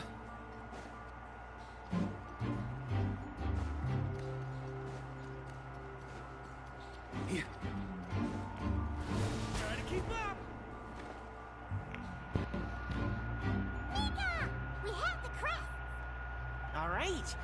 This elevator's a bit complicated to operate, so Miss Nicole asked me to help activate it. Just one moment.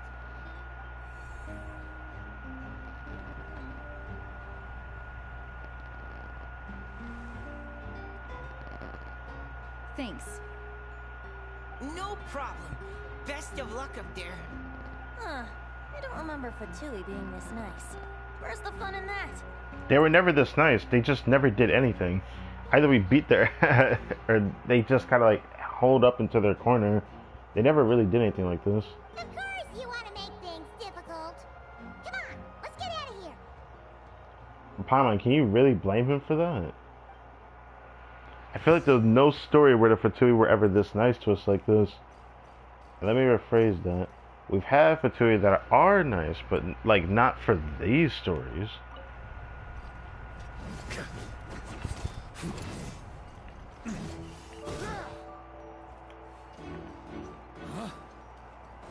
Security's tight around here. I hope this is safe.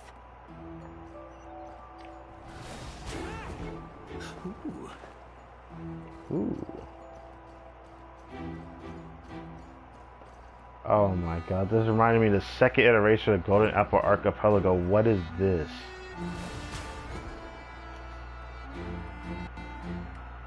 The Holy Liar! Here it is! Wait, Paimon remembers something about a...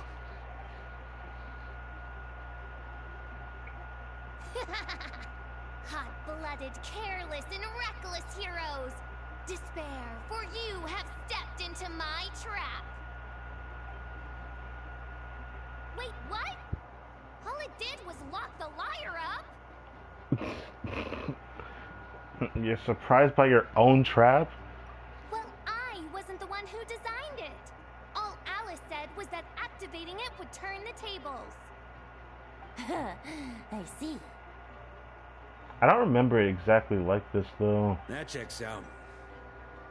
They laugh as if they already know what is to transpire. I do not have a good feeling about this. Allow me to clarify before we proceed. How was it that the lyre was retrieved back then? We got it by force. From what I've heard, the Fatui agent guarding this place was given a thorough beating, and then the lock opened. Yeah, it just opened on its own after we beat him. We didn't even have to open it manually or anything. I do vaguely remember something like that happening. So then, I'm the one who walked into the trap? Well, that's just how bad guys are. They just kind of just get their ass beat for doing bad things. It happens. Do not despair, mein Fräulein. Miss Alice provided us with backup, did she not? We are not entirely outmatched. You're fighting the Grand Master of the Knights of Avonius. I think you're outmatched. 'Tis true. Though thine Prinzessin stands on the cusp of defeat, courage has not yet failed her. Let this be our last stand. Yes, your stand that is futile. They gave us a C3R3 Varka. I'm beating your ass. My loyal servants, smite all. Oh, they gave her a shield. Okay, never mind. What could this mean then? Or is it the stats I have to be worried about? Look, the ravens get confused if they don't hit anyone. Now's their chance. Group 2, reinforce.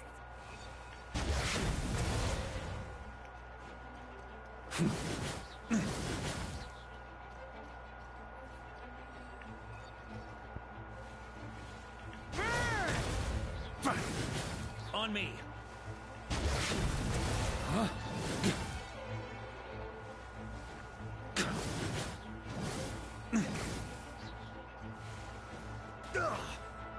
Group 3, Group 4. Oh, forget it. All of you, attack at once.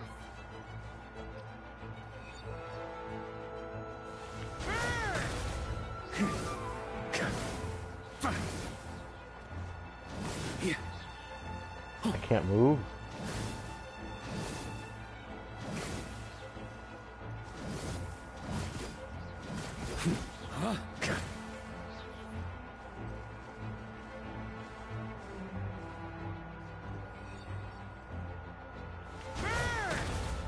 On me.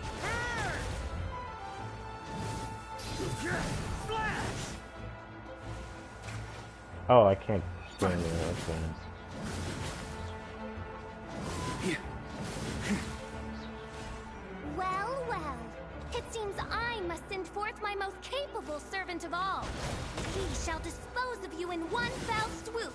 As you wish, mein Fräulein. How's it just like free licking us, bro? I don't like this.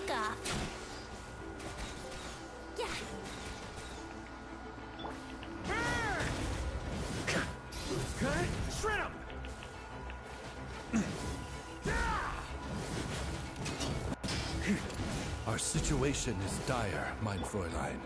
It seems this is the end of the road.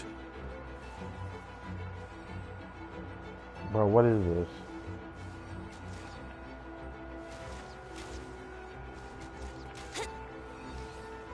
That is his signature weapon.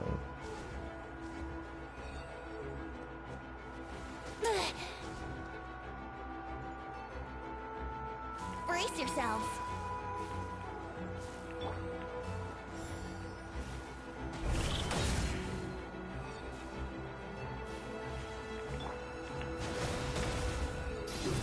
Shred him! Alright. I give up. Just don't hit me. Just don't hit me. Alright. I know when I'm beat. You win. You were brilliant, Miss Fisher. The recording was fantastic. I'm certain future participants will have a great time.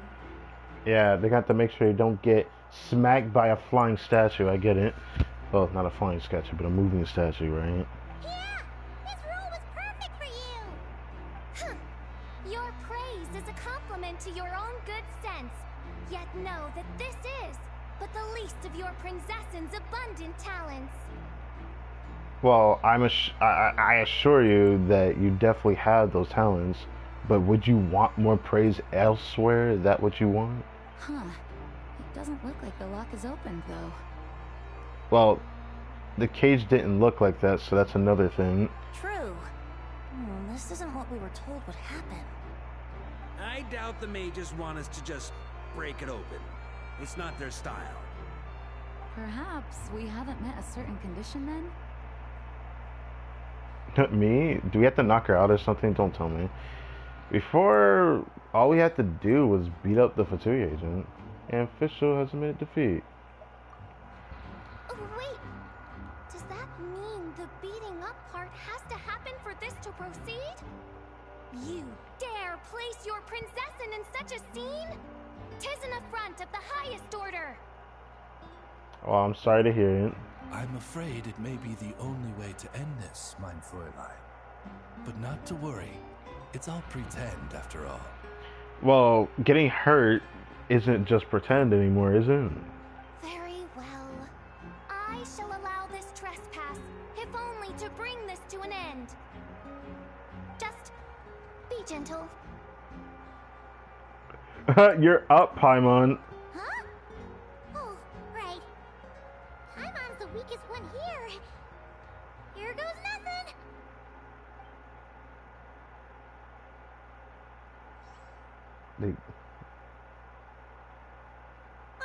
It's open. Are you still here? Well, the drink event thing took so long, that's why I'm just getting here. Miss Alice does love to tease, doesn't she? Plus, I did the other event stuff before starting this. Congratulations on obtaining the Holy Lyre der Himmel. That's a wrap for now.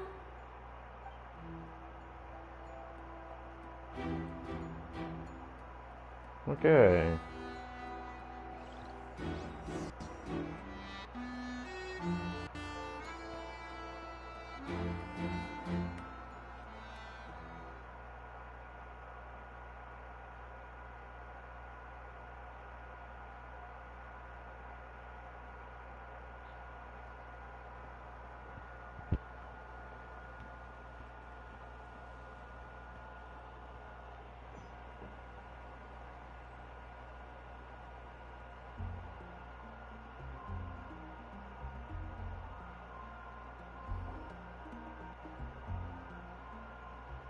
The performance within the magic bubble comes to an end. The actors turn to the real world one after another.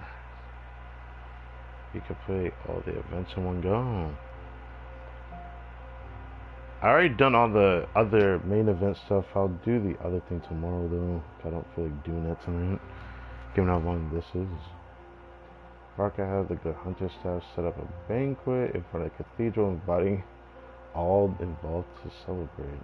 Okay. Wow! This is quite the gathering. And do you smell that? Is that the secret menu Barker was talking about? Looks like we get to try it out after all. Oh. Paimon's stomach has been That's rumbling nice. this whole time, so she's gonna dig in. Don't forget to grab some food before it's all gone, okay? Will do. Oh, hello. Did you need something? Nope, just noticed that you seem a lot more relaxed. Isn't Jean always been like that? You know, we often threw banquets like this when I was little. But then, as more and more of our ranks left on expeditions and I was left in charge, the number of celebrations decreased. I'm not the most natural entertainer after all. Now, seeing a gathering like this after all this time, I can't help but feel a bit regretful for not keeping up the tradition. Everyone leads in their own way. There's no right and wrong. I mean, there's some wrong. There's definitely some wrong. Well said, traveler. Oh. The sun is bright there. Barbara? You told me you wanted the expedition members to feel at home. But in my eyes, the feeling of home isn't something you can force. Home is... what happens when we're all together like this? That makes sense. Oh, you're right. And you know what? I've been coming to the same conclusion. The location isn't the most important factor. No matter how far we get from Mondstadt, home is wherever we're together. The return of the expedition force is a good thing. You deserve to enjoy it too. I appreciate the kind words, you two. I will do just that. Make sure to do the same, traveler. It's not often you get to make it back here. There's a lot of people waiting to catch up.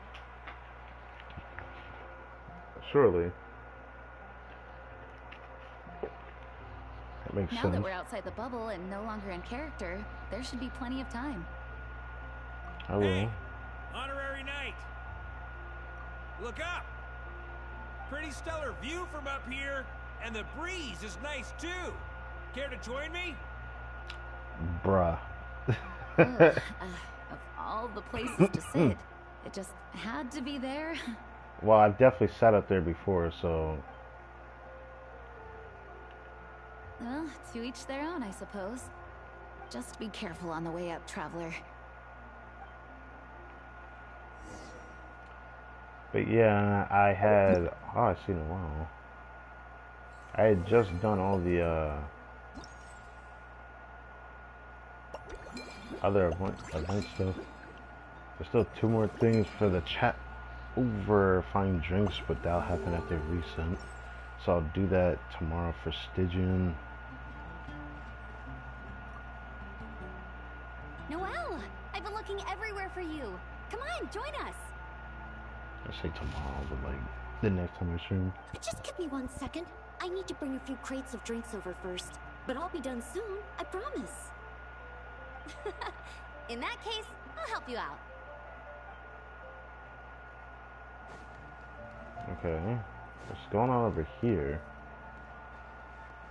Oh, we can't hear them speak. Even though I didn't have a lot of lines, I still had fun. It kind of felt like being back in the Simulanka. Acting out a light-hearted script alongside a bunch of friends. It was nice to have a laid-back experience for once. Quite a change of pace from our experience in Nogcry, huh? Well, mentioning Nakai is already the mistake of that. Yeah, this was far less complicated. You can say that again. I'm sorry. Interesting.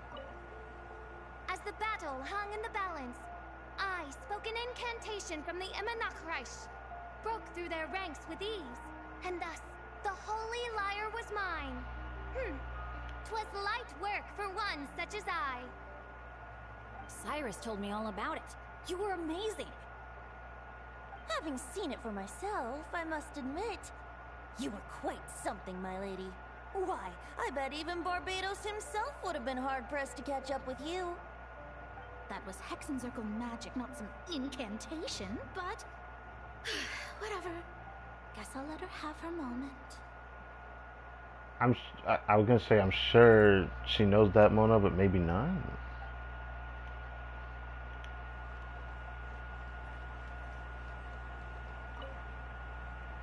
Wanna eat at our table?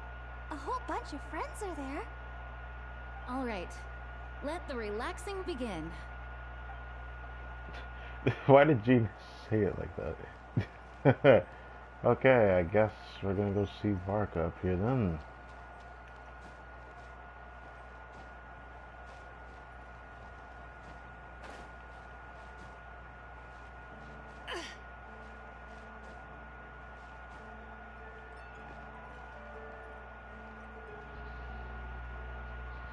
Have a seat. I come bearing drinks.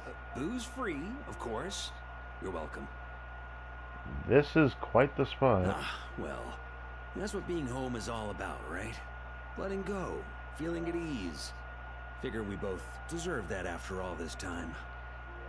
Mondstadt does feel like home. Well, we did start here. We started playing the game here, so... You think so? Glad to hear it. I don't know how to feel about this scene here, but I guess it's fine. The moon looked kind of interesting here, though, but I'll leave it at that. There's no place like home. That's what people say, right? The expedition took me far and wide, and still, little alcohol in my system, it would all come back.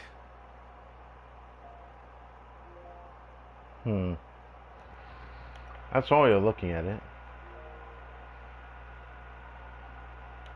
The cathedral, the statue, the windmills in the city, the pigeons and dandelions in front of the gate. The further away you get, the more you miss it. I might be biased, but it means a lot that you care about this place. This is where things began for me in Teyvat. This is where I began my search for her. Still, she is more important to me than any specific place. I get that. The people are what make Mondstadt what it is, too. All the carefree kids running around, livening up the place. Which reminds me, I never thanked you for helping Mondstadt out back then.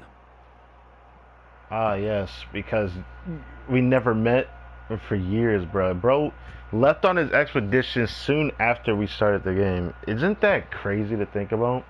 I don't know what to think about the inclusion of Nocroy, because I do always gotta preface this. I don't like how the devs included Nocroy the way that they did, because it felt a little forced, and forcing another full year when we could have went straight to Stez 9 like we were supposed to. But whatever. Next patch like makes my I was gonna say my brain seethes with pain and anger, but you know, I should wait till Dev Live stream to talk about that.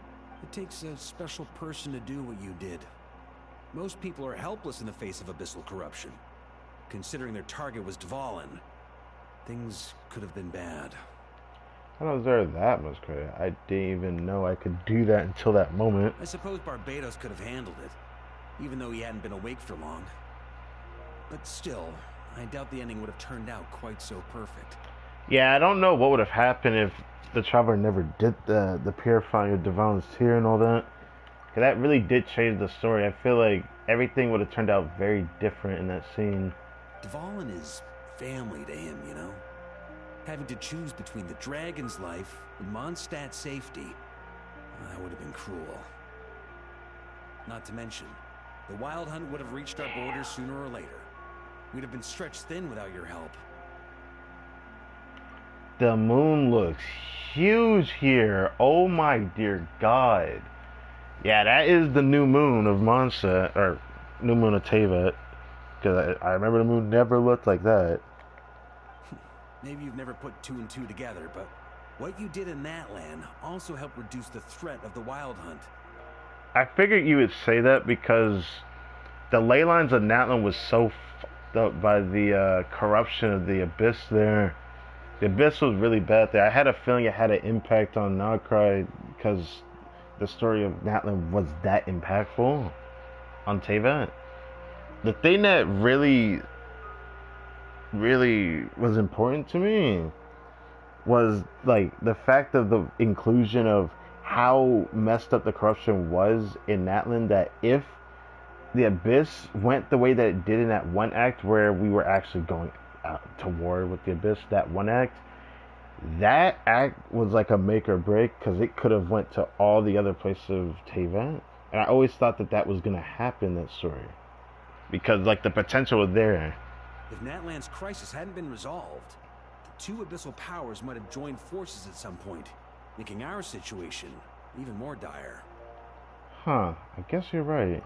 Ha! Look at us, taking down the Abyss in two separate nations. Doing the Knights of Favonius proud, aren't we? Did bro just wink at us? I feel like Power might have a few things to say about that. I just want to see the wink again. Anyways, my title is just honorary, remember? Not quite sure the Knights can take credit for Natlan. Yeah, that is kind of crazy, isn't it? I guess not. In any case, for a knight, honor is something you get to define for yourself, no matter what the outside world thinks. And that's Fair the enough. question, isn't it? Why do we do what we do? But I think it's safe to say you already know the answer. Ah, so this is where you've been hiding. You know, I don't think this was designed for sitting. Venti, you say that, but yet we had the option to sit here all this time. I mean, if the spot is fresh, I must sit here. Heck, we've had his story quest end with him sitting here. I'm just saying, I remember your story quest, Venti. You sat here before at the end of the story quest, so you gotta cut me some slack here. Ah, when did you become such a stickler? Come have a drink with us. There's plenty. Come have a drink, my boy. Don't mind if I do. Grape juice? Again? I shouldn't be laughing. You know, Charles would never let me hear the end of it if I started drinking without him. Oh, come on. Disappointing, but understandable. Oh, I almost forgot. Since this banquet is also for the actors, I invited Dvalin. Really? All right. Might hike up the bill a bit, but who cares? Haven't seen him in too long. Yeah, well, he turned me down. He never did like being the center of attention. The city is a little too small for him to spread his wings. Even if no one is afraid of him, he could still take out a windmill or two. Guess it's better not to risk it. Well, that's a shame because as someone who likes Dvalin, we don't get to see him enough for any sort of interaction. It feels wrong not to even see him. Huh. Maybe it's time to draft a proposal to build him a landing pad. Wouldn't that attract even more attention? The Traveler's right. If this is what makes him comfortable, might as well let him be. In the meantime, I propose a toast to our honorary knight. To our honorary knight. This feels so funny because, like, we're just sitting on the two thumbs of this, right? I often think about our parting at Windrise, you know. And now, almost in the blink of an eye, the final stop on your journey is just around the corner. Snushnaya. The parting of Windrise. You mean the end of the first Archon story? The Tsaritsa's plans have continued to advance. Now, only the Pyronosis remains free from her grasp. Yeah, people started doing theories about who's gonna take Moika's Gnosis. I don't know how to feel about that. This is the first Archon story that we've had where a Gnosis wasn't taken from the Archon. Moika still has the power of her Gnosis. I mean, they always have the power of the gnosis, but like you get what I mean. But if even the captain couldn't take Malika's gnosis by force, I guess we don't need to be concerned about its safety for now. So that's good news, at least. Maybe, but for some reason I'd like to speak to her again about that. You wouldn't be taking a dig at someone else's ability to hold on to their gnosis, now would you, Grandmaster? That's crazy. Of course not. I'm not one to rub salt in old wounds. Her harbingers do often tend to take a rather extreme approach. Just look at Child or Senora. Why mention Senora, who kicked you in the gut? And then you got, well, she's also dead, but yeah, Child, yeah, he's an interesting one. But we would be mistaken to ignore the fact that Senora did not win the Geonosis using force. I love that Venti's bringing this up. That is important to mention. For whatever reason, I complained about this since I would say since I first played this game, I started to contemplate it after the Electro Archon, the way her Gnosis was just given away because she said, I'm gonna just give it away. Okay! She just gives it away. Alright. But then Zhongli, bro, makes a deal with the Tsaritsa, whatever contract it is. He never told us, but he says one day we'll find out about it. That was so freaking long ago now. Right. You told me about the contract Morax signed with her before his death. You're saying she didn't need to resort to violence in Mondstadt either? Supposedly. That's right. If she was able to provide a reason convincing enough to persuade Morax, she could have persuaded me no problem. Right. I suppose she just didn't think there was a reason to negotiate. I had just woken up, so I must not have seemed like much of a threat. Honestly, the Gnosis was of no use to me. I didn't care who it belonged to or what means were used to take it. I just knew if I fought her in that moment, the cathedral, perhaps even the entire city, might have become collateral damage. True. I wouldn't put it past Senora to take civilians as hostages either. I mean, I guess I could have seen her do that, but I don't even see the point of coulda, shoulda, woulda when the Raiden Shogun killed her. In the end, though, it was those same methods that led to her end. After all, her third target, the Raiden Shogun, wasn't a big negotiator back then. Perhaps Senora's success in Mondstadt and Liyue convinced her that she was a match for the Archon of any nation. Well, she was overconfident. It was pretty telling from that story leading up to us fighting her. I had to stop her. You did the right thing.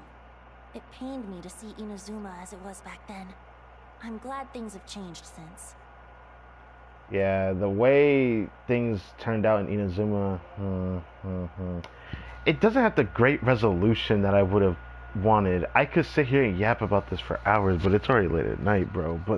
But still, bro, the Inazuma story could have been told so much better. It could have been told so much better. The story felt rushed. This is objective, not subjective. It was rushed. The story could have been resolved in a way that could have satisfied people to know that the story was resolved. Whether they didn't like it or liked it does not matter. At least it would have felt resolved. There was so many, it's still plot points that just do not feel, it doesn't feel right to leave on an empty palette, you know? It feels like there's just so many holes that could have been told. That just bugged me. But one of the biggest things outside of those holes was how Raiden moved forward after the way that the Archon story ended, because we never got a resolution on how people of Inazuma treats her, because she's the one who did the Vision Hunt decree. She caused a lot of strife and problems between their people, because people that didn't even have visions had problems because of that Vision Hunt decree. A lot of people got collateral damage.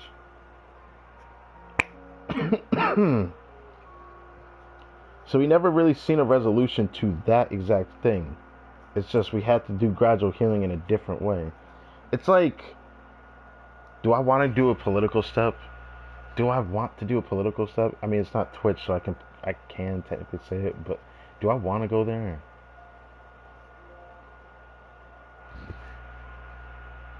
It's like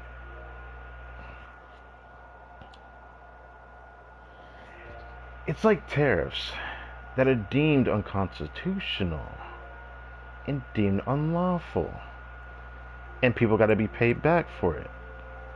But only the companies get paid for it, and the people don't. That's that sour taste I felt in my mouth with the end of the Inazuma story. The people didn't get what they deserved back as well. Yeah, maybe they didn't want to do it because they do it for one, they gotta do it for all. Well, isn't that the point of paying something back? Why is it only the company that gets paid back? I feel like the system by itself, that rule doesn't make sense. It shouldn't just apply to one thing if everyone has to pay for it. Of course, now the elite force of Harbingers has quite a few missing from its ranks. So I suspect the Tsaritsa no longer has the means to meddle in other nations like she used to. Who knows? Perhaps a chance to formally meet her in Snezhnaya might come sooner than we think. Yes, come sooner than we think. April, May, June, July. I give it like 4 or 5 months. Some of our knights remain stationed in Not Cry. If you need help, just say the word, and we'll be there. Thank you both. I'm getting closer to the truth. I can feel it. Well, not on PS4, but... The look in your eyes. It's changed a lot since you first set off from Mondstadt. We went through a lot, Venti. We went through a lot. We experienced a lot of things through nations. The Dainsleif quest changed Traveler more than any other nation did, except for basically Fontaine, Natlan, and then Nacry. Those 3 nations' stories had a big impact on Traveler, slowing his brakes on how he treats the story. Because he rushed with Inazuma in the beginning, where even though he was excited to go to Inazuma, there was a time where everything was were time constraints. We had Vision Hunt Decree, we were constantly fighting, infighting, and all that.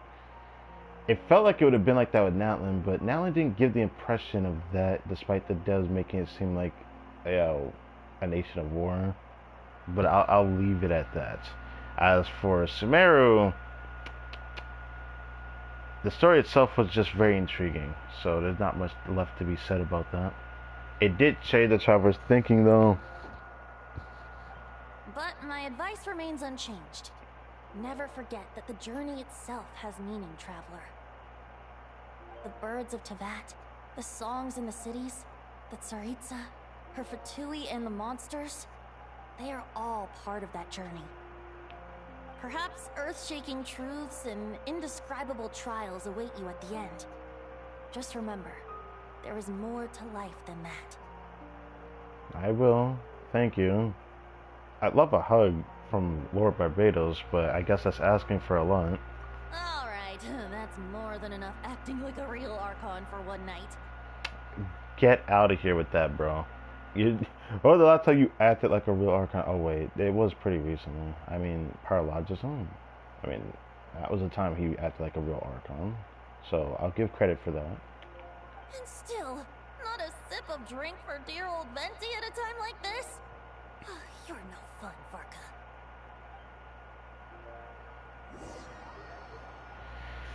Well...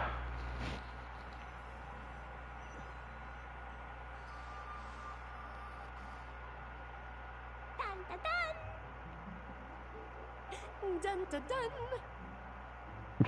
dun. No. Dun dun dun. Dun dun dun. Dun dun dun. Dun dun dun. Dun dun dun. Oh no.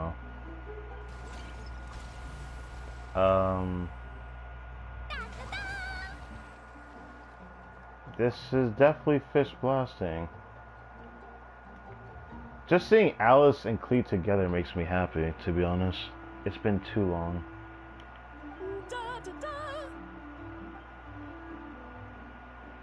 Fish blasting. All the fish are dead.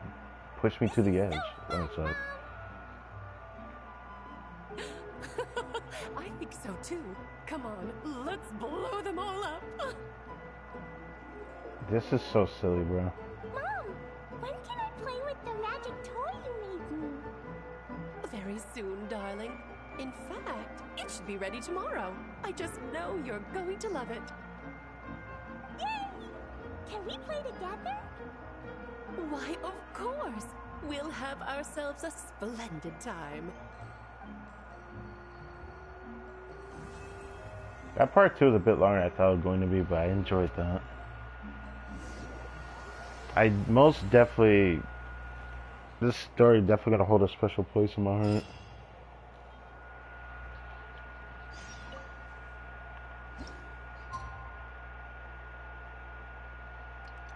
I do love that they showed Alice and Cleve playing together. That was just cute to see that. I needed that. Anyways.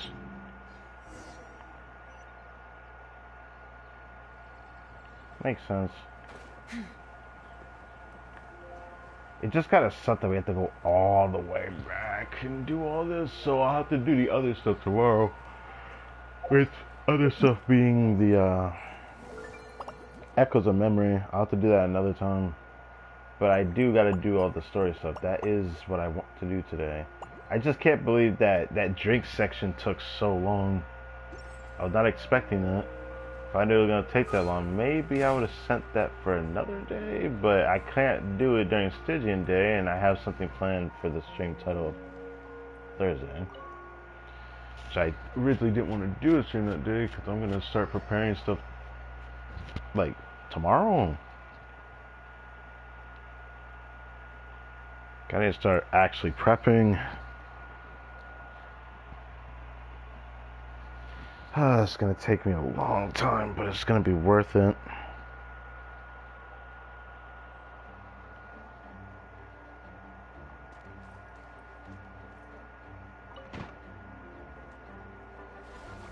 Miss Alice is here. Alright, we made it! Time for round 2! Huh? Was this bubble this color before? Is something wrong? It looks corrupted. I'm not sure. It was like this when I came to check on things this morning. It looks kind of corrupted. It's the Abyss. What? That can't be! How would the power of the Abyss even get in there? I mean, I would say easy, but like, come on now. You sure know your stuff, Traveler. That's where my head went too. But I don't know. Something is different about this power. It's abyssal in nature, but also not a threat. What does that mean? Yeah, what does that mean? It seems to be in an embryonic state.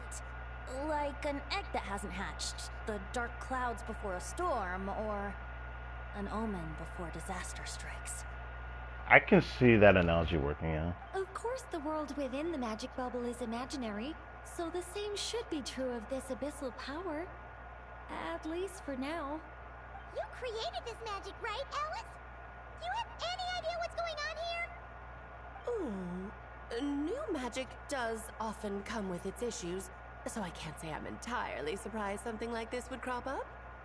As for a solution, however, I'm afraid I need more information first. One thing is for certain, at least. Given the current threat, we'll have to close off the bubble to event participants. My apologies, Miss Alice. I know you've made a promise to Clee, but I'm not sure you'll be able to keep it. No, that is the eye of a mother that wants to see her child done right, bro. So, I can't say that. Have we ever seen Alice look this serious? Breaking a promise to Clee might make her angrier than all of the tourist scheming combined. Unprecedented crisis notwithstanding, it's too soon to just throw in the towel. What we should be focusing on is how we're going to fix this. Are we talking about the Clee situation or the Abyss situation? Both. Both. Now, I have my suspicions, but I'll need someone to head into the bubble and confirm a few things. It's not like we can avoid going in there, right? We have to nip this crisis in the bud, after all. I agree. We have to take action. All right. I'll go convince Clee to play somewhere else for now and then head right back. In the meantime, Nicole, be a dear and keep observing the bubble from out here. Oh, and provide any fixes you can while the rest are inside. I don't know, Alice. There are quite a few unknowns here. It's not like I can force people to head in there and take that risk. We angels aren't miracle workers. You say that, but you've done amazing things, and I know you can do it again. You sure about that? That's what I'm saying. Fine. I'll do what I can. Just be quick, okay? This is your magic after all. Well, guess this is our best option. We're definitely not gonna sit back and watch. What was today's story meant to be again? The part where Barbados uses the lyre to summon abyss-corrupted Dvalin. You say summon, but I don't remember it being exactly a summon. Then, everyone joins forces to fight him inside Storm Terror's lair, purges him of abyssal influence, and there you have it. Happy ending. The way I remember the story is that we had to chase after Dvalin, because Dvalin went to the Storm Terror's lair location at the top of the tower. We had to go there. All of a sudden there was like some circle that we had to interact with, which I don't know how we actually got to Dvalin from the top of the Storm Terror tower, but we went there. All of a sudden we're doing the minigame to shoot his back to destroy the abyssal thing that was attached to Dvalin's back, just to be able to start fighting him in the second phase of the fight. Thank God we didn't have to do that for the actual I was gonna say event stuff, what the hell? The weekly boss match, that would have sucked. Yep, that sounds like how it happened. Well, we've got the gang from back then all here. Let's go in and find out what's happening. Count me in two. Potential threat or not. If there's even the slightest chance Mondstadt is in danger, I need to get to the bottom of it. You really don't have to do that. Jean? It's nothing. I was just feeling a bit, nostalgic, getting to work together like this again. You say. I guess that's fair to say. Yeah. Yesterday felt like that too. Well, of course, we haven't seen you in God knows how long. Yes, but that was for fun. That which confronts us now is a real crisis. So I suppose the memories just came back to me all at once. Ooh, look at you getting all sentimental. That's a first. Maybe a first for you, but I'm pretty sure it's not the first time. Well, I suppose I am a bit too high-strung most of the time. Hey, don't be embarrassed to say what you feel. I think that's how things should be. It's how we all grow closer. Besides, the more you open up, the less people will be surprised like Paimon here when you choose to share something. And just look at Paimon. No filter whatsoever, word vomits whatever comes to mind. And that's what makes her so endearing and approachable. I can't believe he really just jabbed at her like that. Ha! It's about time you gave Paimon a compliment, tone-deaf bard. Hang on. Was that a compliment? It really wasn't. Before we set off, I just want to stress that whatever is happening in the bubble right now is a huge unknown. I was able to maintain contact before, but right now all I can observe within is chaos. So I imagine communication might be cut off as well. It might be difficult for us to guide you, so proceed with caution. Don't worry. This isn't our first time leaping headfirst into a dangerous situation. Well, yeah, look, you're good at doing that, Mr. Dark Knight Hero. There's also a last resort I can fall back on if worst comes to worst. Although it would mean all our recent hard work going to waste. Oh, so we gotta hit the backup? Destroying the bubble entirely? Oh, that is an option, isn't it? Yes, if it comes down to it. All right, I'll monitor the situation from outside and provide whatever external fixes and support I can in the meantime. Understood. Prepare for the worst, hope for the best. Sound good? All right, let's go.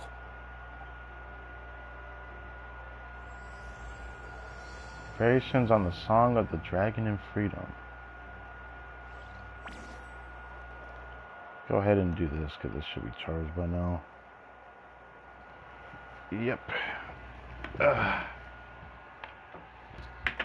gosh, I was not prepared to stay up this late tonight. I was really not, but I'll have to accept it. To make up for this, I'll probably stream a bit earlier for the Stygian Onslaught stream tomorrow. I'll stream right when it's available and all that.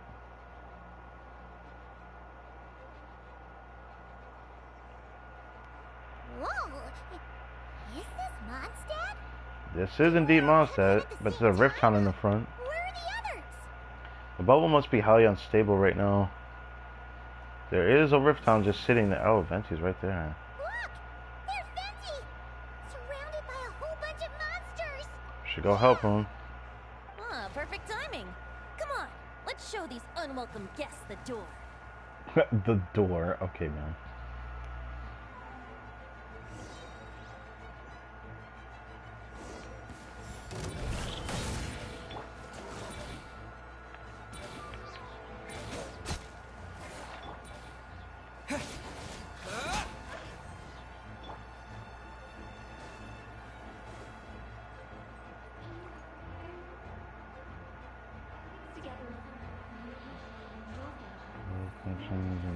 Scout some items.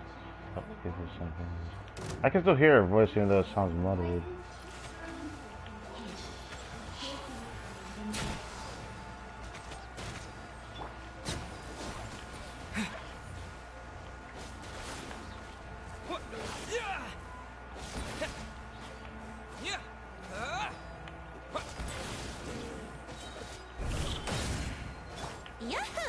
Wish this was my traveler, man.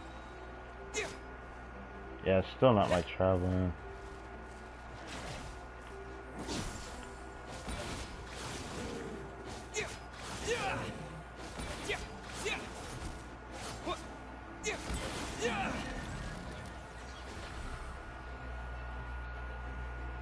All good, Venti? Very much so, thanks to your timely arrival. But Mondstadt looks like it's in bad shape. The story is all messed up now. Yeah! The city's crawling with abyssal monsters.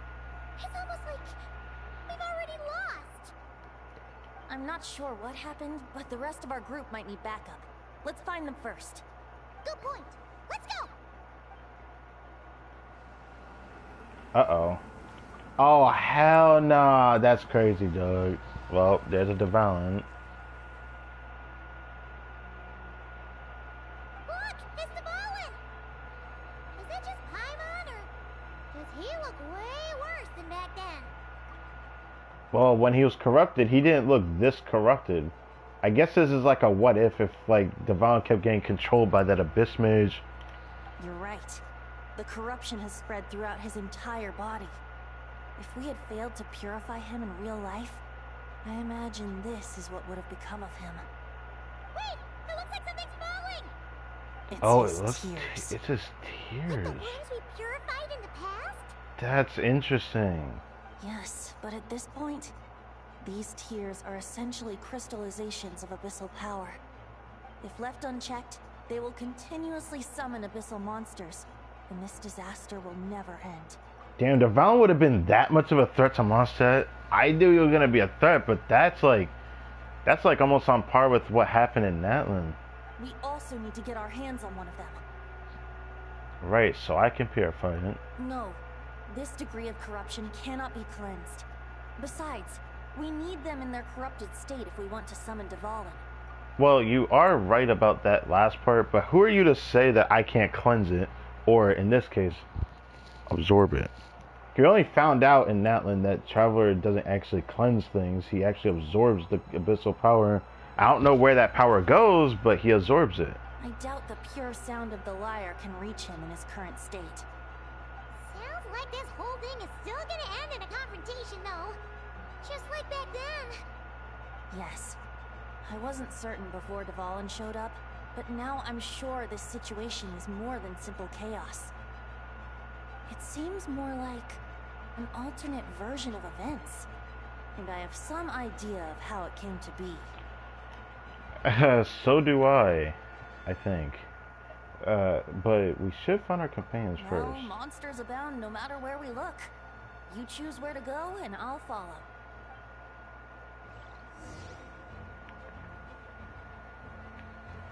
I'm willing to go this way first.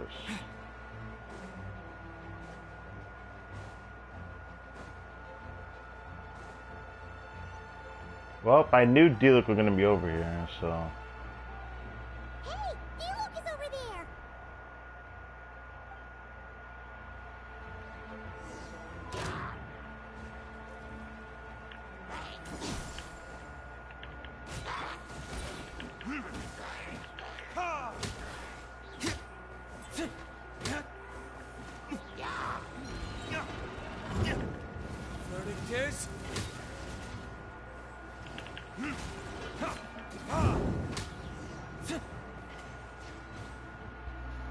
Did we just like burn the door?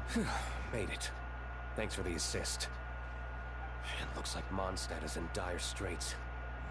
Did you see any knights or civilians on the way here? D-Look, you gotta remember, this is a story. No. And my initial suspicion could be right. The knights have abandoned the city and evacuated all civilians to a different location. Abandon the city? In the face of unrelenting abyssal attacks, it's possible they had no other choice. But none of that matters now. An empty city has its advantages. We won't need to divert our attention to protecting civilians, for one. Oh, and this thing. It looks like one of Dvalin's tears. I don't feel good about just leaving it here. That happens to be just what we were hoping to find. Let's take it with us. Wait, what about Barca? Have you seen him? No, I'm not sure where he is. We'll just have to keep looking. Oh, I think I saw Jean on the other side of the city. I was going to head over after clearing out these monsters. We should go help her. Good idea.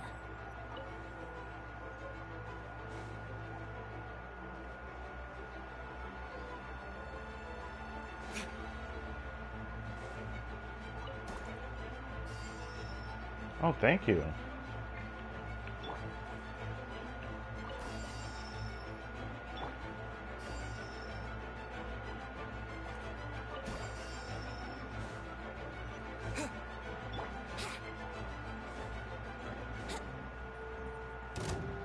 Uh-oh. Here we go.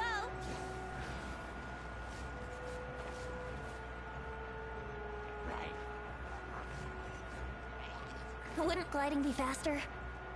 There's somebody over here? Who's over here? Well, there's Jean. Look, it's Jean!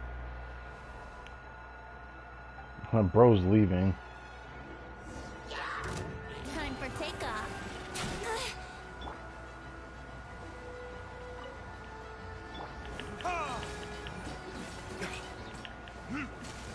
Time for retribution!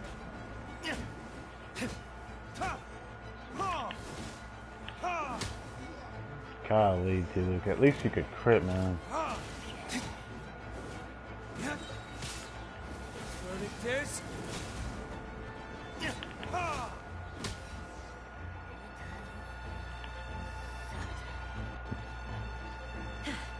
Thanks for the help.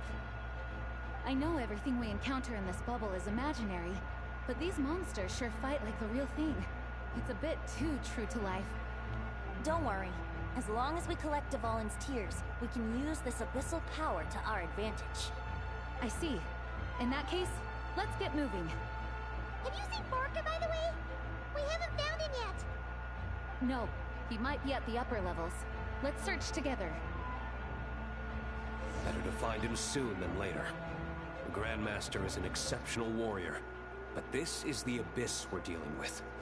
You can never be too careful.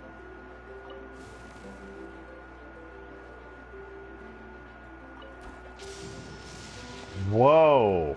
Whoa, whoa, whoa, whoa, whoa. Am I getting shot by lightning? That's freaking me out. Hell no. What the fuck, bro? Hold on. I'll be dipping on your ass, bro. I'm sorry.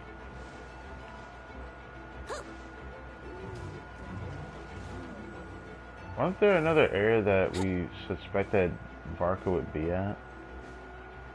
What happened to that? I thought we would suspect that Varka would be over here. Oh. Oh, there's just a teardrop here. Okay.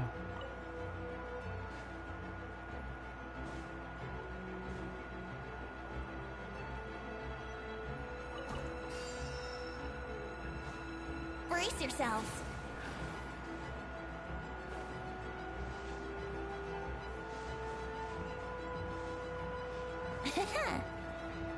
Oh. Wouldn't gliding be faster?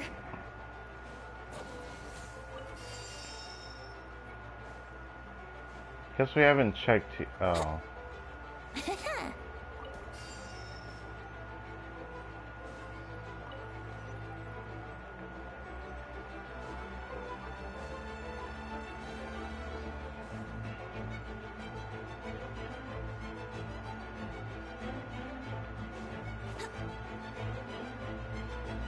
Still haven't found Varka. What happened? The statue's broken! Damn. The Grandmaster should be over there. Come on, let's hurry.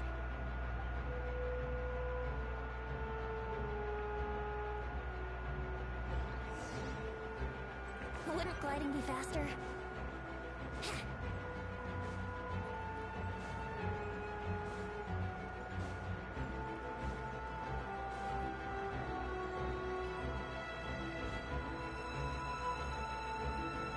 Yeah, this is my boy Varka, for real, for real. He be like this.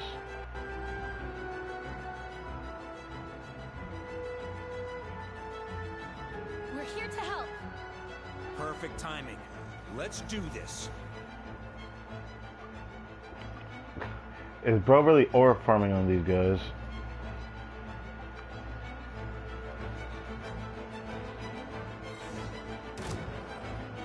Think you can get away?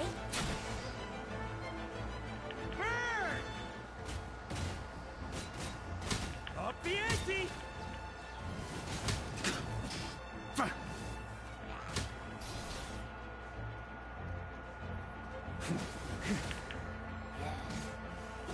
Huh? Wind, hear me.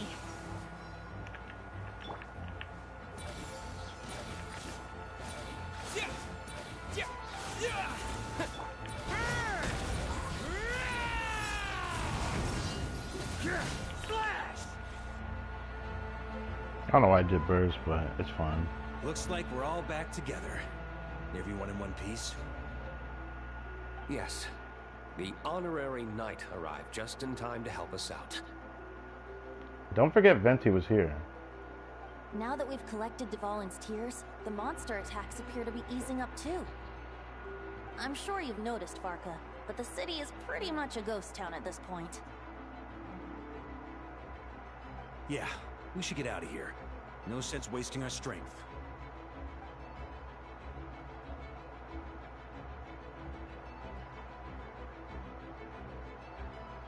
This place should be safe from monster attacks for now, at least.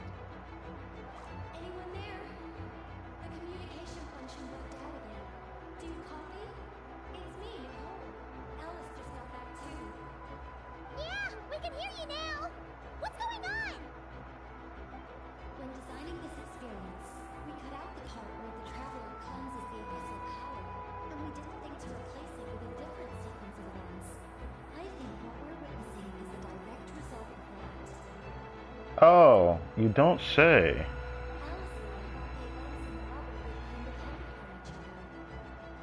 But since the magic is contained in one place, it appears a casual link has formed between all the events for minutes. I didn't think her voice would be this muddled. Makes me think I should mute my mic when she's speaking. Got another PS4 is We've encountered a major bug. loud. I knew it. So, what we're witnessing now is like an alternate version of events where the honorary knight never appeared in Mondstadt. Wait, but even if the Traveler never showed up, you could have done something, right, Benji?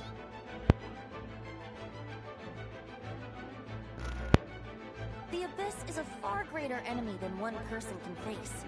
I could have handled that specific situation, sure, but it wouldn't have gone quite so well.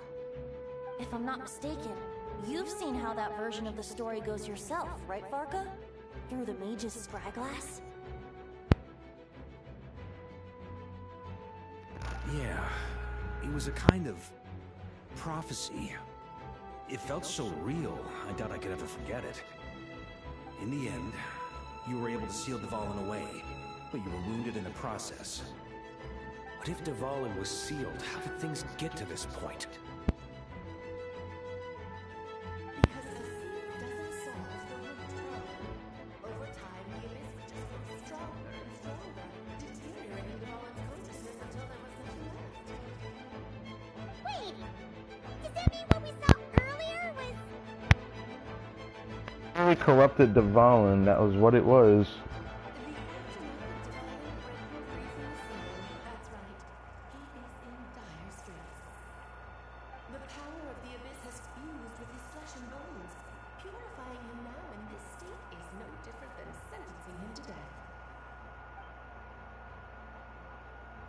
That's fucked. So, if we want to resolve this crisis, You basically have to kill Dvalin. Thank God this isn't real, but this story is crazy to think about. This is probably the coolest thing that this event has actually showed to us. What would have happened if Traveler wasn't here? What if the Traveler wasn't here? What if the Traveler wasn't there? Imagine how Inazu would have probably never changed if Traveler went there, or if Traveler never went there.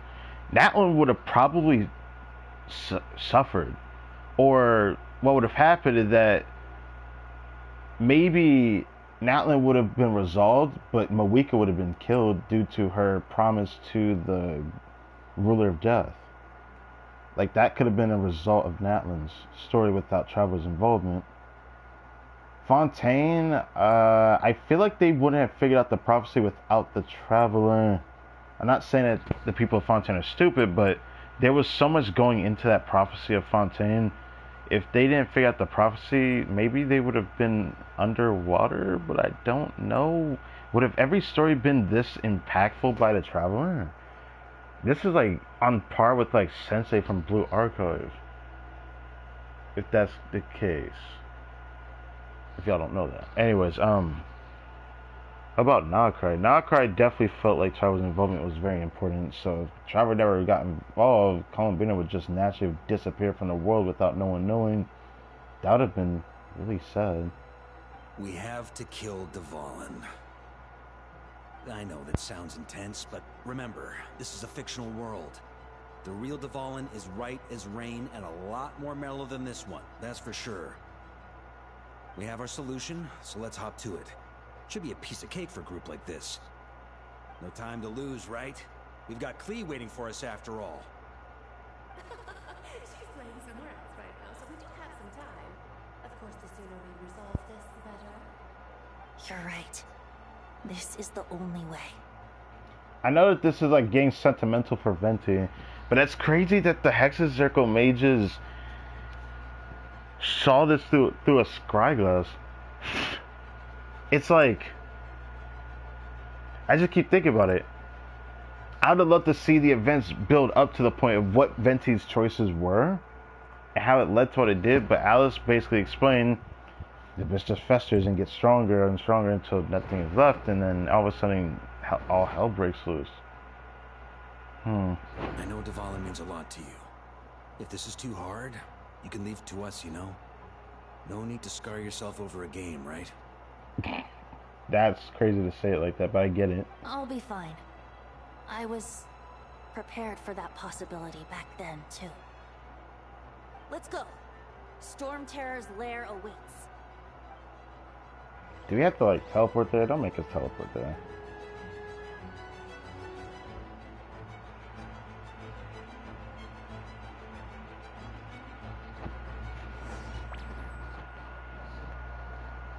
I wonder how bad the line is going to be when I have to do this on PC in the future and moving forward. Man, I'm not looking forward to that. Anyways.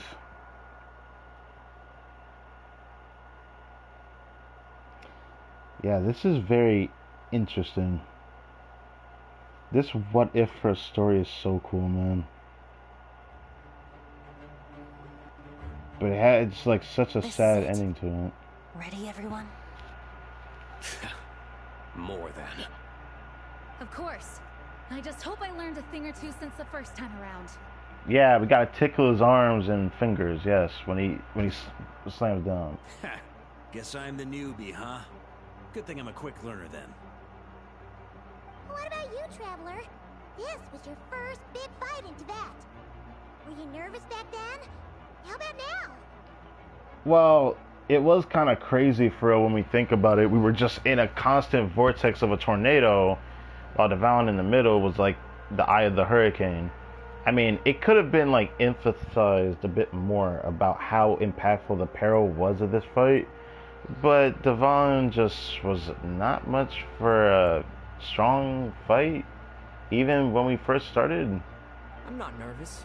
We've all grown a lot since then. Well, of course you wouldn't be nervous, bro. We fought much worse than this. We overcame this challenge once, and we can do it again. Paimon believes in you! The Traveler really chooses when to speak, huh? I don't know if I like this way of doing Traveler. If you're gonna let him speak, just let him speak. Then let the mournful cries of this liar, tainted and defiled, summon a familiar now utterly warped.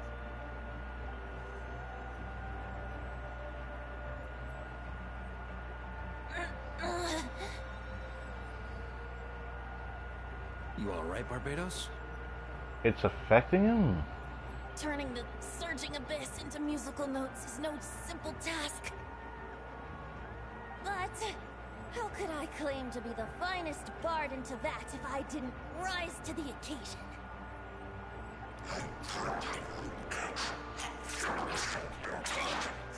I have heard enough. Damn, son.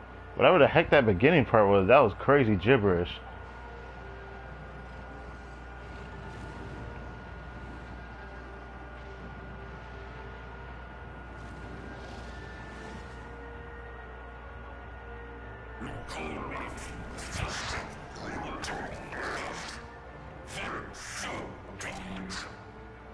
Oh, that thing on his back that was on his back in the story.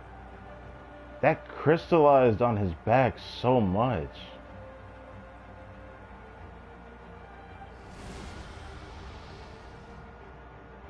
Ew, he got like polka dots on his tongue and shit. Remember, we need to wear him down first before we can attack his weak spot. Wear him down. We can't do anything. We have to wait. Shred him! Slash! Damn.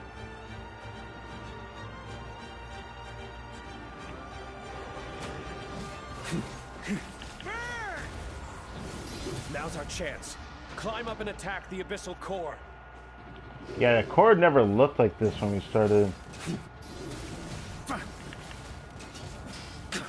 Wow, they would have to break in a bar.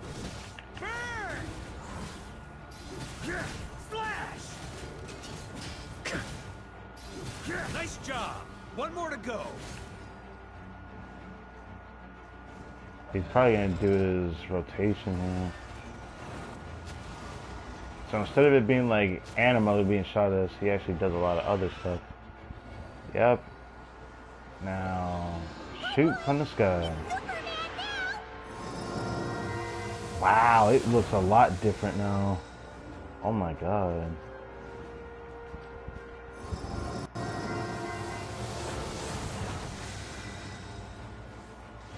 They made his rotation the exact same as it was in the past, so it's kind of disappointing though.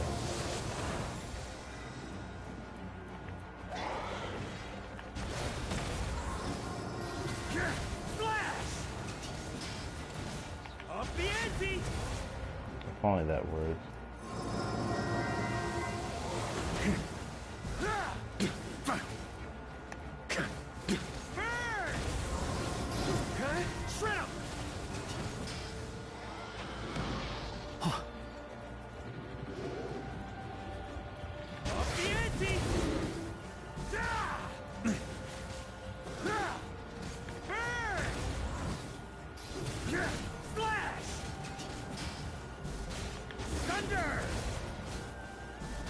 Wow, his slashes are a lot stronger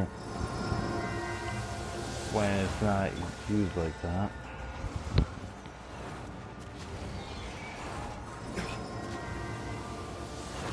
Right? Time to switch positions.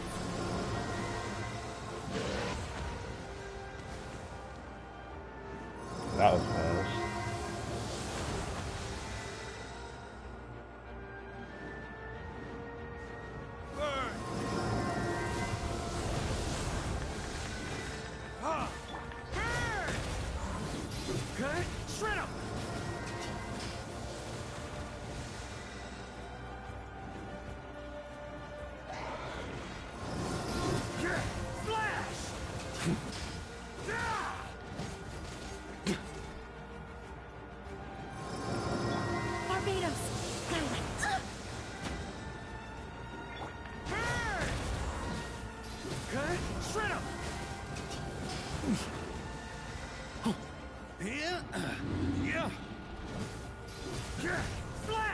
Yeah, Marka fucks it up.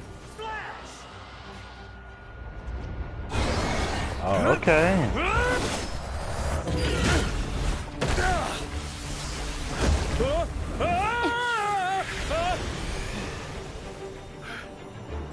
Thanks, Gene.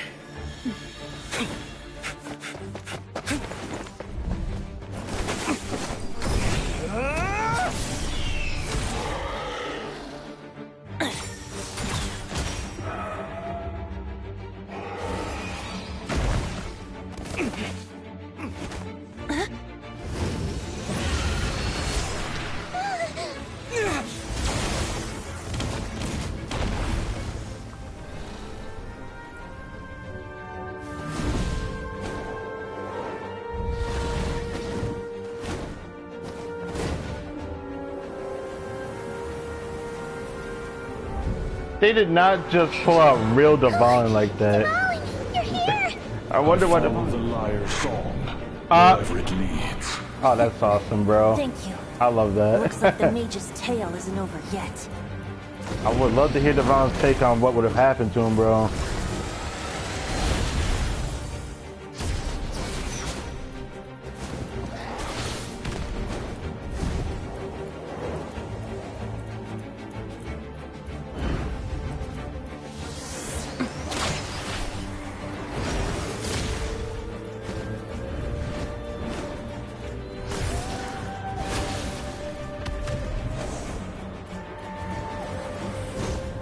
Might not be a happy ending, but someone's got to strike the final blow. It's your turn to be the hero. Surely. I'll take knight over hero any day. Okay.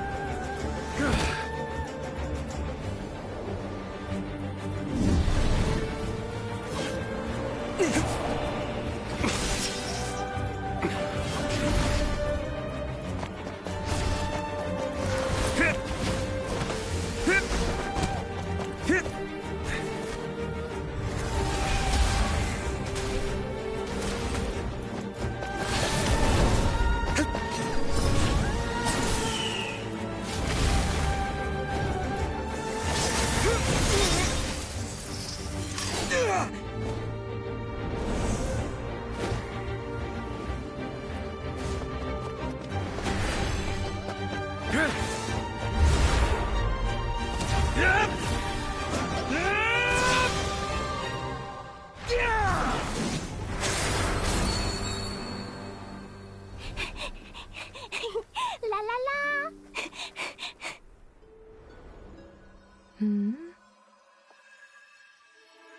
That was awesome from Varka, bro.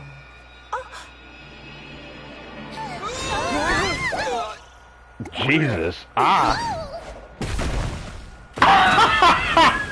Jesus. I'm here to play! Huh? Damn, lucky there was even a window to break through.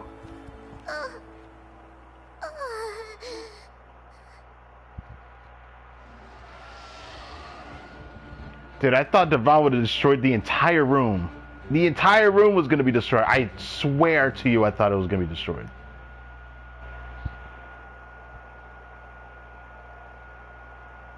Gotta save that clip. God, I wish this event was permanent. Oh, that was so good. Oh, that cutscene was so good. Oh my god. The bubble crisis is resolved without incident, while Alice and Nicole fix the flaws in the magic to prevent any reoccurrence of the problems. Clea didn't notice a thing, and embarks on a relaxing adventure alongside her mother and Nicole. Now, only the issue left for the Knights is to resolve. Might be the window Devalin broke. Bro, y'all better be grateful. How big that dragon is, you better be grateful. That's the only thing he broke. I'ma keep it a buck. Looks like it was a happy ending after all. It was kind of like a choo-choo cart ride. It had its fun moments and its thrills. All in all, Paimon had a great time. Guess it wasn't without some collateral damage, though. Sorry about the window, Jean. Can we really just blame nature in its finest for that? It's fine. As long as the building itself is intact, I consider that a win. I'll arrange for the window to be replaced at a later date. In any case, we were lucky Devalin arrived when he did. It would have been tricky to deal with a flying opponent otherwise. Honestly, it was kind of cool how Varka resolved it the way he did. That was kind of badass, and I'm just going to keep it a buck. I really would have loved to see how Traveler did it, but this patch really felt like a win for Varka. His story quest, he felt like he was the center of the attention throughout that story quest, and Varka felt like the hero in this story as well. Even though, well, the one to resolve the crisis, shall we say. Varka probably would have done this, but then again, he left for expedition with Mondstadt and all that. But that what if story was so insightful. I loved that. I loved this story so much because of that. I love that. It got me thinking, will we ever get to see that type of what if for every other nation? But it, like I had already explained before, like, we never went to Inazuma. Vision Hunt Decree would have probably still been ongoing to this day. Fontaine probably would have stayed underwater because we were the only one who figured out how to avoid the crisis and even figure out what the prophecy actually was, because that was a trip. Natlan probably would have been resolved on its own, but it would have been at the cost of more lives being lost and Mawika dying probably. And then Nagcry probably would have never been resolved. Actually, Nagcry would have been screwed. I wouldn't say in more ways than one. I don't think we would have found like the moon marrows, and Columbia would have just naturally disappeared. I suppose I could have created a gust of wind to whisk us up, but I'm not sure our gliders would have survived the process. Honestly, after everything we faced, I can't believe Alice still decided to bring Clea in there to play. She's a daring one, that's for sure. Well, she can just tweak it, right? I mean, can we be certain there aren't other bugs that just haven't cropped up yet? I suppose that speaks to the confidence the mages have in their magical mastery. If I know Alice, the whole bubble could have been blown to bits, and Clea still wouldn't have had a single scratch. Her abilities do speak for themselves, I suppose. So, what now? Anyone down for a drink? My treat. Sounds like a great idea. But tonight it's on me. I happen to have a bottle of fine wine set aside just for the expedition team. Ah, I see how it is. Even better. Count me in. Say no more. You had me at fine wine. Well, of course. All right, let's head over to my place then. You're coming too, right, Jean? Oh, you want Jean to come, huh? I'm afraid not. There's still a lot of work to do. So what? The world's not gonna end if you push it off? Come on, we never get a chance like this. I suppose that wouldn't be a problem if you head back to headquarters with me after we're done and help make up the work. She's dragging you, bro. On second thought, how about you just join us when you're done with that? What about you, Honorary Knight? Gonna tag along? Still got questions for Alice. I'll wait for her to get back from her adventure with Clee. Okay, all's well that ends well, am I right? To the bar! Alice loves going to the library. Let's wait for her there. Whoa! Looks like it's been fixed already. Yeah, how? And when did Albedo and Sucrose get here? Ah, that explains the loud noise I heard outside. So it was Dvalin who fell into the river. Considering his size, the fact that he broke a single window and not the entire wall seems like a feat of magic in itself. Yeah, I'd say the same. I thought he destroyed the whole wall, and then some, because his size is quite literally massive. He's not small at all. Thanks for helping with the repairs, you two. This place looks as good as new now. Dvalin went through, I believe, this wall. So. Does that count as a great feat of alchemy then?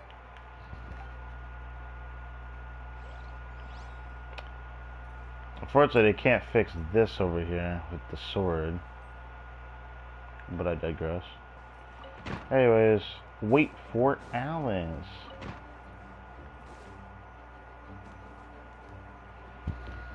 What an amazing story this was.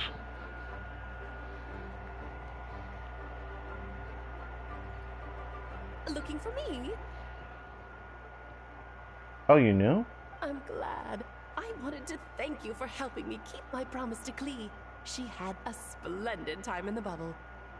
Nicole came with us to make sure all was in order and prevent any similar incidents from happening in the future. You live and you learn. It's rare, but even the Dodo King isn't immune to a small slip-up here and there, I suppose. So, it's all fixed? Yes, quite. The recording work is done as well, so now all we have to do is play it on loop. It should be smooth sailing from here on out. Anyone and everyone can now enjoy the bubble at their leisure. Yes, just thumb up Paimon. Nicole will keep an eye on them, of course. The disaster we experienced, that was fate before we changed it, right? That's so crazy that it really happened like that. That's so interesting. I love that. I wouldn't put it quite like that. It was more like a fate that will not come to pass. I guess you could say that. But can we really say that's wrong of us to say the other way? I feel like it's not really a wrong answer here. Huh? What's the difference between the two? Let us not forget the courageous dragon slayer in the story. Well, in real life, he had already left on an expedition to Nodcry at that time. Oh, you're talking about Varka? Of course, that doesn't mean Dvalin would have escaped his destined death, for another hero would have come along and paid a painful price for victory. But what we saw in the bubble was what happened after Dvalin broke free from the seal. So, couldn't Varka have been back by then? You really think that's what would have happened? I can't imagine that. Do you think Abyss takes like a slow process of festering? I doubt that. Dear Paimon, you're free to ponder such questions yourself, of course, but it's of little use to ask them aloud. Word to the wise, do not lose sleep over all those what-ifs, over the fates that will not come to pass. It's an exercise in futility. Well, it's just... Isn't this just like a little food for thought type of experiment? Because there's a lot of things that make your brain tick. And what ifs, in this instance, does make the brain tick. Those who can observe fate see both the good and the bad of what could have happened.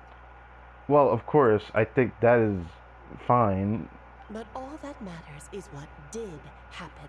Those alternate fates are nowhere near as important as the world that exists in the here and now.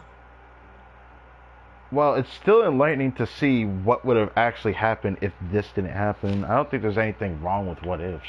And talking about what ifs, I just, like I said, I just think it's like a brain experiment or brain tickling tease or whatever the heck you want to call it. There's a lot of terms for it, but Alright. there's something else. The abyssal power inside the bubble was far too real. Ah, you're saying it was as if the bubble itself had become contaminated. That's what I thought. I suppose some gunk could have stuck to my luggage while I was wandering the border and got mixed into my magic without me noticing. Just kidding. I would never be so careless. Her laughing it off makes me nervous. Your intuition is spot on, Traveler. What developed in the bubble was a nascent form of abyssal power that, if left unchecked, would evolve into the real thing. What? So it didn't come from outside? It just appeared out of thin air? The abyss is perilous, cunning, dangerous, obsessive, and most infuriating of all, a complete and utter mystery. I'm sure you've seen for yourself how complex it can be. What with the hand gestures for? The Anyways. Hexen Circle has been observing its energies for a long time, and I think Barbalot's interpretation is the most accurate. What was Barbalot's The interpretation? essence of the abyss lies in the hatred carried by all the fates that will not come to pass.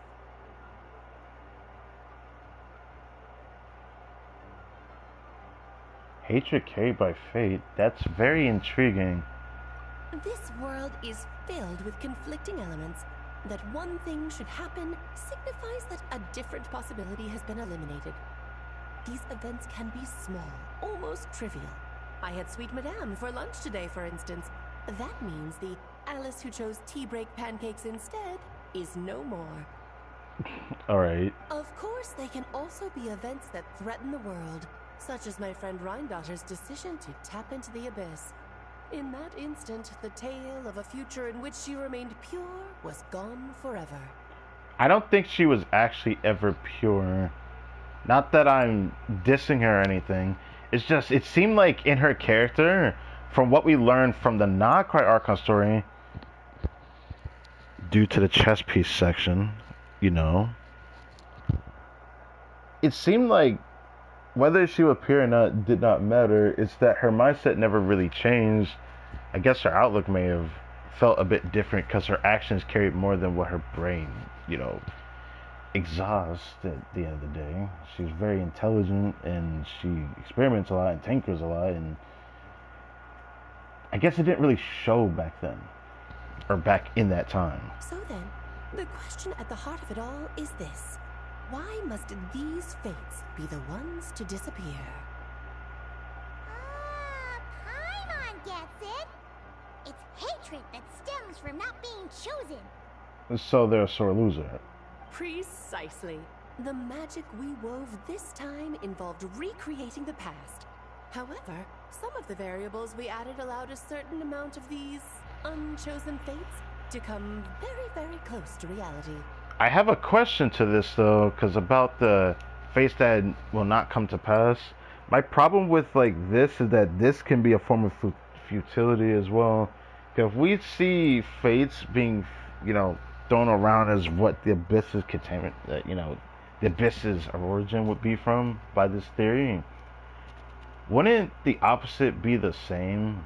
Would the destruction of Mondstadt also just create more abyss as well? Because the contradiction of that is that if this happened, the other thing could have happened. I feel like that's too conflicting with it, so that's like the only thing that I would find very strange about this approach. And thus, the abyss showed its teeth. Of course, much like always, it is not existence that it seeks, but the destruction of all. In the end, though, it wasn't a huge issue. Things like this happen on the border all the time. I see. No wonder the abyss is so full of hatred. It has quite the victim complex, that's for sure. It's kind of funny to just call it that. I don't think it's a bad theory to go with. It's just this interpretation just has like its contradiction But like, what doesn't have a contradiction at this point? It's obsessed with entering this world at all costs. And that is precisely why we must protect our lives and those of our loved ones. Because when you think about it, to exist in this world is to be a spark of luck amidst countless possibilities. How precious is that? Having crossed swords with the abyss many times, I'm beginning to think along the same lines too. Ah, Alice, you're here. Ah, Jean, you're there. Let me sub. I'm truly sorry about this, but per the regulations of the Knights of Favonius, I'm afraid I must send you to confinement. I did not think that animation would come to pass. So, that fish blasting with Clee, Alice, looks like it has its consequences, but to throw an adult woman into confinement, this just feels wrong. Whatever for. Things turned out just fine with the magic bubble. Besides, if that's what this is about, shouldn't Nicole come along too? You know what this is about, Alice. It's not about the bubble. We received word that a number of fish have been injured as a result of explosions near Starfell Lake. Fish were injured? Bruh, take that fish and prepare for dinner. As I'm sure you're well aware, fish blasting is strictly prohibited. Oh dear.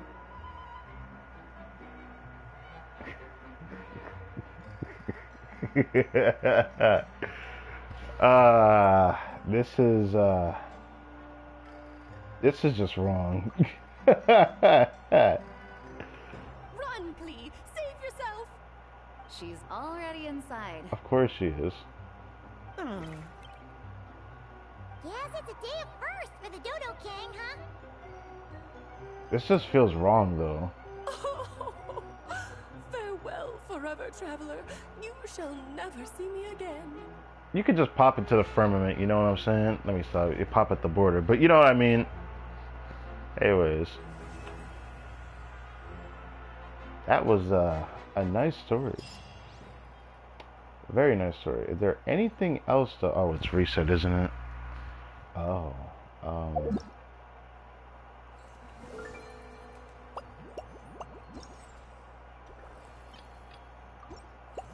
Yeah, we don't get like an aftermath part. That makes me sad.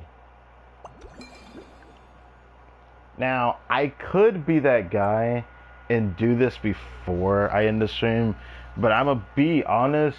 Like the fact that this section was long, brother. This section was long. Looking back at it, this section was long. This took me like an hour or two to go through all of this. It wasn't all of this specifically, because I also did this in the beginning. This didn't take that long. This section took a long time to go through. Even though I enjoyed it, I just did not like how long it was.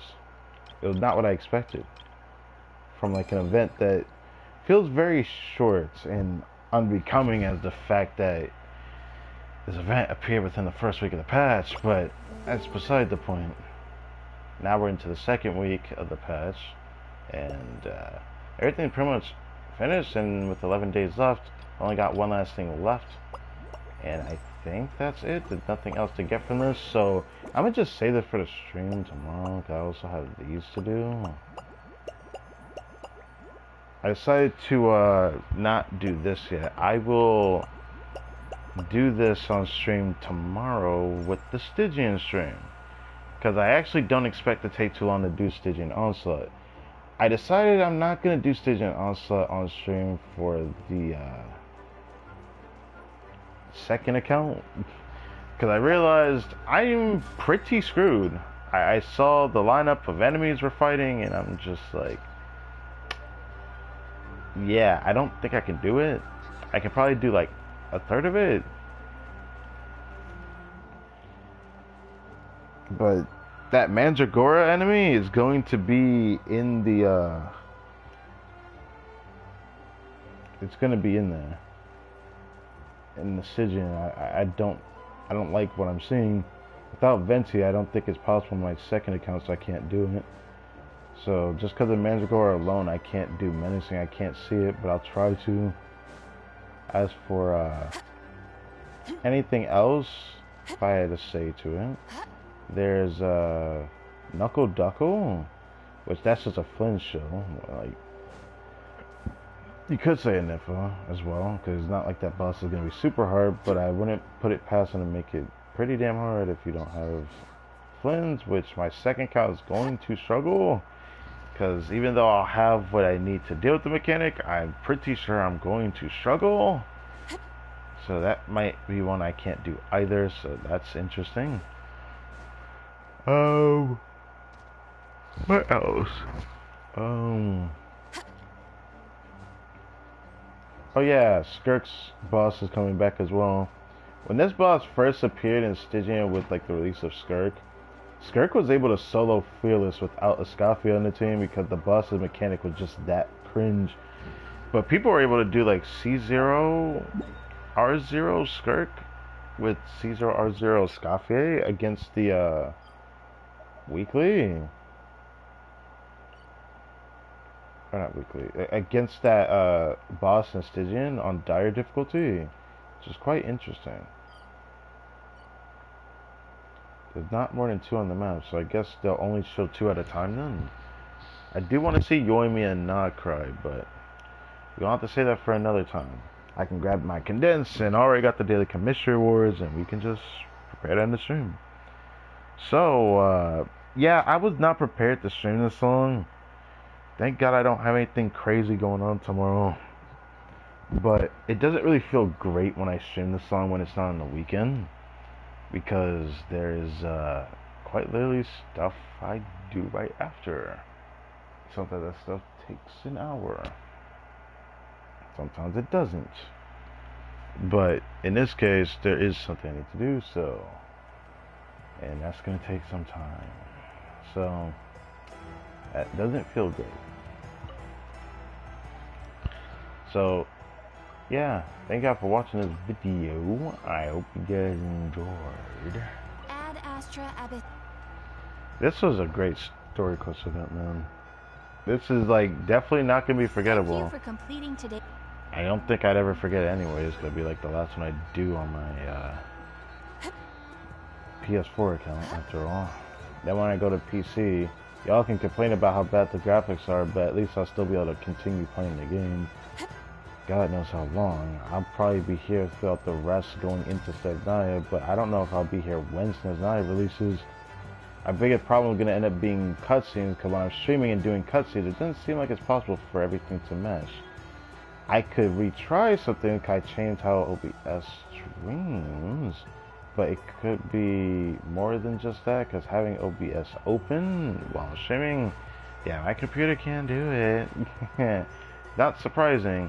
The thing I don't like is that I can record and go in game normally without even OBS open and watch the cutscene with no like lag. I have experienced it with no lag before, so it's very interesting that it lags or doesn't lag when I can do it off streaming. I think it's really just because of the way streaming actually is,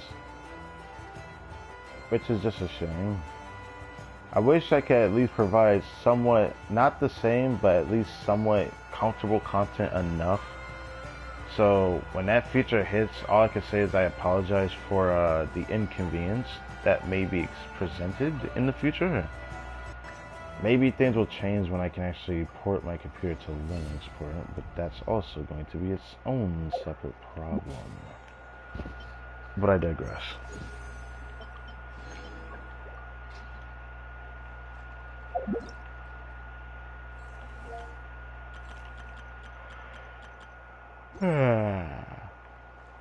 I'm not looking forward to Stygian Onslaught reset for my second account. I'll experience it on there before I even start streaming a little bit. I don't know how much time I'll actually spend on it, but I'll do it a little bit. So yeah, rest of this week, basically 2 more streams, because I decided I'm going to do a Traveler Tales stream on Thursday to do all the Traveler Tales stuff. But we'll do the rest of the event stuff tomorrow at least. and then the rest of the event with chatting over the drinks and all that. I'll do those tomorrow as well. Maybe in the Traveler Tales stream with the reset with Columbina, because Sonic Chronicles is continuing. I don't know why it's continuing, but it just keeps continuing. So, now I got my resin capped, and I'll be pleasantly waiting to see how things turn out.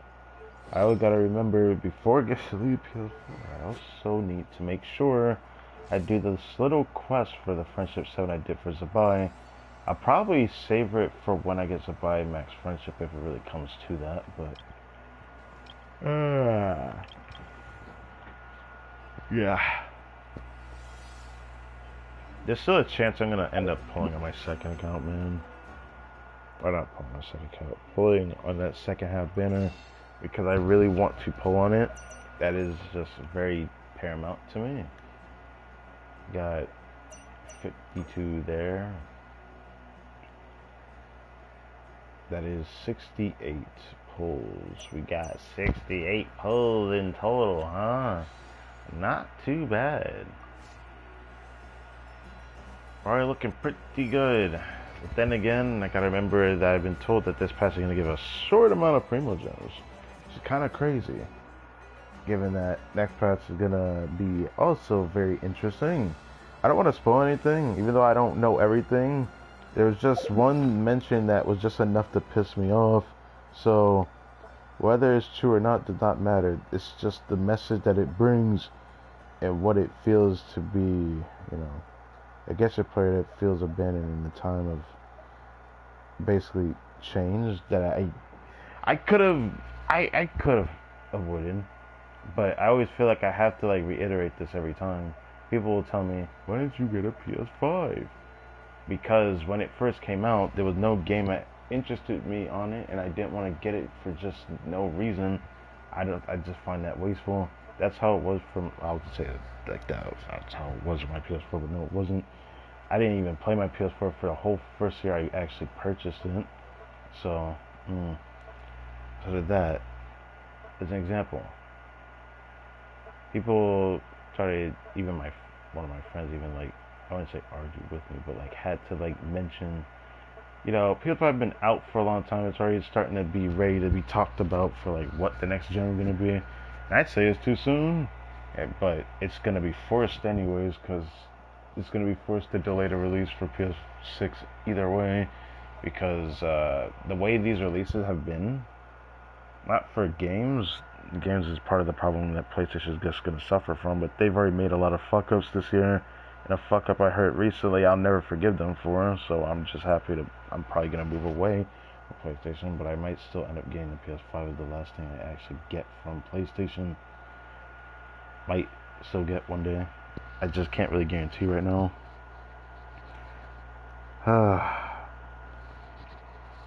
Now that there's some games I'd be willing to get on the system, it's like a difference of like 2 or 3 games I probably would get.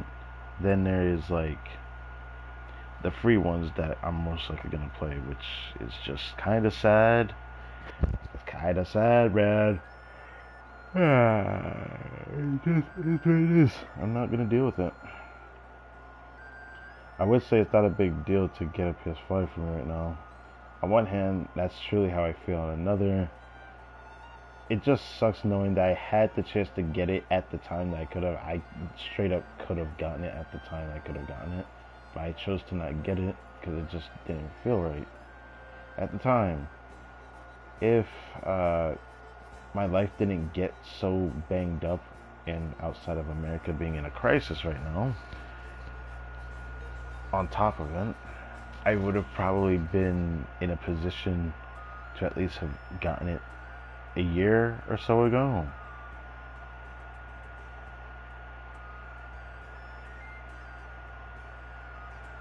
It's utterly painful. The more I think about it, utterly painful. I wish I had better things to say, but it makes me sad now I think about it.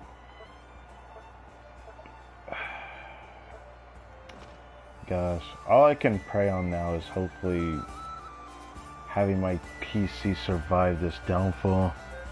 It's already bad enough I've lost the touch of my headset that I can't get the touch back from.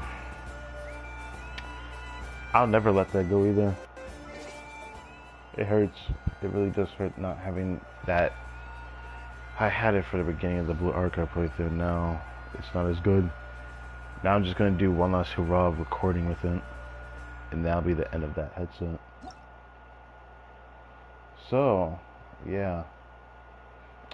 Could look at all this, but I always end up doing it. That's here nor there.